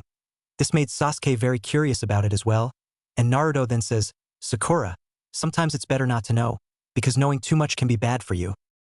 Naruto-chan, how did you come to possess Nejibana, a legendary weapon of the Uzumaki clan? Asked Kushina, wanting to know, and Naruto says, I got it in a weapons shop in Konoha, one that actually accepts me. I happened to notice this as a rusty pitchfork in a display case, and the owner Isao Higurashi let me look at it while I held it in my hands, and when it came into my hands it transformed into this. This made everyone shocked. It shocked Tazuna the most because he knows about the legendary weapons of the Uzumaki clan. Okay, can someone tell me what the legendary weapons of the Uzumaki clan are? Asked a really confused Kiba, and Tazuna walks to his desk and bring out an ancient-looking book. This will show you everything you need to know about them, said Tazuna as he gave Naruto the book so he can read what the other weapons are. Naruto opens the book to the page that has the info on the legendary weapons of the Uzumaki clan. Here it is, the legend of the weapons of the Uzumaki clan, said Naruto, and Natsuki asks, can you read it, Naruto-kun? And Naruto says, sure can. Over 1,000 years ago, an Uzumaki by the name of Totosai watched as his clan members were being used for slavery. Young Totosai wanted to bring peace, love and hope to his clan and to others. So he decided to forge 7 magical weapons that could be the backbone for giving the Uzumaki clan so much hope and courage. In his 10 years of forging, Totosai made 7 powerful weapons for his clan. Nejibana, the weapon forged from the fang of the legendary sea monster, the Kraken, it can grant the wielder power over the seas, allows the wielder to breathe underwater, cause earthquakes, and is said to be indestructible. Zangetsu, the weapon forged from a moonstone that fell to earth from the moon, it can grant the wielder the ability to stop major bleeding, can enhance the wielder's strength and speed, the ability to make clones at will to outnumber her opponent, and grants teleportation powers to the wielder. Hyarinmaru, the weapon forged from the bones of an ice dragon, it grants the wielder enhanced speed and gives its wielder the ability to generate ice to freeze and obliterate the enemy into pieces. Ryujin Jaka, the weapon forged from the ashes of a phoenix, it grants the wielder complete control over fire, can produce a fire so powerful it can be nearly impossible to cut through and put out, a fire that reduces all creation to ash. Tesega, the weapon forged from the fangs of the king of the dog demons, it grants the wielder the ability to slay 1,000 lives in one swing. It also has other abilities that the wielder needs to discover. Tensiga, the weapon forged from the blood of an archangel losing blood while fighting a demon, it grants the wielder the ability to save 1,000 lives in one swing, purify the cursed and heal the sick, even grants the wielder the power to send the most corrupted tyrants and enemies to the netherworld and can produce a barrier to protect the wielder. And the most powerful and most terrifying weapon that Totosai ever created. A weapon forged from the fires of hell, the light of the heavens and the life of the earth. It is a sword called Mokashiroku, a word that means apocalypse. Mokashiroku, it grants the wielder unimaginable power, the ability to alter fate, reality, time and space, and this weapon is the key to the beginning of the apocalypse. And Totosai communicated with the gods that Mokashiroku would only be used as a last resort, only to be used if it's absolutely necessary. The gods agreed that Mokashiroku would be used when its services would be needed, and Totosai needed to find worthy candidates for these powerful weapons, and he found some in his own clan. Kaien Uzumaki was given the Nejibana, Ichigo Uzumaki was given Zangetsu, Toshiro Uzumaki was given Hyarinmaru, Genryusai Uzumaki was given Ryujin Jaka, Inuyasha Uzumaki was given Tesega, and Sesshomaru Uzumaki was given Tensiga. The 6 have fought against the powerful foe that was the mastermind who started the slavery of the Uzumaki clan. His name is Akuma Shizuoka. The 6 warriors were closing in on victory when Akuma suddenly unleashed a powerful beast onto the elemental nations, Leviathan. The 6 Uzumaki warriors were close to defeat, but Totosai sees this as the perfect moment to use Mokashiroku. He finds a perfect warrior of the Uzumaki clan to defeat the Leviathan. The name of the worthy Uzumaki is Senso Uzumaki. With the help of Senso Uzumaki, the other 6 were able to defeat Leviathan and banished it into the underworld, hoping that he wouldn't rise again, and Akuma was captured, and the Uzumakis locked him in a deep dungeon and Akuma was chained to the floor. But the Uzumaki clan was afraid that Akuma would escape and terrorize them again, so they sealed him away inside a black coffin, never to be opened. The 7 Uzumaki were hailed as heroes, and Totosai was granted the status of clan head of the Uzumaki clan for creating such powerful weapons to save them. He also decided that if Leviathan returns and an evil just as bad as Akuma were to rise to get control of the elemental nations, then one of his descendants would be the one to stop the corruption and the evil in the world. Then many years later, the Uzumaki clan were ambushed by 3 of the major villages, Iwa, Kiri and Kumo, with help of the Uchihas. Thanks to Madara, the Uzushigakure was destroyed. But Totosai, who was still alive, escaped with other members of the clan that survived. Just before Totosai went into hiding, he ordered his fellow clan members to seal away the weapons and the jutsu of the Uzumaki clan until a direct descendant of Totosai comes to claim it, but he wanted them to make special hiding spots for the legendary weapons for no one can use them for their own selfish gains. Totosai himself declared that he would guard Mokashiroku until its services are once again needed. So he disappeared into the nations and was never seen again. That's the end of the legend, said Naruto. Everyone that heard Naruto read the legend are in awe and shock. What happened to Totosai Uzumaki? Asked Natsuki, and Kushina says, well, some say he died. No, I reckon he's still out there waiting for his direct descendant to come and get Mokashiroku when the time is right. Wow, I never knew that all happened, said Kiba in shock, and Sasuke is having greedy thoughts about searching for such weapons so he can get revenge on his brother. When I find these weapons, I will find Itachi and kill him. Those weapons should be handed to the Uchihas. He thought with greed, unaware that Naruto heard his thoughts. Naruto smirks and thinks, foolish boy, only the Uzumaki clan can wield such powerful weapons. But how are we going to fight Zabuza as we are? Asks Sakura in worry. And Kakashi says, we'll train you, but Naruto doesn't have to do the same training as you guys are going to get. He can do his own training. And the genin are jealous that Naruto won't be joining them for training. A little girl about the age of 12 walks in and runs to her grandfather and hugs him. Welcome back, Grandpa, she said happily. And Tazuna says, hello there, Annie. These are the ninjas that are protecting me. And he looks at them and says, they're gonna die when they face Gato. Kiba glares at her and Tsunami gets mad at her daughter. Anna, that was very rude. Apologize now, she said to Ayane sternly, and Annie looks at her and says, but Mom, Gato will just wipe them out like the last hero that tried to stand up to him. Listen, brat, I don't know what you're talking about, but you need to be careful what you say or you'll be sorry, barked Kiba. Ayane just runs upstairs, and Tazuna says, sorry about Ayane. She just doesn't like heroes. She's been like this ever since what happened with the last hero that stood up to Gato. Don't worry about it. She just isn't in her right mind. Give her some time, said Naruto wisely, and Tazuna says, you're right. Back with Zabuza. Zabuza is bedridden. He is having plans on defeating the red-haired young man for defeating him easily. Just you wait, Naruto Uzumaki. I will try and find out your weakness and defeat you, he thought. Zabuza-sama, are you alright? Asked Haku. She is very worried about Zabuza's health, and Zabuza says, that red-haired boy defeated me easily. Next time I'll drive him to his knees. Zabuza-sama, you shouldn't push yourself, you'll only shorten your lifespan, said Haku, and Zabuza decides to rest. Fine, but next time I'll defeat him, he darkly said. I'll go get some herbs for you, you'll need them to get better, said Haku, and Zabuza says, go ahead, just don't take too long. Haku then walks to her room, and she changes to a kimono and lets her hair flow, and she takes a basket to collect herbs. Back with the gang. Kakashi and the other Jonin senseis are training their genins while Naruto is training near the river. Naruto at the river, alright, time for some telepathy training, he said, and then goes into meditation state and focuses. Naruto concentrates and slows his breathing. He then reaches out to the water to make some water levitate into a bubble-like appearance. As he does this, Kushina, Anko, Kurenai, and Kakashi decide to watch. Naruto keeps focusing, and then finally, a large bubble of water appears levitating above the river with an added bonus of some fish inside with the acception of a couple sharks, dolphins, octopus, and eels. The hidden audience is in awe at the display. Naruto could possibly surpass the first ever telepath, Koga Fujimoto. Wow, Naruto is one powerful telepath, thought a starstruck Kushina. Oh, I am so gonna want to know him better even more, thought Anko and Kurenai with looks of lust and want in their eyes. Naruto has a massive amount of potential. He will surpass all the Hokage, thought Kakashi proudly. Unknown to them, two cloaked figures are in the trees above the four. Well, he is certainly a powerful lad, said the first one in pride at his descendant's display of power. Indeed, Totosai, he is your successor and is also my successor. He will be taught the ways of the telepath when the time comes, said the other one. That's fine with me, Koga. I fear the return of Akuma will be sooner than we thought. We may need to take him for training when it's time, said the now named Totosai. Yes, Naruto will be the one who shall save the world. Minato and his cronies will be brought to justice, said the now named Koga. When do you think will be a good time to start training him? Asked Totosai.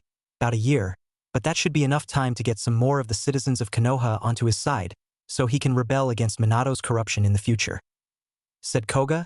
Totosai nods at Koga's decision. They go back to their respected hideouts and wait until it's time to train Naruto, and Naruto is opening his eyes and he sees that he did it. He grins excitedly and starts to laugh. I did it, I can manipulate water with my telepathy, he thought proudly. He lets the water go back down into the river and he stands back up. Yes, I did it, he declared, and Kushina along with Kakashi, Anko and Kurenai walk out. That was very impressive, Naruto-chan, said Kushina in a proud voice. Naruto looks behind himself and sees his mother and the other senseis clapping for him. That was a magnificent display of power, Naruto-kun, said Kurenai, and Anko says, that was awesome. Naruto blushes a little at the compliments that Kurenai and Anko gave him. I think it's time to know what your chakra nature is, said Kakashi with an eye smile, and Naruto is shocked at this. My chakra natures? He asked in shock. Yes, Naruto-chan, every shinobi in kunoichi has a chakra nature. Those with more than one chakra nature are usually jonin that can use them, but it is possible to wield up to all 5 chakra natures, explained Kushina, and Naruto asks, which chakra natures does Natsuki-chan have? And Kushina says Natsuki-chan has the wind nature, lightning nature, and water nature. Do you think that Natsuki-chan could be wielding a Kekii Genkai that she hasn't awakened yet? Asked Naruto. Always possible, said Kakashi. Yes, now we'll get to see what chakra nature that you have, Naruto-chan, said Kushina. She has been curious about Naruto's chakra nature since day 1 of the day that they became Team 11. So how are we going to find out what my chakra nature is? Asked Naruto, and Kakashi takes a couple pieces of paper out. These are chakra paper. They will allow us to see what chakra nature that you possess. Naruto will demonstrate, he said. Kakashi's paper wrinkles up, Kurenai's paper bursts into flames, Anko's also paper bursts into flames while Kushina's paper cuts in half and goes soggy. You see, Naruto, I have the lightning nature, Kurenai and Anko have the fire nature while Kushina-sama has the wind nature and water nature, said Kakashi. And Minato has wind and lightning, I just want you to know, said Kushina. Let's do this, said Naruto, and Kakashi gives him a chakra paper. Focus your chakra into the paper, said Anko, and Naruto does so. And what the paper does shocks everyone, even Naruto. First the paper splits into 4 pieces, then one gets soggy, another bursts into flames, the next one turns to dirt and crumbles away and the final piece wrinkles up. How can this be possible?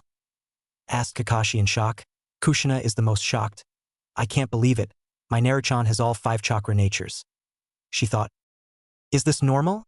Asked Naruto in shock, and Kurenai says, no, this is very rare. Only a select few possess all 5, and one of them is the Rikudo Sannin.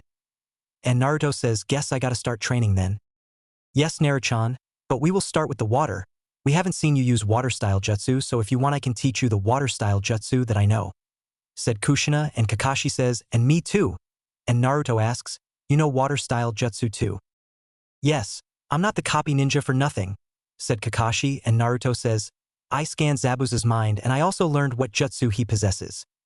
Their eyes widen at this, and Kushina asks, what jutsu does Zabuza know? And Naruto says, he knows the flying revolving sword, the hidden mist jutsu, the silent killing technique, the water clone jutsu, the water prison jutsu, the water style, giant vortex jutsu, the water style, water bomb jutsu, and the water style, water dragon jutsu. Their eyes widen at this. That telepathy is really scary when you use it, Naruto-kun, said Kurenai, and Naruto says, thanks. Back at the house. After training with Kushina and Kakashi in water-style jutsu, Naruto and the rest of his fellow team members are at the table having dinner with Tazuna and his family. Annie is just sitting there in her chair glaring at Naruto. Why do you try so hard? Gato will just kill you, she asked in anger, and Naruto says, because we shinobi and kunoichi never back down no matter how strong an enemy is. Shut up, you'll never understand my pain. You don't even look like you've suffered at all. What do you know of suffering? Snarled Annie. Then the temperature drops to freezing and everyone looks at Naruto and he has a pissed off look on his face. You arrogant brat, you claim that I know nothing about pain and suffering. Well, newsflash, I had a life so horrifying that it can make your suffering look as gentle as a sleeping kitten. I had to live out on the streets after I was kicked out of the orphanage at the age of 4. I had to eat out of garbage cans and allies. I had to live with mobs coming after me all because of something that I had no control over. I would have died if it wasn't for the leader of my village. He gave me a home so I wouldn't have to live on the streets. I had very few people that really care for me, but until I nearly died all because of some mob of stupid villagers that believed that I was a demon, so don't say that I don't know what suffering is. Naruto barked. Naruto, you said enough. Sakura barks out at him as she stands up, and then she gets the look in his eye that makes her afraid. Sit your ass down, and don't butt into my business again. He growled at her, making Sakura quickly sit back down. Screw it, I'm gonna blow off some steam, growled Naruto, and he stormed off, slamming the door. Everyone is in shock. I've never seen Naruto that angry before. He's the rock of our team, said Kakashi, and Sakura asks fearfully. Was everything that Naruto said true, sensei? Did all that really happen to him? And Kushina says, I'm afraid so, but it is the sugar-coated side of it. What happened? Asks Tsunami with tears in her eyes. Kakashi and Kushina explain what has happened in Naruto's life. When they finished, everyone had different reactions. The girls, even Sakura, were in tears. Tazuna grips his hand in anger. I never knew that a child that kind could suffer that much. Natsuki whimpers, Oh Naruto, I didn't know. Sasuke is indifferent, he scoffs. Where did he get that from? Maybe he made that up to make people feel sorry for him. And he walks to his room. Kiba was the same, and he says he thinks that he can just get pity and feel better, while he should know his place at the bottom of the food chain. And he goes to his room. Spoiled brats, no wonder that they are like this. They think they're so cool, and come from a noble clan and a clan with the canine-style taijutsu, said Anko. With Naruto as soon as he closed the door. Naruto is pissed off to no end. Stupid little brat, thinking that she has had a bad life when there will always be someone with a life worse than hers. He growled. As he passes an alley, he hears whimpering from there. He decides to investigate and finds a box with 2 pups inside it. A snow-white pup with ocean blue eyes and a pitch-black pup with emerald green eyes. Naruto gets a better look at them. Wolf pups, why would they be here in an alley? Thought Naruto. He uses his telepathy on them and finds out that the white wolf pup is a female dire wolf and the black wolf pup is a male timber wolf. He also learns that they were abandoned. Naruto took pity on them and decided to take them with him and take care of them. Hey little guys, he said softly to them. They whimper some more and try to go near him, and he gently picks them up and holds them near his chest and they fall asleep. Cute. I think I'll keep them, he said. Naruto puts them in his robe so they feel safe and warm, and he searches the village for a vet. He sees someone, excuse me? He asked the person. What is it? Asked the man back. I found these wolf pups abandoned in an alley and I'm looking for a vet, said Naruto as he showed the person the pups. And the man looks at the pups and feels sorry for them and says, There's no vet around here, sorry. That's fine, said Naruto, and he walks to a forest, and he decides to train. But first he makes a shadow clone to watch over the wolf pups. He then starts working on the jutsu he copied from Zabuza's mind, and he mastered them in a matter of minutes thanks to his shadow clones. As he's resting, a new person is walking through the forest and she sees him sleeping on a tree trunk with a pair of wolf pups sleeping soundly on his lap. She goes over to him and he then says, Hello Haku, making her stiffen in surprise. How do you know my name? She asked in shock, and Naruto opens his eyes and then he smirks. I can read your mind. I know you're picking medical herbs for Zabuza, he said, making her stiffen in fear, and he says, I know you don't like to kill, but not everyone is a mindless tool. Everyone has a dream. What's your name? Asked Haku, and Naruto says, I am Naruto Uzumaki Namikaze. That makes her look at him in surprise. This is the young man that gave Zabuza a run for his money. Can I ask you something? She asked, and Naruto says, Go ahead. And Haku asks, Do you have a dream and anyone precious to you? Naruto says, My dream is to become a legend, become Hokage, and my precious people are the ones that have been there for me back in Konoha when my childhood was nothing but pure darkness and despair. Haku picks some herbs with Naruto helping her, making her smile in appreciation. Thank you for helping me. Now I must really be going, she said. Later Haku-chan, tell Zabuza that I said hello, said Naruto, making her blush, and then says, Oh, and by the way, I'm a boy. And Naruto says, Nice try. I can tell when someone is lying. Haku giggles and says, Oh well, at least I tried to trick you.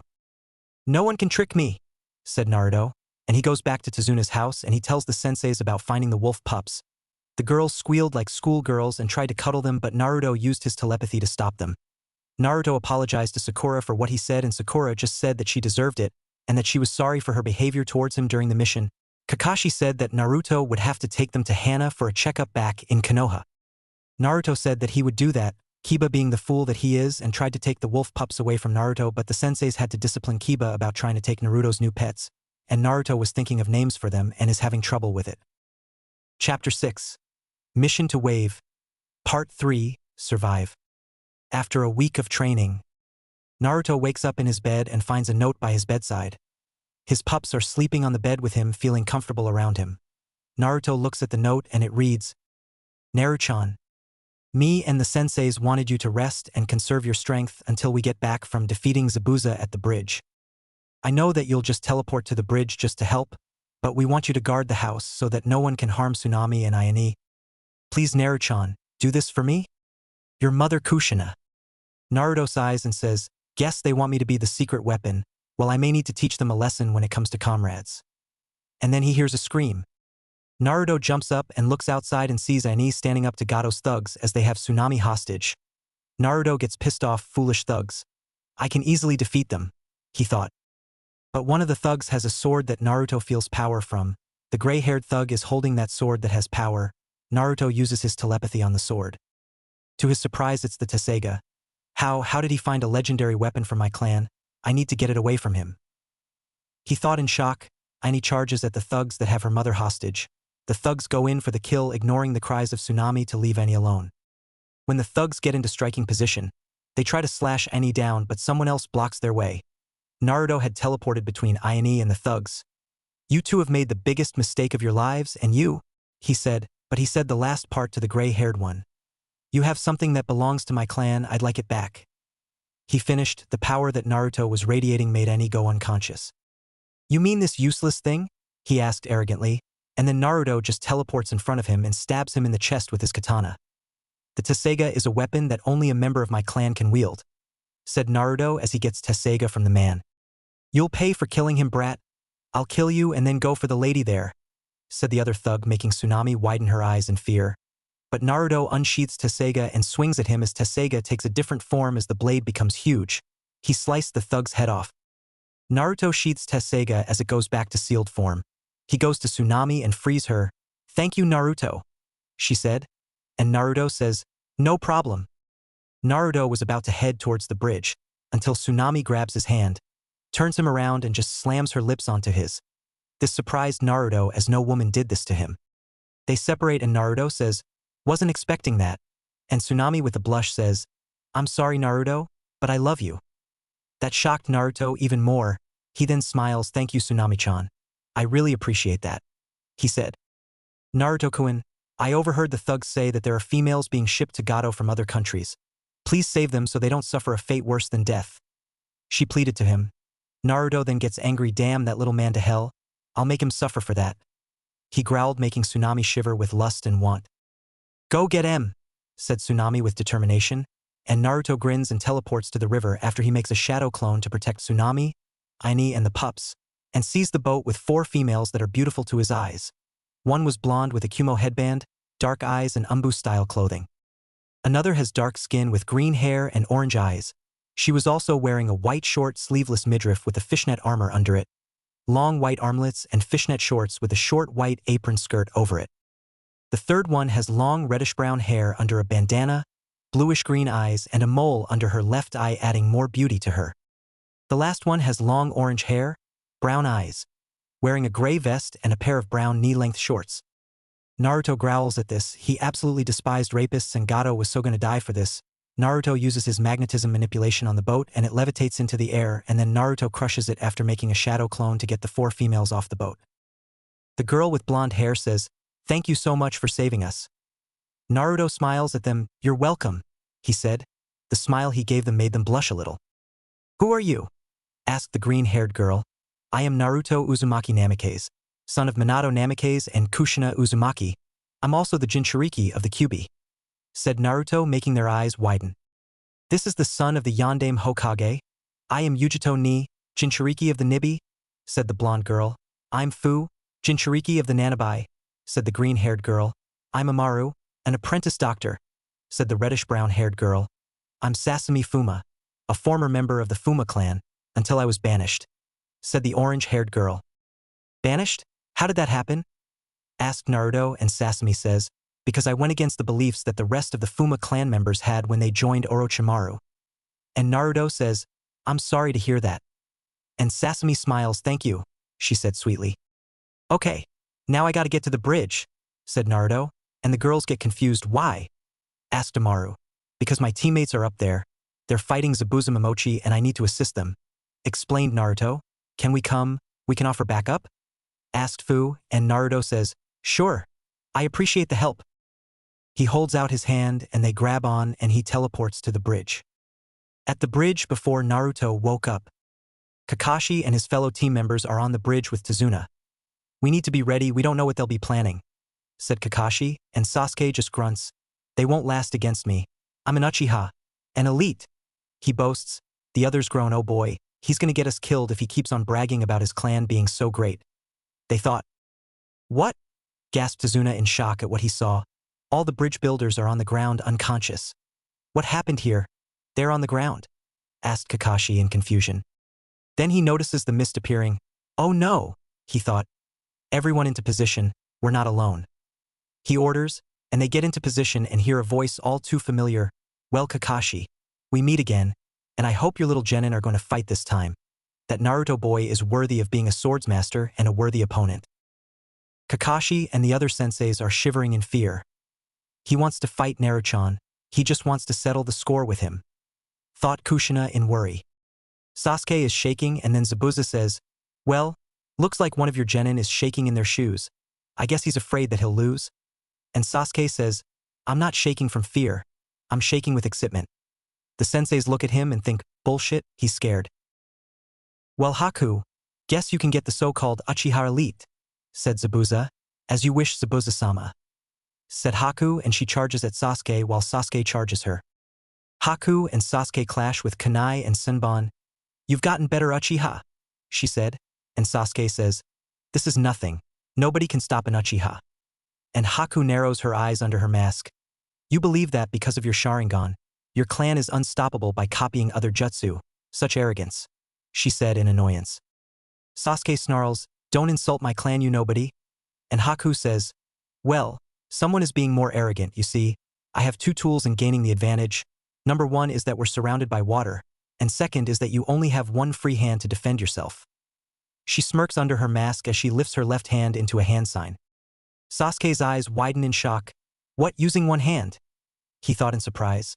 Haku then goes through some hand signs with one hand. Kakashi and the other Konoha ninjas are in shock at this hand signs with a single hand.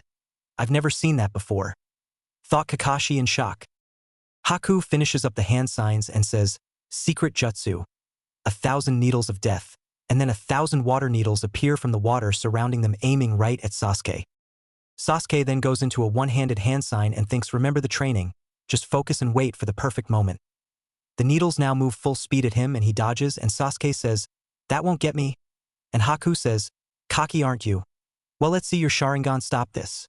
And she makes a hand sign that looks like the tiger hand sign, except the middle fingers are going around the pointer fingers. While this is going on, Zabuza is facing the Jonins while the Genins are protecting Tazuna. Well, never thought that I get to face you four in battle again, said Zabuza with a grin. We know you're wanting to fight Naruto, but he's not here, so you'll just have to fight us, said Kakashi, and Zabuza laughs. Guess we'll just have to fight until Naruto gets here, he said. Sasuke is in a bind. Haku has made a dome of ice mirrors. Hey, I can see a lot of myself. I like this attack. Hey, they're handsome, he said in humor. Haku says, glad you like it, but this is your end, secret jutsu, demonic ice mirrors. And she goes into one of the mirrors and then she appears on every mirror. Oh my god. Now I can only see her. I hate this attack now, said Sasuke in sadness. Well, it looks like there's no way out of this, Uchiha. Guess I win this fight, said Haku, and she then throws some Senbon needles at Sasuke, who dodges and goes to a different spot of the dome. Kakashi was watching the entire time. I couldn't even copy the jutsu. Why is that? I saw the hand signs, then that means… He thought until seconds later a look of realization moves rapidly onto his face. Of course, a Kekkei Genkai, declared Kakashi, and Zabuza smiles. Exactly, he said. Sakura then asks, what? And Kakashi says, a bloodline limit. It's a secret jutsu from different clans. Then that means? Asked Sakura again. Yes, not even I can copy that jutsu, said Kakashi.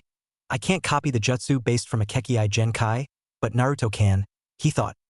Then all of a sudden, bamf, and from it come Naruto and 4 others, and Kakashi thinks in shock, what's he doing here and not at the house?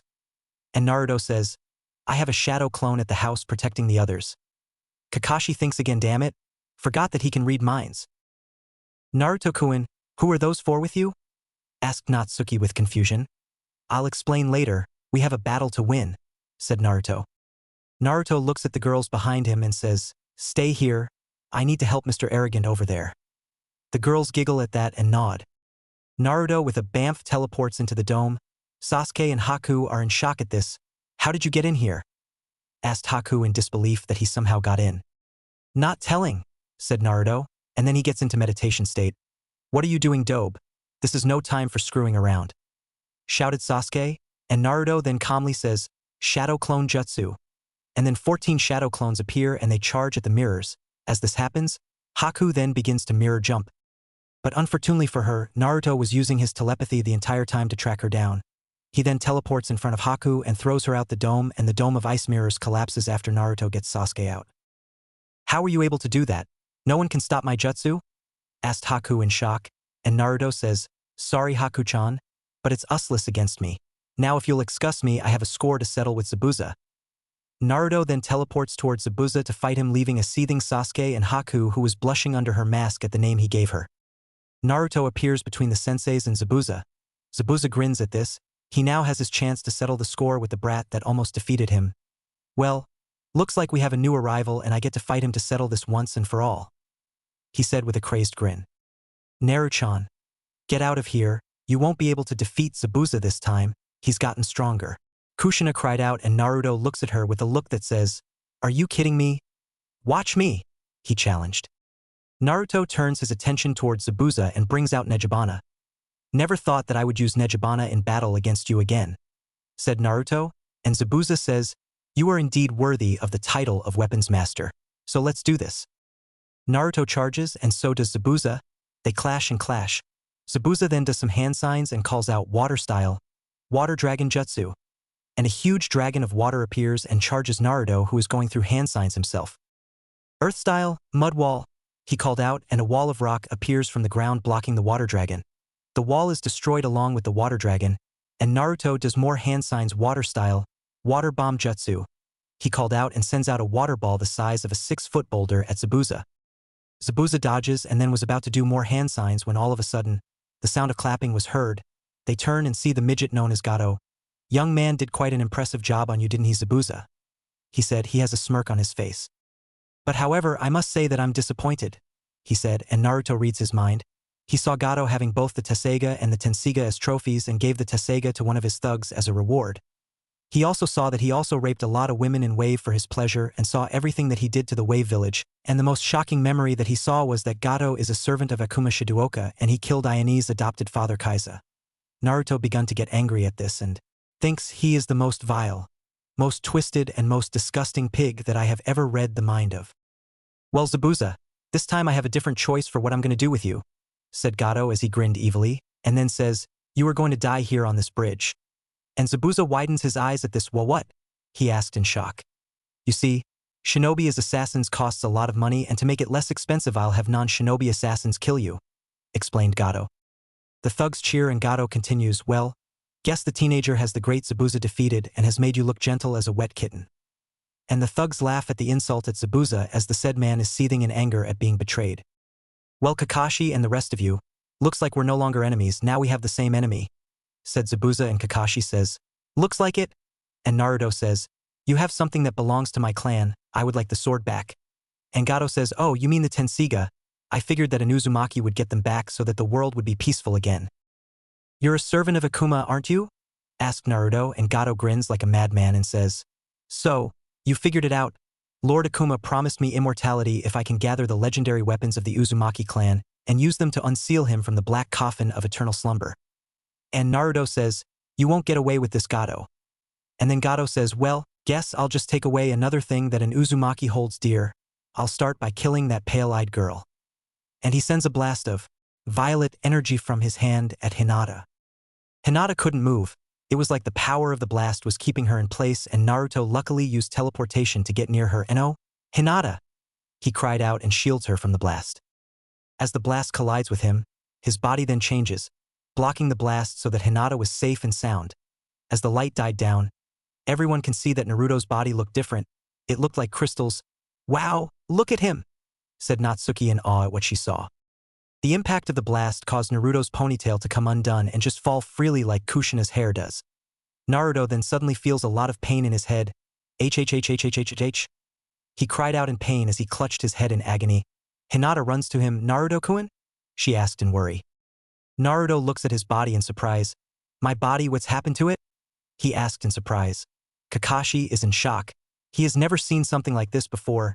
It's like a diamond body. He whispered in awe. Gato is shocked at this and shouts, that won't save you. Let's see that power stop this. He shoots a stronger blast at them. Naruto looks and holds his hands out to block, and it reflects it like a shield. You never manifested these powers before? Asked Kushina in shock, and Naruto cries out, no. The genin are staring with looks of awe at this. Well, except for Sasuke and Kiba, they are looking at this in hate. Why does he have such power? It should belong to an elite like me. Thought Sasuke in anger, and Kiba thinks that's like a shield. Why don't I have it? With I could be the alpha in Konoha. Sakura then feels some pain in the back of her head. The senseis see this and rush to her. Sakura, what's wrong? Asked Anko in worry, and Sakura says, my head hurts and I don't know why. And Kushina examines her head and notices a glow on the back of her neck. Kushina looks at her neck and sees something that makes her blood boil. It was a seal, and Kushina says, I see the problem. Sakura has a seal. And every sensei looks at her in shock, and Sakura says, but how do I have a seal? I don't ever remember getting it. Kushina examines it even farther and notices another seal. She doesn't have one seal. She has two, she said. What kind of seals are they?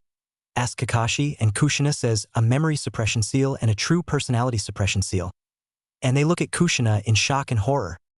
Naruto, however, heard this and says, guess someone wanted her to be an Uchiha fangirl to get the sharingan into the family. And Kushina says, but Kazashi would never do that.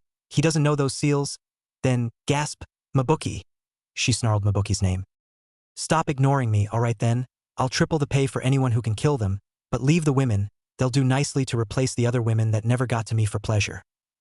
Snarled Gato in anger as the thugs cheer and begin to charge. But then an arrow shoot from behind the group, and there was the entire Wave village armed to the teeth, and their leading the mob was Ayane. There's one little problem. If you think you can just walk into our village and just take what you want to Gato, then you'll have to go through us. Shouted Ayane, and the rest of the villagers cheer. Tazuna has tears of joy in his eyes. The entire village, they've come. He said happily. The thugs have looks of shock on their faces, and Gato shouts, I'll quadruple the pay if you can kill them all. And they cheer and charge. Naruto tries his telepathy while still in the form, and to his surprise it doesn't work. Damn it, my telepathy doesn't work in this form. I need to try something else. He thought in anger. He tries teleportation to get them all one by one. Much to his displeasure, teleportation doesn't work either. Oh come on, teleportation doesn't work either. Please have magnetism manipulation work. He thought desperately. He tries magnetism manipulation on their weapons, and to his relief it worked. The weapons then stop and turn to stab the wielders in the mob of thugs. Wow, what's happening? Cried out one of the thugs, and another cries out, my weapon's trying to stab me. The rest are crying out in fear to get away from their own weapons to avoid their own demise. But after a couple seconds, they are stabbed by their own weapons, and now, Gato stood alone. Naruto's body goes back to normal and starts to walk towards him. Gato gets afraid and cries out, please, don't kill me. I'll do what you want. And Naruto then asks, can you bring back Ayane's father? Can you bring back the people you killed to get those two swords? And Gato says, no, I can't do that. And then Naruto gets Tesseiga out, shocking everyone. Naruto grins and says, killing is one of the things that I really despise, but I will not regret this kill. He swings Tesseiga and off comes Gato's head. Naruto then makes 100 shadow clones. Alright, I want you to raid Gato's hideout and get the Tenseiga back from there.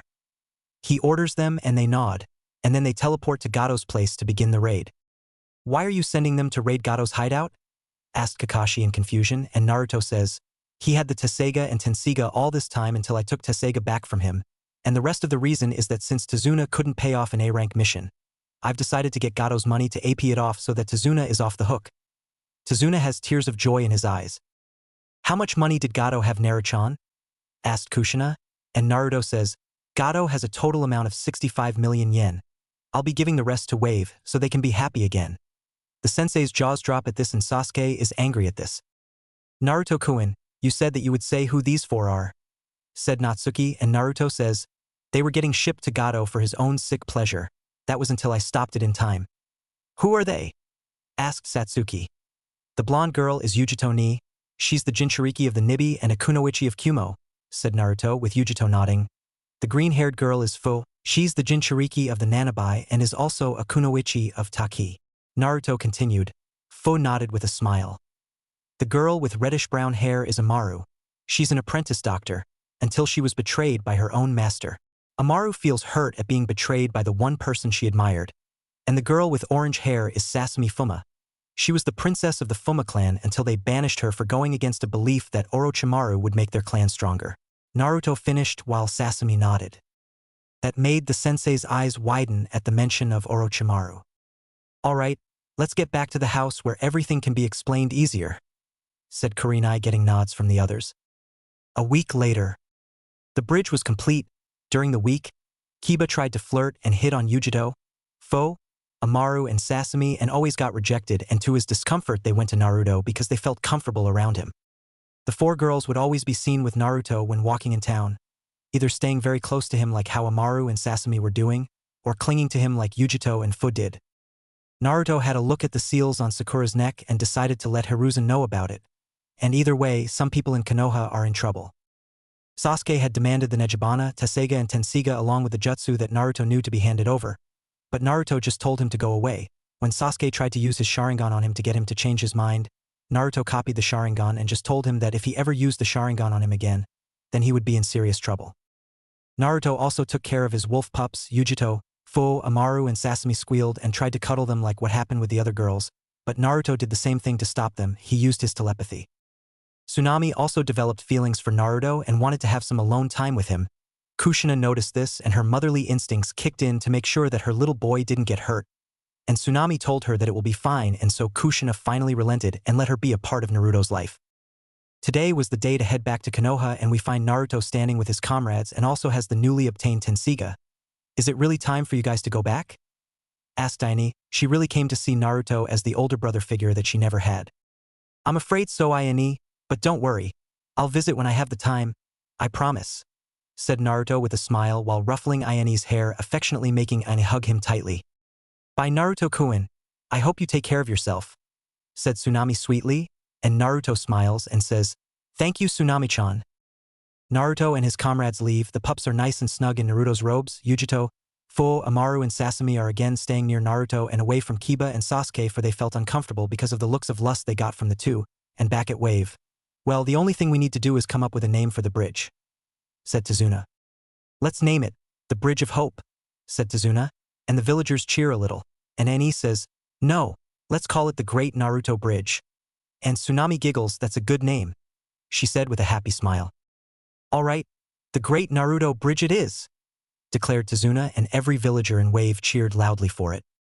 Back with the gang, Naruto is talking with the senseis, his mother and his sister about what to name the pups, and for when they see Yujito and Fu off back to their respective villages, Naruto made a scroll that tells of what happened to the girls. He gave Yujito one and gave Fu the other one. Naruto told them to give the scrolls to their village leaders, which they agreed on, and they went back to their villages. Naruto and the rest of the gang traveled back to Konoha. It took 2 days to get back to the village. They told the two gate guards Kotetsu and Izumo that they have returned from their mission. Teams 7, 8 and 11 went to Hokage Tower to tell him that their mission is a success. They reach Hokage Tower, and Go in the secretary kept her mouth shut because Kushina is with them because she wanted to keep the Kyuubi brat out of the office, but she fears Kushina's temper, so she decided to keep quiet. In the office, Hiruzen is relaxing and hears the knock on the door. "Come in," he said, and Teams 7, 8 and 11 walk in. "Welcome back from your mission, how was it?" asked Hiruzen, and they explained what had happened and that Naruto and the senseis wanted to talk to him about some stuff, and he said yes. "Your pays will come in the mail, and I'll make sure that you get the right amount, Naruto," said Hiruzen, and Naruto nods in appreciation, and Hiruzen says, "Genins are dismissed, except for Naruto and Sakura along with the senseis." The Genins except Naruto and Sakura go home, and Hiruzen activates the privacy seals. "So, what did you want to talk about?" asked Hiruzen, and Naruto says, "Kachan has found 2 seals on the back of Sakura's neck and would like to be checked out." "Okay, let's have a look," said Hiruzen, and Sakura walks up to the Hokage and Hiruzen examines her neck and sees the seals. "It's just as I feared," said Hiruzen in remorse, and Naruto asks, "What do you mean?" And Hiruzen says, "It seems that Mabuki wanted to turn Sakura into a fangirl for Sasuke and to have the Sharingan in the Haruno family, so she had Jiraiya seal up Sakura's memories and true personality, making her what she is right now. So that's why she acted like she did since day one," said Anko, and Naruto asks, "Sarutobi-sensei, can you remove them?" "I sure can, this won't take long," said Hiruzen. After a couple minutes, the seals are removed and Sakura's appearance changes a little bit. Her pink hair is now past her, but her eyes went from emerald green to garnet red and she now has ruby red lips, and Naruto says, "So, this is the real you, Sakura." And Sakura turns to Naruto, and she jumps into his arms saying thank you over and over and has shocked the senseis and Naruto. After Sakura calmed down, she let Naruto go and Naruto says, "I have some more information to tell you, Sarutobi-sensei." And Hiruzen asks, "What is it?" Naruto tells him about that Naruto now has 3 of the legendary weapons of the Uzumaki clan and that he found 2 wolf pups abandoned in an alley. "So they are real after all," said Hiruzen in happiness. "You know the legend, Sarutobi-sensei?" asked Naruto, and Hiruzen says, "Yes, I know the legend by heart. Totosai Uzumaki is a master blacksmith and had many students for him to teach the way of smithing. I also want you to know that there are some servants of Akuma that are trying to release him from the black coffin." "Wow, I can't believe that Akuma has more servants," said Naruto in awe. "What about the pups? Show them to me?" asked Hiruzen, and Naruto opens his robe a little and Hiruzen sees them and goes wide-eyed. "I thought those 2 species of wolves are extinct," he exclaimed. "What do you mean, you also know what species they are?" asked Naruto, and Hiruzen nods. "Dire wolves and timber wolves are very strong canine species. Legend has it that the dire wolves have the powers of the full moon and that the timber wolves have the powers of the shadows, but there is more to it. Dire wolves and timber wolves are said to possess the strength of 1,000 men the size of Jiraiya summoned Gamabunta," he explained. "Whoa, I never knew any of this," said Kushina in awe as well as the others. "Naruto, the fact that you found these 2 is a very good thing. That means we can save their species," said Hiruzen. "I was thinking of having them as my partners," said Naruto, and Hiruzen smiles, "just like the Inuzuka Ninkins. Why don't you take the wolf pups to Hana so she can have a look at them?" he said, and Naruto says, "I was going to do that." "Good. Dismissed," said Hiruzen, and they leave, and Naruto heads to the Inuzuka compound. He knocks on the door and Sum opens the door and she blushes a little at Naruto's looks. "Hello, can I help you?" asked Sum, and Naruto says, "Yes, do you know where Hana is?" And Sum says, "She's in the back taking care of the dogs. You have an appointment for your pets." "A special one," answered Naruto, and Sum is interested now. "How special?" she asked, and Naruto opens his robe and shows the wolf pups, and she goes wide-eyed and has Naruto come in. "Just sit right here, I'll go get Hana," she said, and she goes to the back to get her daughter. A couple minutes later, Sum returns with Hana and she walks up to Naruto with an interested look on her face and asks, "May I see them?" Naruto nods and shows them to her, and Hana gets a shocked look on her face and asks him to follow her to the vet room. And when they get there, "Can you place them on the table?" she asked, and Naruto does so. Hana examined them and there is no problems with them and turns to Naruto. "Where did you get them?" And Naruto says, "I found them abandoned in an alley in Wave."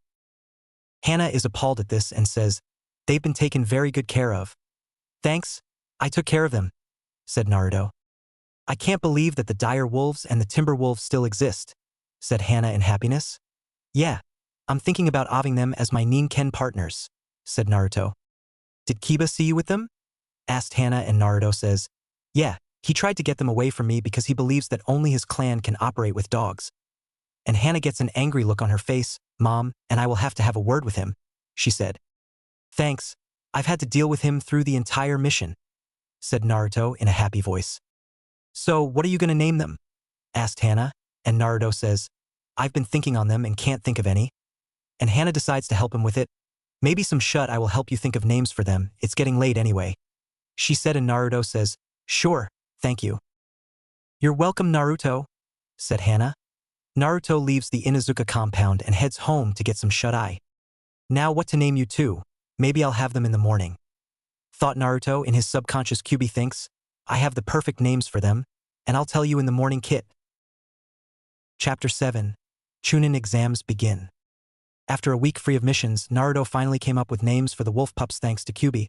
He named the dire wolf pup Luna and the timber wolf pup Shadow. The 2 pups enjoyed the names and were always taken very good care of by Naruto. Naruto also thanked Kyuubi for the names, and she said it's no problem with a blush with her fur hiding it, but Naruto still thinks that Kyuubi is male and maybe one day he'll know.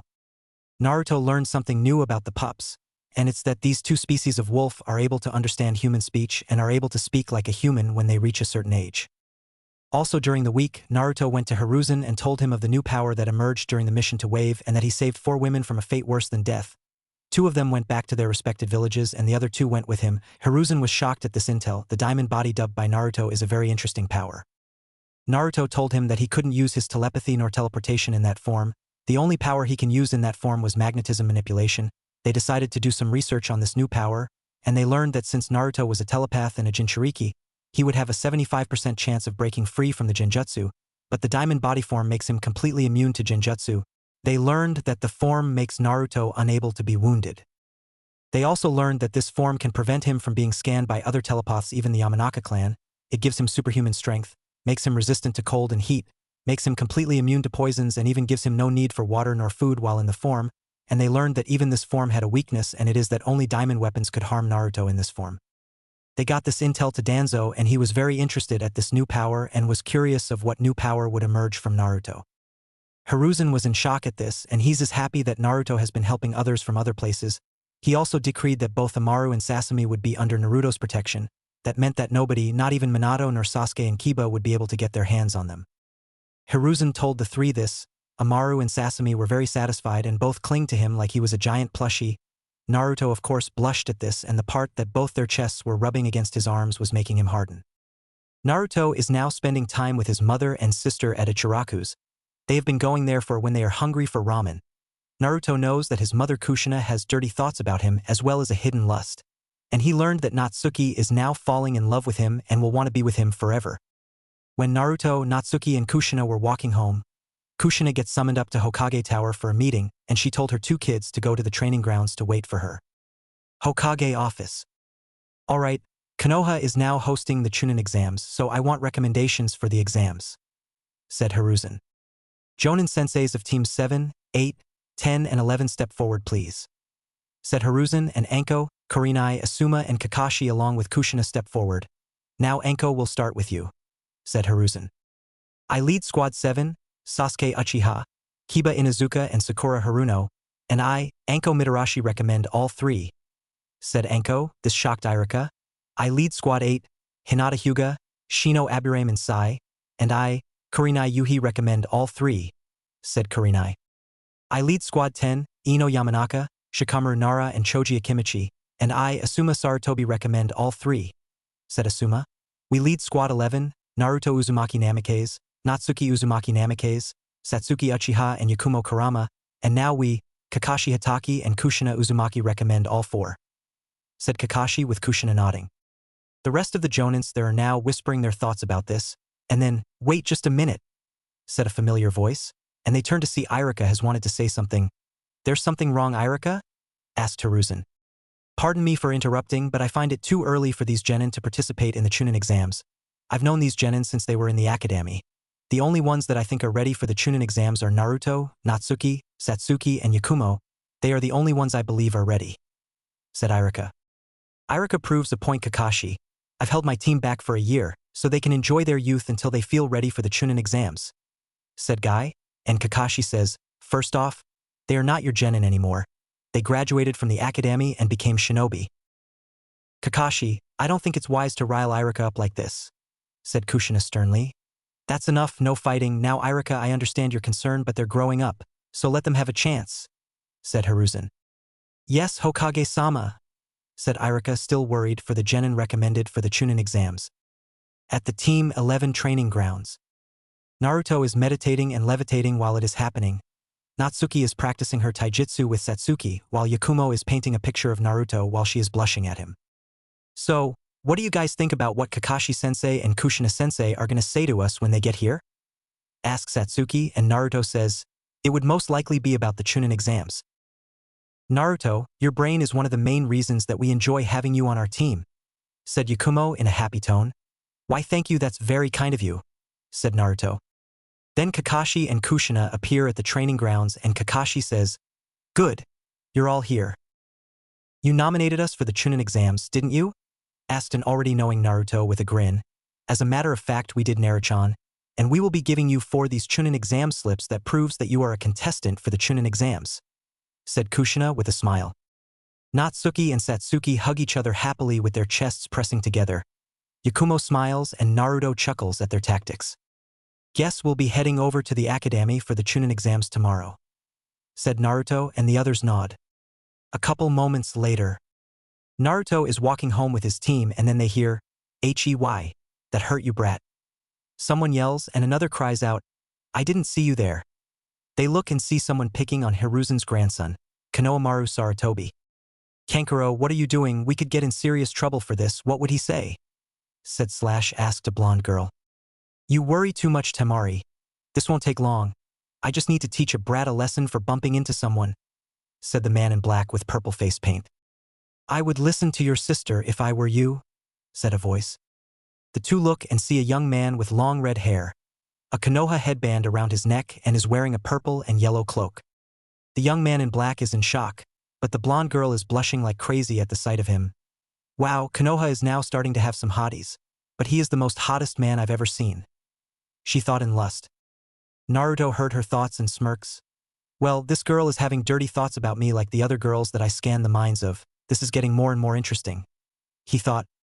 Buzz off, this brat ran into me and I have to teach him a lesson for doing so, said the man, and Naruto says, I would appreciate it that you put Konohamaru down. He's the grandson of the Sandaime Hokage, Hiruzen Sarutobi, and harming him would cause your entry in the Chunin exams invalid.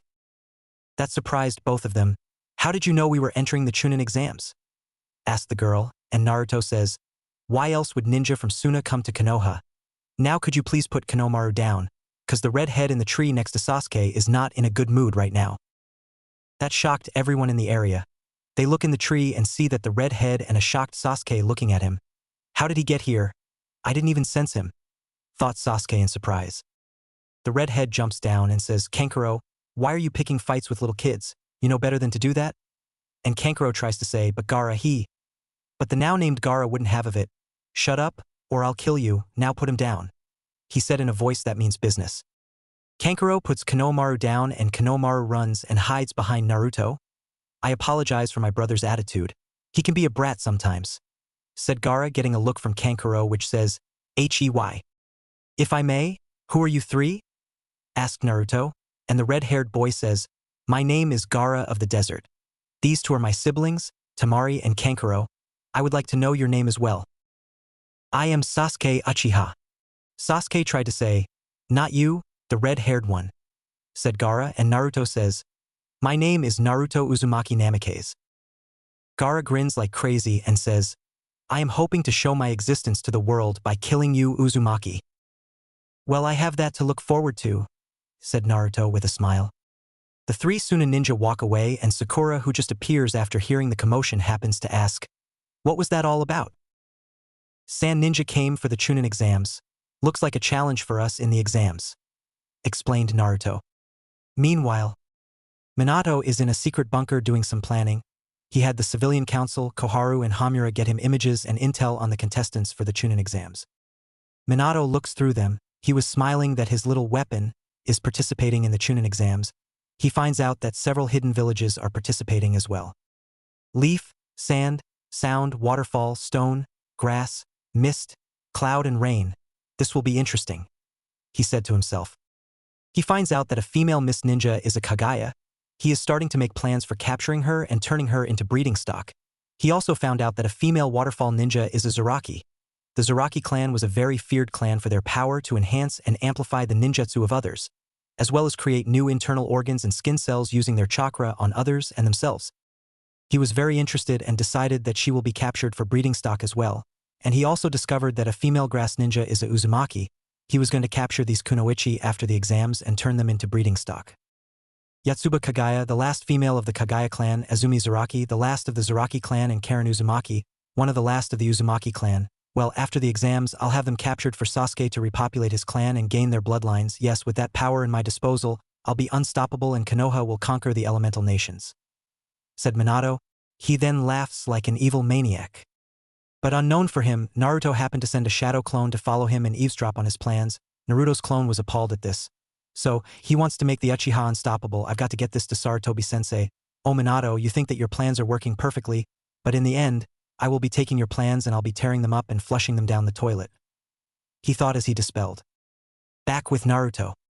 Naruto gains what his shadow clone had gathered from eavesdropping on Minato's plans, and he becomes disgusted. He teleports to Hiruzen's office. Hiruzen is surprised that Naruto had teleported into his office. That only happens if something that Naruto discovered is very wrong and concerning. Sarutobi-sensei, I want to share something with you. Inoichi, Danzo, the senseis of teams 7 through 11 and their students minus Sasuke and Kiba. Said Naruto. Hiruzen nods and sends message to the ones Naruto wants to share information. A half hour later, everyone that Naruto wanted to be called up for a secret meeting is now present. Naruto-kun, what's the problem? Asked Yakumo, and Naruto says, I actually wanted to talk to you all. This gets their attention. I have something that I discovered. Minato is making plans to capture 3 kunoichi after the exams. A kunoichi from the Mist Village, a kunoichi from the Waterfall Village, and a kunoichi from the Grass Village to use them as breeding stock for Sasuke to repopulate the Uchiha clan. Said Naruto, making them widen their eyes at this. Is there a reason, Naruto-chan? Asked Kushina, appalled at what her husband is planning. The names of all 3 kunoichi that Minato wants to capture after the exams are Yotsuba Kagaya. She is the last female of her clan. Azumi Zaraki. She is the last of a very feared clan, and the last one is someone that Mom and Natsuki will want to get involved to stop Minato from getting his hands on. Her name is Karen Uzumaki. Explained Naruto. That made everyone in the room shocked and disgusted at this. Kushina and Natsuki felt like they wanted to prevent a fellow Uzumaki from being turned into breeding stock for Sasuke. The Kagaya clan, they have the power to use their own bones as weapons, a power called Shikatsumiyaku. They were a clan of barbarians, but a very rare select few are not bloodthirsty, and Yotsuba is one of them. Said Hiruzen. The Zaraki clan, they have the power to temporarily enhance and amplify the ninjutsu of others as well as their ninjutsu Kekkai Genkais. They also can create new internal organs and skin cells of others. The larger the chakra signature is on someone, the quicker the effects of the enhanced power wears off. They were also the best medical ninja. Said Danzo. The Uzumaki clan, they have accelerated healing capabilities, enhanced fuinjutsu, and the power to manifest sealing chains made of chakra. Not only that, Uzumakis have a longer lifespan than others. The lifespan is 200 to 300 years. Said Kushina. Hiruzen, Danzo, and Inoichi look at each other. It has come to our attention that Minato, the Civilian Council, and the Elder Council are up to no good. Said Hiruzen. Seems that way. Said Danzo. Should we make a new mission especially for Naruto? Asked Inoichi. Well, Naruto is the one who eavesdropped on Minato's plans, so yes. Said Danzo, with Hiruzen agreeing. Naruto, I have a SS mission for you and you alone. You are now tasked with finding these 3 kunoichi during the Chunin exams and warning them of what will happen to them after the exams. They'll either join you for protection or go back to their villages to let their village leaders know about this. Said Hiruzen. As you wish, Sarutobi-sensei. Said Naruto. The next day. Today was the Chunin exams, and all the genin that are nominated for the exams are there. Naruto and his team are at the entrance. Alright, remember the plan, we go in, pass the exams, stop the capture, and save the most likely to be captured females. Said Naruto, getting nods from his teammates. They go in, they are heading for the room for the exams, when there was a large group of ninjas standing in front of a room that wasn't even the room that they were going to. Then he heard a familiar voice, Tenten. Naruto-kun, you're here too? Asked Tenten, and Naruto smiles. Yes, and my team is here as well, he said. Why are the ninja there trying to get in that room when it isn't the right room? Asked Tenten. Oh, Kotetsu and Izumo still have your way of weeding out the weakest links. That is just to take out the unwanted challenge, so let's walk up to the next floor. Said Naruto, shaking his head in amusement at what Kotetsu and Izumo were doing. They walk up to the stairs that lead to the second floor, when all of a sudden, hey, remove the genjutsu. An Uchiha like me wouldn't fall for a cheap tactic like that, barked a familiar voice. Naruto and the genin that knew it was a genjutsu groaned at this. Nice job, dumbass. You just made the exams more challenging than we wanted it to be. Thought Naruto in disappointment. Idiot brother, you just had to use your arrogance again, didn't you? Thought Satsuki. She is enraged that her brother Sasuke had did a stupid move. Oh, forget it, let's just go to the room, said Naruto. Naruto and his team with Sakura went to the room that was the real exams room. But then, hey you, the guy with the red hair, I wish to test my skills against you, declared a voice behind them. They turn around and see a boy a year older than them and a year younger than Natsuki. He had a soup bowl haircut, a green spandex and orange leg warmers. The weird thing about him is the fact that he had huge and thick eyebrows. You're challenging me? Asked Naruto. Yes, my name is Rock Lee and I would like to know your name? Said Slash, asked the now named Rock Lee. I am Naruto Uzumaki Namikaze, said Naruto. Oh, the son of the Yondaime Hokage and the Red Death of Konoha. Do you wish to fight me? Said Lee. Sorry, bud, but you need to save your strength for the exams. Don't you want to fight me with your full strength? asked Naruto. This makes Lee declare, Yash, you are so right, Naruto-kun. I will save my strength to fight you at full strength. I'm glad you understand, said Naruto as he and his team walks towards the room and are surprised to see Kushina and Kakashi near the door. Well, Sakura came as well, said a surprised Kakashi, making Sakura ask, why is that? Since you had your real memories and personality sealed away to be seen as a fangirl to make the serious Kunoichi look weak, you had neglected training, but after the seals were broken, you went to your training. We are surprised at this, but we need you to know this, the exams are difficult now, said Kakashi, making the genin nod. Good luck, kids, said Kushina, and then she pulls Natsuki and Naruto into a hug and whispers into their ears, good luck to you too. Be sure to do what you must to pass. Kushina lets them go and they agree to what she said. They go in and they see older genin just looking at them to scare them, but Naruto just looks at them calmly, giving off some strong chakra which makes them uneasy and look away. Naruto smirks and thinks, these are genin, they may be more experienced than the first-year genin, but I can easily defeat them. And he senses signatures that are almost on par with himself. Well, we at least have some genin that are actually strong enough to give me a challenge. He thought. He also sensed that there were two Jinchuriki. He scans their minds and thinks Yujito ni Jinchuriki of the Nibi, adopted daughter of the Yandame Reikage and biological daughter of Raimu ni the great-granddaughter of the Shodame Reikage. Very interesting, thought Naruto with a smirk. From the second Jinchuriki he got interesting results. Fu Jinchuriki of the Nanabai, adopted sister of Shibuki and the biological daughter of Sada. She was hated by her village and cared for by the village leader. Poor girl, he thought. Naruto also sensed the three female kunoichi that Minato is planning on capturing after the exams. Yatsuba Kagaya, Azumi Zaraki and Karen Uzumaki. Found them in the next part of the exams. I'll warn them about what would happen to them after the exams is over, he thought. Then someone is now on his back rubbing herself on him. Hello, Naruto-kun. Did you miss me? 'Cause I missed you? Said a familiar voice. Naruto looks over his shoulder and sees Ino leaning on him. Hello, Ino. Nice to see you again, he said with a smile, making her blush a little, and then, hello, losers. They turn and see Sasuke showing off his arrogance as usual.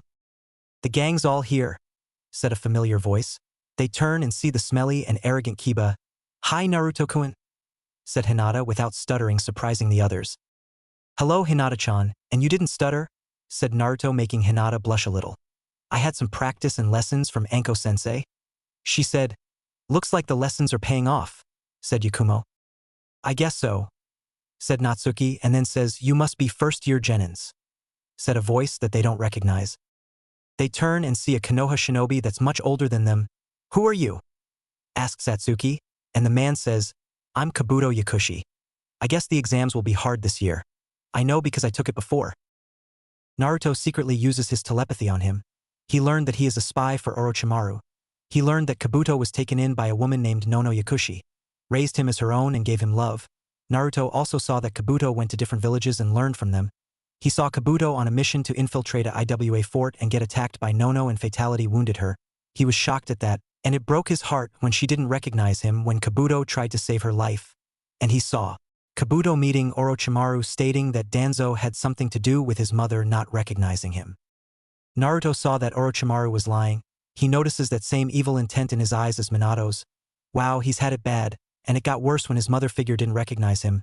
Orochimaru's manipulating him into thinking that Danzo made her not recognize him. I can see that Orochimaru was the one that caused her to forget him, he thought, taking pity on him. Naruto then was planning on doing something about this. I got it, I can use Tensiga to bring her back to life. Maybe that will cause him to have a change of heart, he thought. Is this your second time, Kabuto?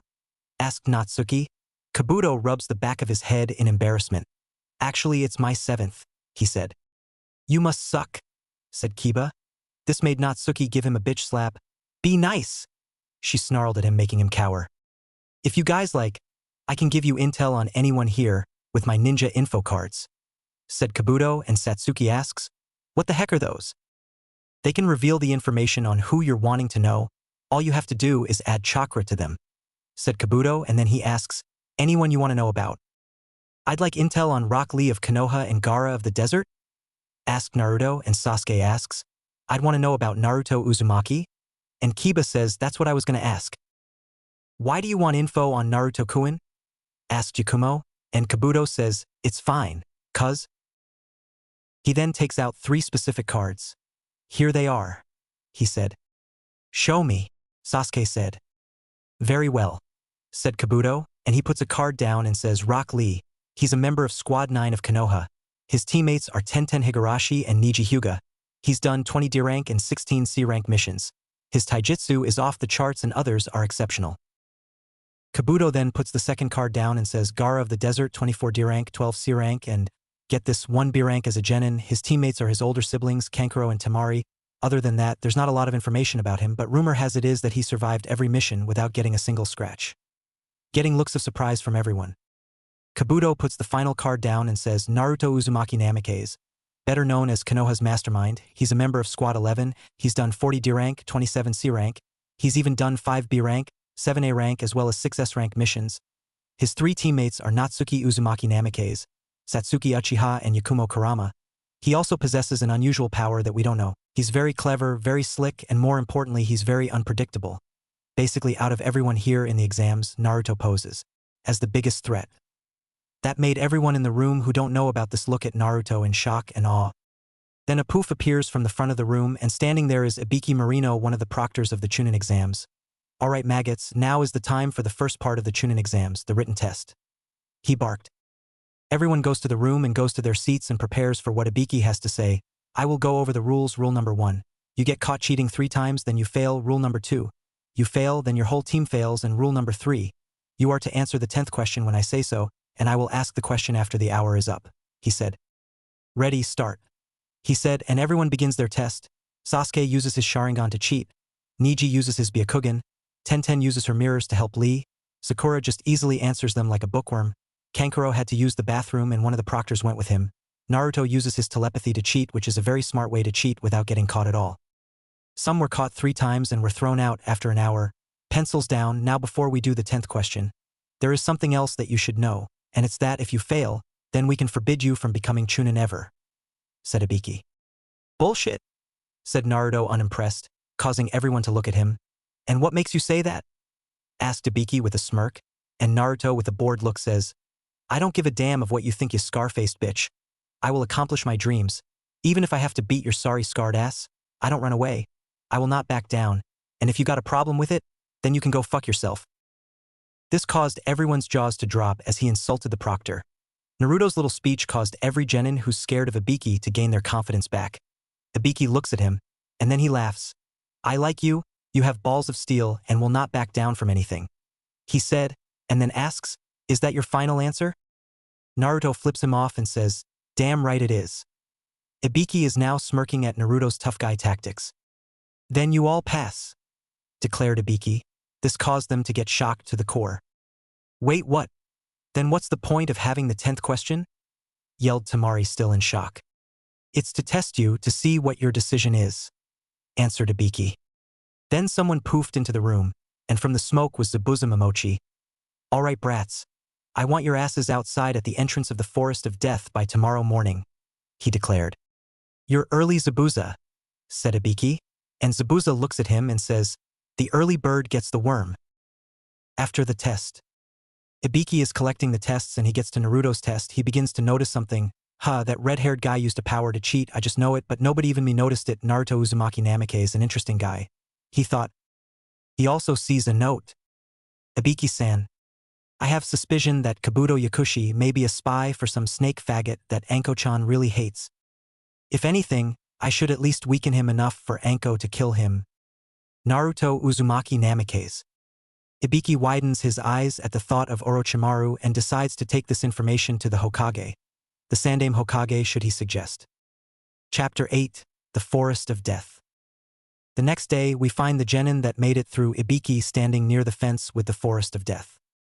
Some are scared, others were indifferent, but very select few are excited, and Zabuza says, welcome to the second part of the Chunin exams, the Forest of Death, aka Anko's favorite playground, said Zabuza.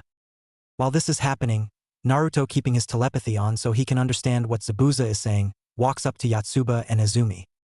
Yotsuba Kagaya, she is a beautiful young woman. She has long silver-white hair with 2 ponytails that go past her shoulders. Similar to Tsunade, she was 5 feet 4 inches. She has emerald green eyes, 2 red spots on her forehead. She wore gray battle kimono, similar to Shizune, and she has tan skin. Azumi Zaraki, She is also a beautiful young woman who looks the same age as Naruto. She has long pitch black hair, think of Hinata's hairstyle but with bells on the end of each strand. She wore a red and black battle kimono. She was 5 feet 4 inches as well. She had dark brown eyes and has a neatly tanned skin. Are you two, Yotsuba Kagaya and Izumi Zaraki? Asked Naruto. This makes them look at him and Yotsuba in an uninterested tone says, yeah, what about it? I wanted to tell you two that you both are in great danger after the Chunin exams, said Naruto. What kind of danger? Asked Izumi. She was curious on why this cute redhead said that she and Yotsuba were in great danger. Wait, where did that come from? She thought with a light blush. Naruto heard that thought and an unseeable smirk appears.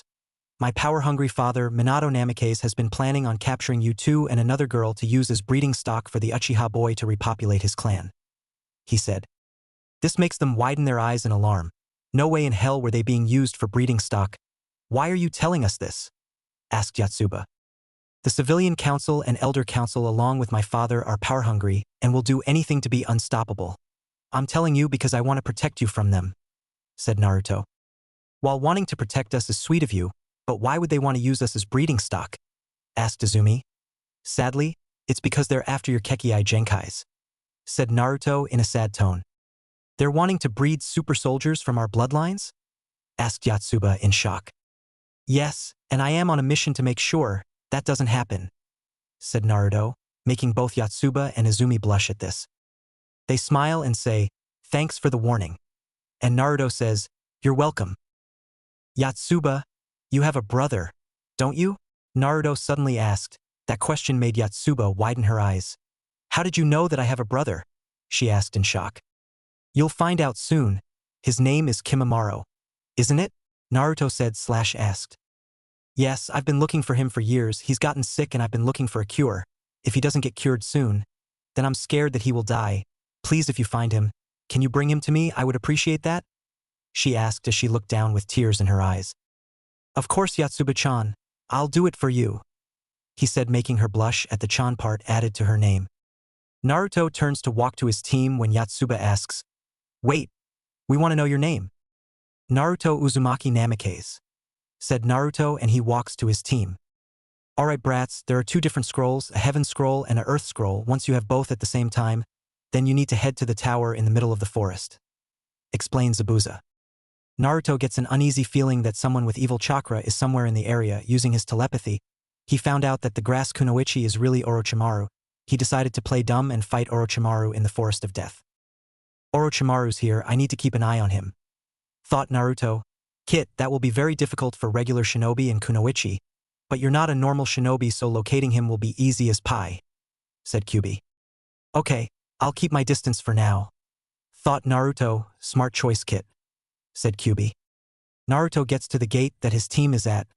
Natsuki tells him that they have a heaven scroll. Naruto nods and gets ready. You brats ready? Asked Zabuza. The genin nod. Go, he yells, and they charge into the Forest of Death. In a random spot in the Forest of Death, Orochimaru, still in his disguise, is facing one of his ninja, Kimimaro. Kimimaro, I have a mission for you, he said. What would that be, Orochimaru-sama? Asked Kimimaro. I want you to find Naruto Uzumaki Namikaze. I want you to capture him. It don't matter to me if he gets brought to me dead or alive. Alive and he'll be a possible host, dead and we'll extract DNA from his corpse, ordered Orochimaru. As you wish, Orochimaru-sama, said Kimimaro, and he heads into the forest to confront Naruto. With Naruto and his team. Naruto is standing with his team. Alright, since we have the heaven scroll, we need to go after an earth scroll, he said to his team. Where do we need to look? Asked Natsuki, and Naruto says, I'll take care of that. Naruto closes his eyes and uses his telepathy to find out which team has an earth scroll. Naruto reopens his eyes and says, I found 16 teams with an earth scroll, 7 teams 3 miles west, another 7 teams 2 miles east, and 1 team half a mile north. Let's go for the closer team, said Satsuki. They head north and find a team from IWA, a team from the Stone Village. They're going to be tricky, said Natsuki. We can take them, said Naruto with confidence, and they head into the opening. The IWA team spots them and get into position. Konoha ninjas, have you come for our scroll? asked one of the IWA Nin, causing the kunoichi to give an annoyed glare at him. That depends on which one you have, said Naruto. The IWA Shinobi holds out a scroll. Naruto smirks and holds out his team scroll. You have the scroll we need, said Naruto. And you have the scroll that we need, said the girl. Before we fight, we would like to know the names of our opponents, said Slash asked one of the male members of the IWA team. I am Naruto Uzumaki Namikaze, said Naruto, making the IWA team widen their eyes. Natsuki Uzumaki Namikaze, said Natsuki, making them even more shocked. Satsuki Uchiha, said Satsuki. Yakumo Karama, said Yakumo. Kuratsuchi, said the girl. Akatsuchi, said the big man. Benjiro, said the other guy. Winner takes the scroll, said Kuratsuchi. Fine by us, said Naruto. Akatsuchi, you take on the Yakumo girl. Benjiro, you take on the Satsuki girl, ordered Kuratsuchi. I'll take on these two, she said with confidence. I admire your bravery in challenging me and Natsuki, even though you're at a disadvantage, said Naruto with a smile, making Kuratsuchi blush a little. Kuratsuchi charges towards Naruto and Natsuki. She is giving the fight everything she had, even displaying the lava-style jutsu and boil-style jutsu. Naruto was amazed at her fighting style, and he along with Natsuki were deflecting all of Kuratsuchi's attacks. As a show of respect, we'll let you off with only minor injuries, said Naruto as he and Natsuki give her a chop to the back of the neck, knocking her out. Naruto looks at his other teammates and sees that they defeated Akatsuchi and Benjiro. These IWA Shinobi are honorable, so let's put them somewhere that they will recover without being disturbed, said Naruto, and they nod. Yes, brother. It's the least we can do for honorable IWA Shinobi, said Natsuki. Team 11 find a tree and put the IWA team under it, and Yakumo casts a genjutsu on them so they can rest safely. Naruto also left a bag of food for the IWA team when they wake up. Naruto then senses another presence. We're not alone. He thought. He focuses his telepathy in the trees and finds an umbu retreating from watching the battle. An umbu? Minato must be having an umbu scout the forest of death for other kunoichi with Kekii Genkais. He no doubt saw Kuratsuchi use the lava-style and boil-style jutsu. He thought. Naruto focuses his telepathy on the umbu a little longer and finds out that his suspicions are true. Is this how far you've fallen, Minato team? Naruto asked himself. Naruto-kun, we have the scroll. Now let's head to the tower, said Satsuki, and Naruto says, it's getting dark out, so let's head to the river to set up camp. They head to the river and set up camp for the night, and Naruto is sensing another presence. You guys stay right here, I'll go see what the presence I felt is. If you guys are in trouble, just scream in your thoughts, I'll hear your thoughts. Okay? Said Naruto, and the girls nod and Naruto heads into the forest. In another spot of the forest of death. Kimimaro is nearing Naruto's location. He is following Naruto into a clearing. Naruto feels his presence. Kimimaro Kagaya, have you come to try and kill or capture me under orders of Orochimaru? He asked, making Kimimaro's eyes widen a little in shock. So you know about Orochimaru-sama's presence in the Chunin exams, said Kimimaro. I've known ever since the beginning of the second part of the exams, said Naruto. I am tasked with capturing you, Naruto Uzumaki Namikaze. I will bring you back to Orochimaru-sama, dead if you refuse, and alive if you come peacefully, said Kimimaro. Suddenly, Kimimaro starts to cough violently. Naruto's eyes widen at this. Your sickness. How bad is it? He asked. It's been getting worse and worse. I will die and the Kagaya clan will die out with me. But I will do Orochimaru-sama's mission, said Kimimaro as he charged at Naruto with the intent to kill. They clash. Naruto is getting very concerned of Kimimaro's health. Kimimaro is getting closer and closer to death with every breath. Kimimaro was going to charge again. Until... Kimimaro? Yelled a voice. They turn and see a crying Yatsuba. Kimimaro's eyes widen in shock as he recognizes her. Yatsuba? Asked a now shocked Kimimaro. Kimimaro, please stop fighting. Your sickness is going to kill you if you keep fighting, Naruto-kun. I can't bear it to watch you die. Yatsuba cried as tears are flowing down her cheeks. But, how can this be? How are you alive? Asked Kimimaro, who is still in shock at seeing his sister alive. The Godame Mizukage Mai Terumi found and protected me from the village civilians that feared our clan. Answered Yatsuba, still in tears. Kit, I don't think my chakra can save him. My chakra can destroy the curse mark on his chest, but not his sickness. His sickness is far too fatal now. If he got medical attention sooner, then he would have been able to live longer, said Kyubi. Wait, curse mark? Naruto asked Kyubi. The curse mark is a seal created by Orochimaru. It's like a disease, but it's actually him putting a piece of his soul inside of another, trying to tempt them into going to him for power, explained Kyubi. Kimimaro, I can free you from the curse mark, said Naruto, causing Kimimaro and Yatsuba to look at him. Curse mark? Asked Yatsuba. How can you free me from the curse mark? Orochimaru-sama said that the curse mark is unremovable, asked Kimimaro. I'm the Jinchuriki of the Kyubi and I'm a telepath. The Kyubi's chakra and my telepathy can destroy the curse mark, said Naruto. Kimimaro was going to say something, but a look from his sister made him think about it, and he says, I guess I can go along with it. Orochimaru-sama said that I would be stronger with the curse mark, but what I'm feeling right now, it didn't happen. That's because the curse mark is the cause of your sickness all along. The true nature of getting stronger is from the will to protect what is most precious to you, said Naruto, and that caused Kimimaro to make up his mind. I choose you get rid of my curse mark. I want to protect my sister from harm, he said, and Naruto focuses his telepathy and Kyubi's chakra into Kimimaro and the curse mark disappears, but the sickness is still there. Guess you were right, Naruto Uzumaki Namikaze. The curse mark is gone, but the sickness is still there. Guess I will die a meaningless death, said Kimimaro, knowing that he is an inch from death. Brother, don't leave me, Yatsuba cried, and Naruto says, there is a way for you to continue living. I have a weapon that can save your life. A weapon that can save my life? But how can this be? Asked Kimimaro, and Yatsuba is curious herself. The Tensiga, the sword forged by the legendary blacksmith Totosai Uzumaki. The Tensiga has the power to save 1,000 lives in one swing. It can heal the sick and banish the most corrupted souls, said Naruto as he gets Tensiga out. Kimimaro is shocked. He now had a chance to rid himself of the sickness for eternity. Is it possible to use it on me after I die? He asked.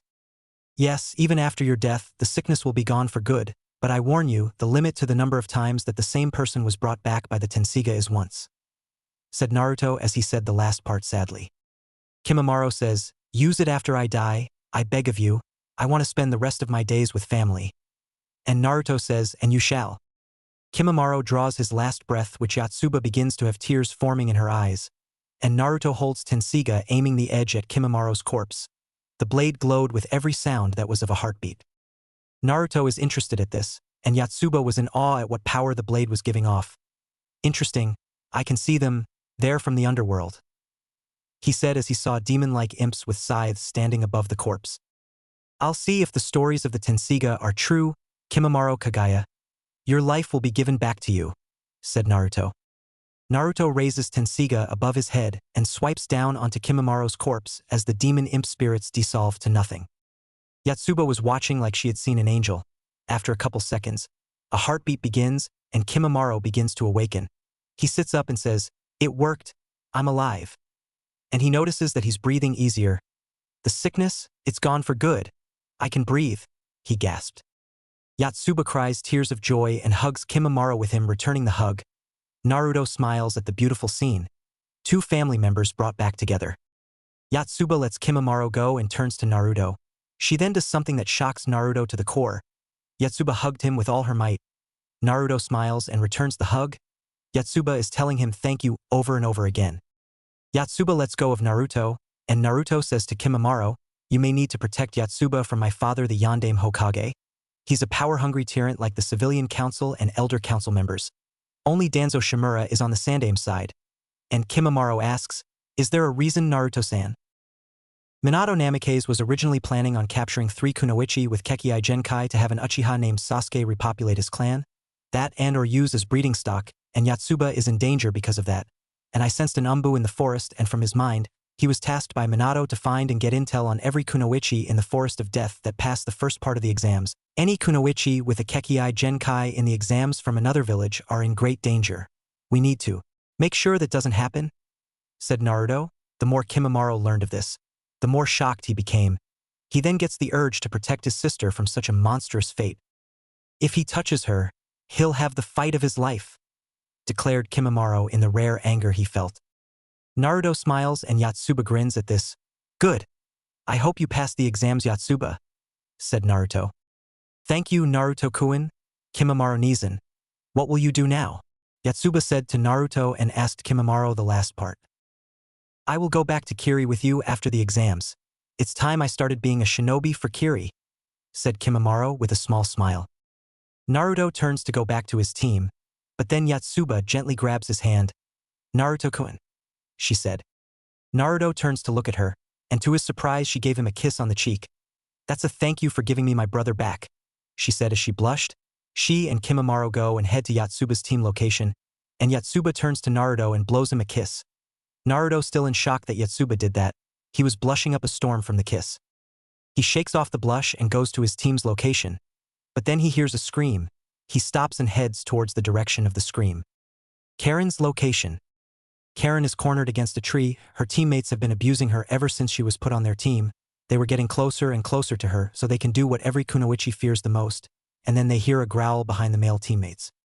They turn and see a bear, and it had a scar that looked like claw marks on his left eye, and the bear swipes at the team. It clawed them. Karen, completely unharmed, scared shitless, pardon my language. She was in grave danger from the bear coming for her and the team. Those two got caught by a bear. I don't want to be here, she thought in tears of fear. Naruto, watching in the trees, used his telepathy to make the bear leave, and the bear left. After the bear left, Naruto uses his telepathy on the team to find out their weaknesses. He got info from the male grass ninja, but for some reason he couldn't get intel from Karen. That surprised him. Kit, remember your limit for telepathy. You can't read the minds of Biju nor other telepaths, Kyubi told him, and he now knows that Karen has telepathy as well. So Karen is a telepath as well. That's surprising, he thought. Naruto walks out of the trees and is walking towards Karen, which she becomes scared from. Don't be afraid, Karen. I want to talk to you, Naruto said to her sweetly. Karen begins to calm down a little. She then notices that she and him have some sort of connection. You're not going to hurt me? Asked Karen, still scared. No, I will not harm you, I promise, said Naruto in a soothing voice, making her calm down a little more. Naruto walks to her down team and checks their pulses. He found none. They're dead, both of them, he said. They must have died from losing too much blood from the swipe from that bear, said Karen. We have a special connection, Karen Uzumaki, said Naruto, making her jump up in fright. How did you know? Karen asked, now terrified that he knows that she came from the Uzumaki clan. Because you and I are the same, said Naruto, which makes her eyes widen in shock. Wait, you mean? Karen asked, hoping what this young man will say next was true. Yes, I'm an Uzumaki just like you, and I am also a telepath like you, said Naruto, and she is now happy that she is seeing another Uzumaki, shocked that he is a telepath. How did you know that I'm a telepath? Asked Karen in shock. I have a limit for my telepathy. I can't read the minds of Bijus and other telepaths, explained Naruto. Karen is in awe at this, and she begins to cry tears of happiness when Naruto says, You're safe now. Karen runs to him and jumps into his arms. She begins to cry her loneliness out, and Naruto just comforts her. Karen calms down and lets go of Naruto. What's your name? Karen asked. Naruto Uzumaki Namikaze, said Naruto, and he then says, since you're the only member on your team that's still alive, I guess you can come with me to my team. You would do that and protect me? Karen asked in hope. Of course, but I want to warn you, my father Minato Namikaze is a tyrant and is after kunoichi with Kekii Genkais, so he's using the Chunin exams to find them among the contestants. That means you're in danger from him too, said Naruto. Why would he be after me and other kunoichi with Kekii Genkais?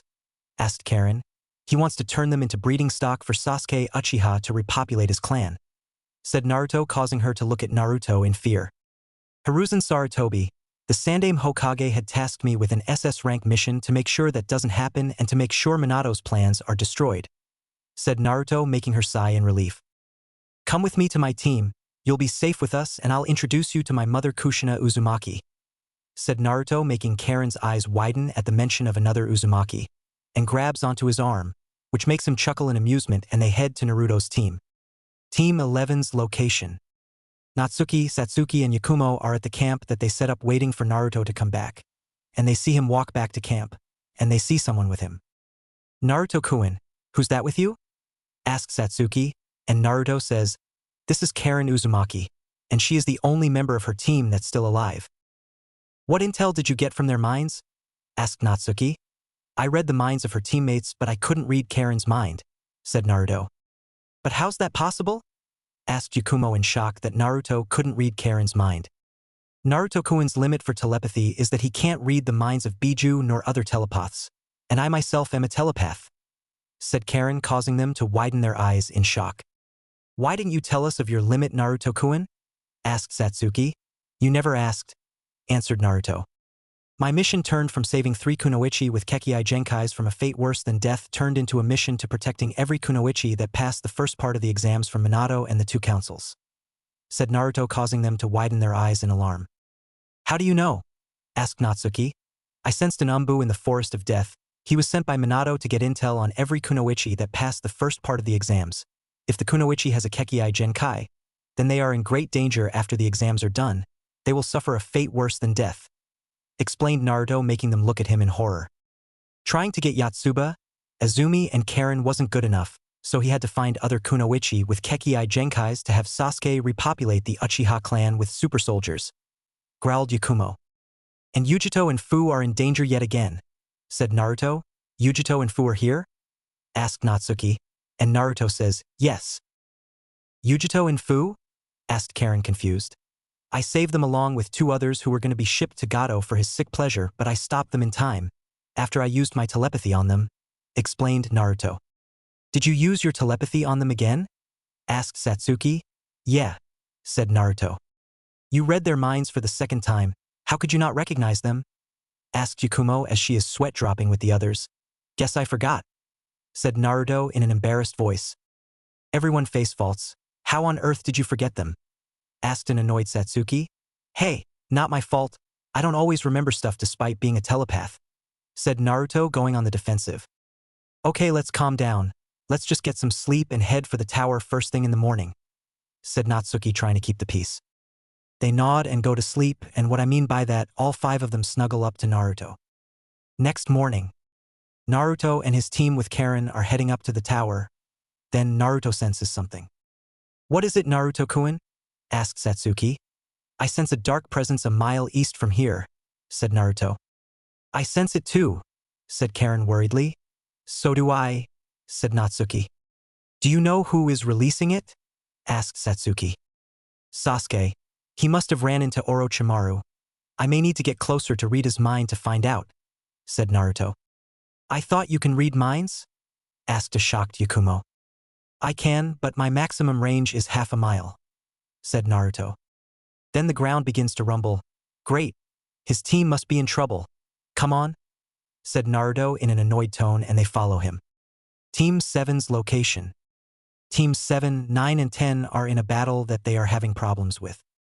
A team from the Sound Village was tasked of locating and eliminating Sasuke Uchiha. The team of Dosu, Zaku, and Kin, they are getting the upper hand in the battle. Shikamaru had gotten Dosu trapped by his shadow. Ino got Kin with her Kekkai Genkai, and Choji wasn't very lucky when Zaku used his slicing airwaves jutsu. Now they were in trouble. How, we ask? The answer is that Sasuke had gotten a curse mark from Orochimaru. Naruto and his team get to the beginning of when Sasuke starting to fight. Naruto already used his telepathy on the 3 sound ninjas and learned that they serve Orochimaru, but they serve him out of fear. They watch Sasuke go and defeat Zaku by breaking both of his arms, and everyone can hear Zaku screaming out in pain. Team 7 and 10 were horrified that Sasuke would do something that brutal. Sasuke now walks over to Dosu, who is now terrified of what happened to Zaku. Dosu is backing up and his back bumps into a tree. He was cornered with no escape from the monster in front of him. Sasuke then does some hand signs and holds out his hand. His hand then begins to crackle with lightning. Everyone knew that Kakashi had this jutsu. Chidori yelled an insane Sasuke and aims his attack for Dosu's heart. But then the jutsu stops, and they turn to see Naruto with his hand out, and the lightning begins to move from Sasuke's hand to Naruto's hand. Dosu sighs in relief from him being spared. You copied that move from Kakashi on the mission to Wave. You had your sharingan out and used it on him when he wasn't looking. You were so full of greed and hate that you couldn't control your desire for more power after that bastard snake Sannin branded you with the curse mark, said Naruto in a stern tone. Who cares, loser? He gave me this power, and now I can use it to take revenge on my brother Itachi for killing the Uchiha clan, barked Sasuke, corrupted by the curse mark. Sasuke, you can't kill Itachi. I know the truth about what really happened that night, cried Satsuki. Lies? You know nothing about that night. Itachi is a traitor and will always be a traitor, shouted Sasuke, beginning to lose more of his sanity to the curse mark. Sasuke then gets a kunai out and without hesitation, he stabbed Dosu in the heart, killing him instantly. Everyone is shocked that Sasuke would kill in cold blood. And then he goes to Kin, who is shaking from the fear that she is in from watching Sasuke kill her teammate Dosu. Now for you, said Sasuke evilly, and while going towards Kin, he stabbed Zaku in the heart like he did with Dosu, killing him instantly. Sasuke then goes for Kin. Naruto knew what Sasuke was going to do. He was going to try and rape Kin, but he teleported between them and used his telepathy to make Sasuke go unconscious. Trying to put her through a fate worse than death. It is disgusting. You are an embarrassment to your clan, Naruto said in a very angry voice. Naruto turns to Kin, who is staring at him with a blush. He heard her thought, and it was, he's my knight in shiny armor. Naruto holds out his hand for her so he could help her up, and she accepts. Are you alright? Asked Naruto. Yes, thank you for saving me, but Dosu and Zaku, that Uchiha bastard, killed them in cold blood, said Kin with tears in her eyes. Naruto then gets Tenseiga out and sees the Misagers from the underworld, like what happened with Kimimaro. They were working for Orochimaru out of fear for their lives. This is something that I cannot accept. He thought, and he slashes them, and the demons dissolve to nothing and they come back to life.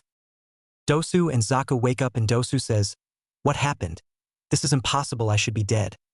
And Zaku says, "How am I still alive? Hey, my arms, they're fixed." Dosu's stab wound healed and Zaku's arms were fixed as well. They look at Naruto in shock. "You brought us back to life?" asked Dosu with Naruto nodding his head. "But how?" asked Zaku.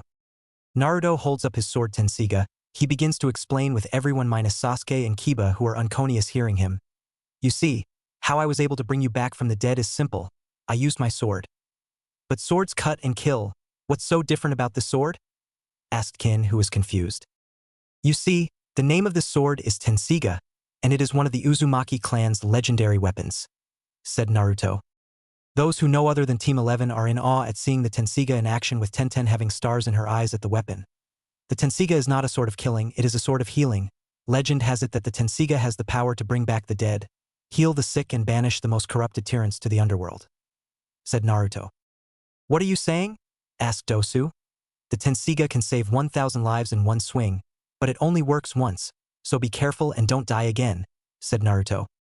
They nod and they leave, and Satsuki asks, "Naruto-kun, why would you give them a second chance in life?" "Because they are working for Orochimaru out of fear, and I simply can't accept that," explained Naruto. "But why?" asked Natsuki. "Well, if or when they decide to join Konoha, they can be under my protection as well as the protection of Sarutobi-sensei and Danzo-sama," said Naruto. "Naruto-kun, you're such a softie," teased Yakumo, and Naruto flicks her on the nose. "Ow!" she yelped as she rubbed her nose. "Don't tease me and you won't get flicked in the nose again," warned Naruto, and Yakumo pouts playfully. "Mina," she exclaimed. "All right, let's get to the tower," said Naruto, and they go towards the tower. On the way there, they come across Kabuto. "Well, I didn't expect to run into you," he said, and Naruto says, "Kabuto, I want to tell you something in private, so when we get to the tower, I want to tell you something that you need to know." "Go ahead and talk. There is nobody around but your teammates," said Kabuto. Naruto, not expecting this size. "All right, the truth is that I'm a telepath and I looked into your memories," he explained. Kabuto's eyes widen at this. "Well, that's new. Never thought you had that kind of power, Naruto, but why did you look into my memories?" he asked. "So I can get a better understanding of you. You remember when Orochimaru told you that Danzo made Nono Yakushi not recognize you?" asked Naruto, making Kabuto stiffen at this. The girls noticed this and knew that this Nono Yakushi lady meant something to him. They wondered why he had the same last name as the lady that was mentioned. "Orochimaru-sama told me that Danzo made my mother not recognize me back then. I will have my revenge for what he did," growled Kabuto. The girls get horrified. They didn't know that Kabuto had it that bad. Having a mother not recognize you is truly heartbreaking. "Well, when I listened to what Orochimaru said to you, I was actually finding out what he was doing," said Naruto. "I don't get why you are bringing this up?" asked Kabuto, confused at this. "Orochimaru said to you that Danzo made Nono Yakushi not recognize you? But it's a lie," said Naruto, making Kabuto horrified. "It was a lie. How could I not see this?" Kabuto asked himself. Orochimaru used your grief to his advantage. You see Kabuto. Danzo never made Nono Yakushi not recognize you. Danzo values family more than anything. Explained Naruto, and Kabuto asks, if Danzo wasn't the one who made my mother not recognize me, then who was it? It was Orochimaru who did that. I don't know how he did it, but I know it was him, said Naruto. I can't believe I trusted that backstabbing snake, growled Kabuto. Naruto and his teammates are watching Kabuto begin plotting his revenge against a certain snake. Kabuto-san, can you tell us how you met this Nono lady? Asked Natsuki. She found me and took care of me as her own son. She was the only thing I had to a mother, explained Kabuto, uncomfortable talking about it. Well, my telepathy lets me view the family tree of the ones I read the minds of, and Kabuto, my friend, Nono Yakushi is your biological mother, said Naruto, shocking the girls and Kabuto. Kabuto is shocked the most. He didn't expect this.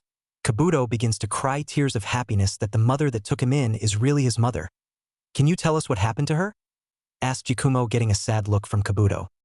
She ambushed him when he was infiltrating a IWA fort. He fought back in self-defense, not knowing it was her. When he recognized her, he tried to save her life from the fatal wound he inflicted.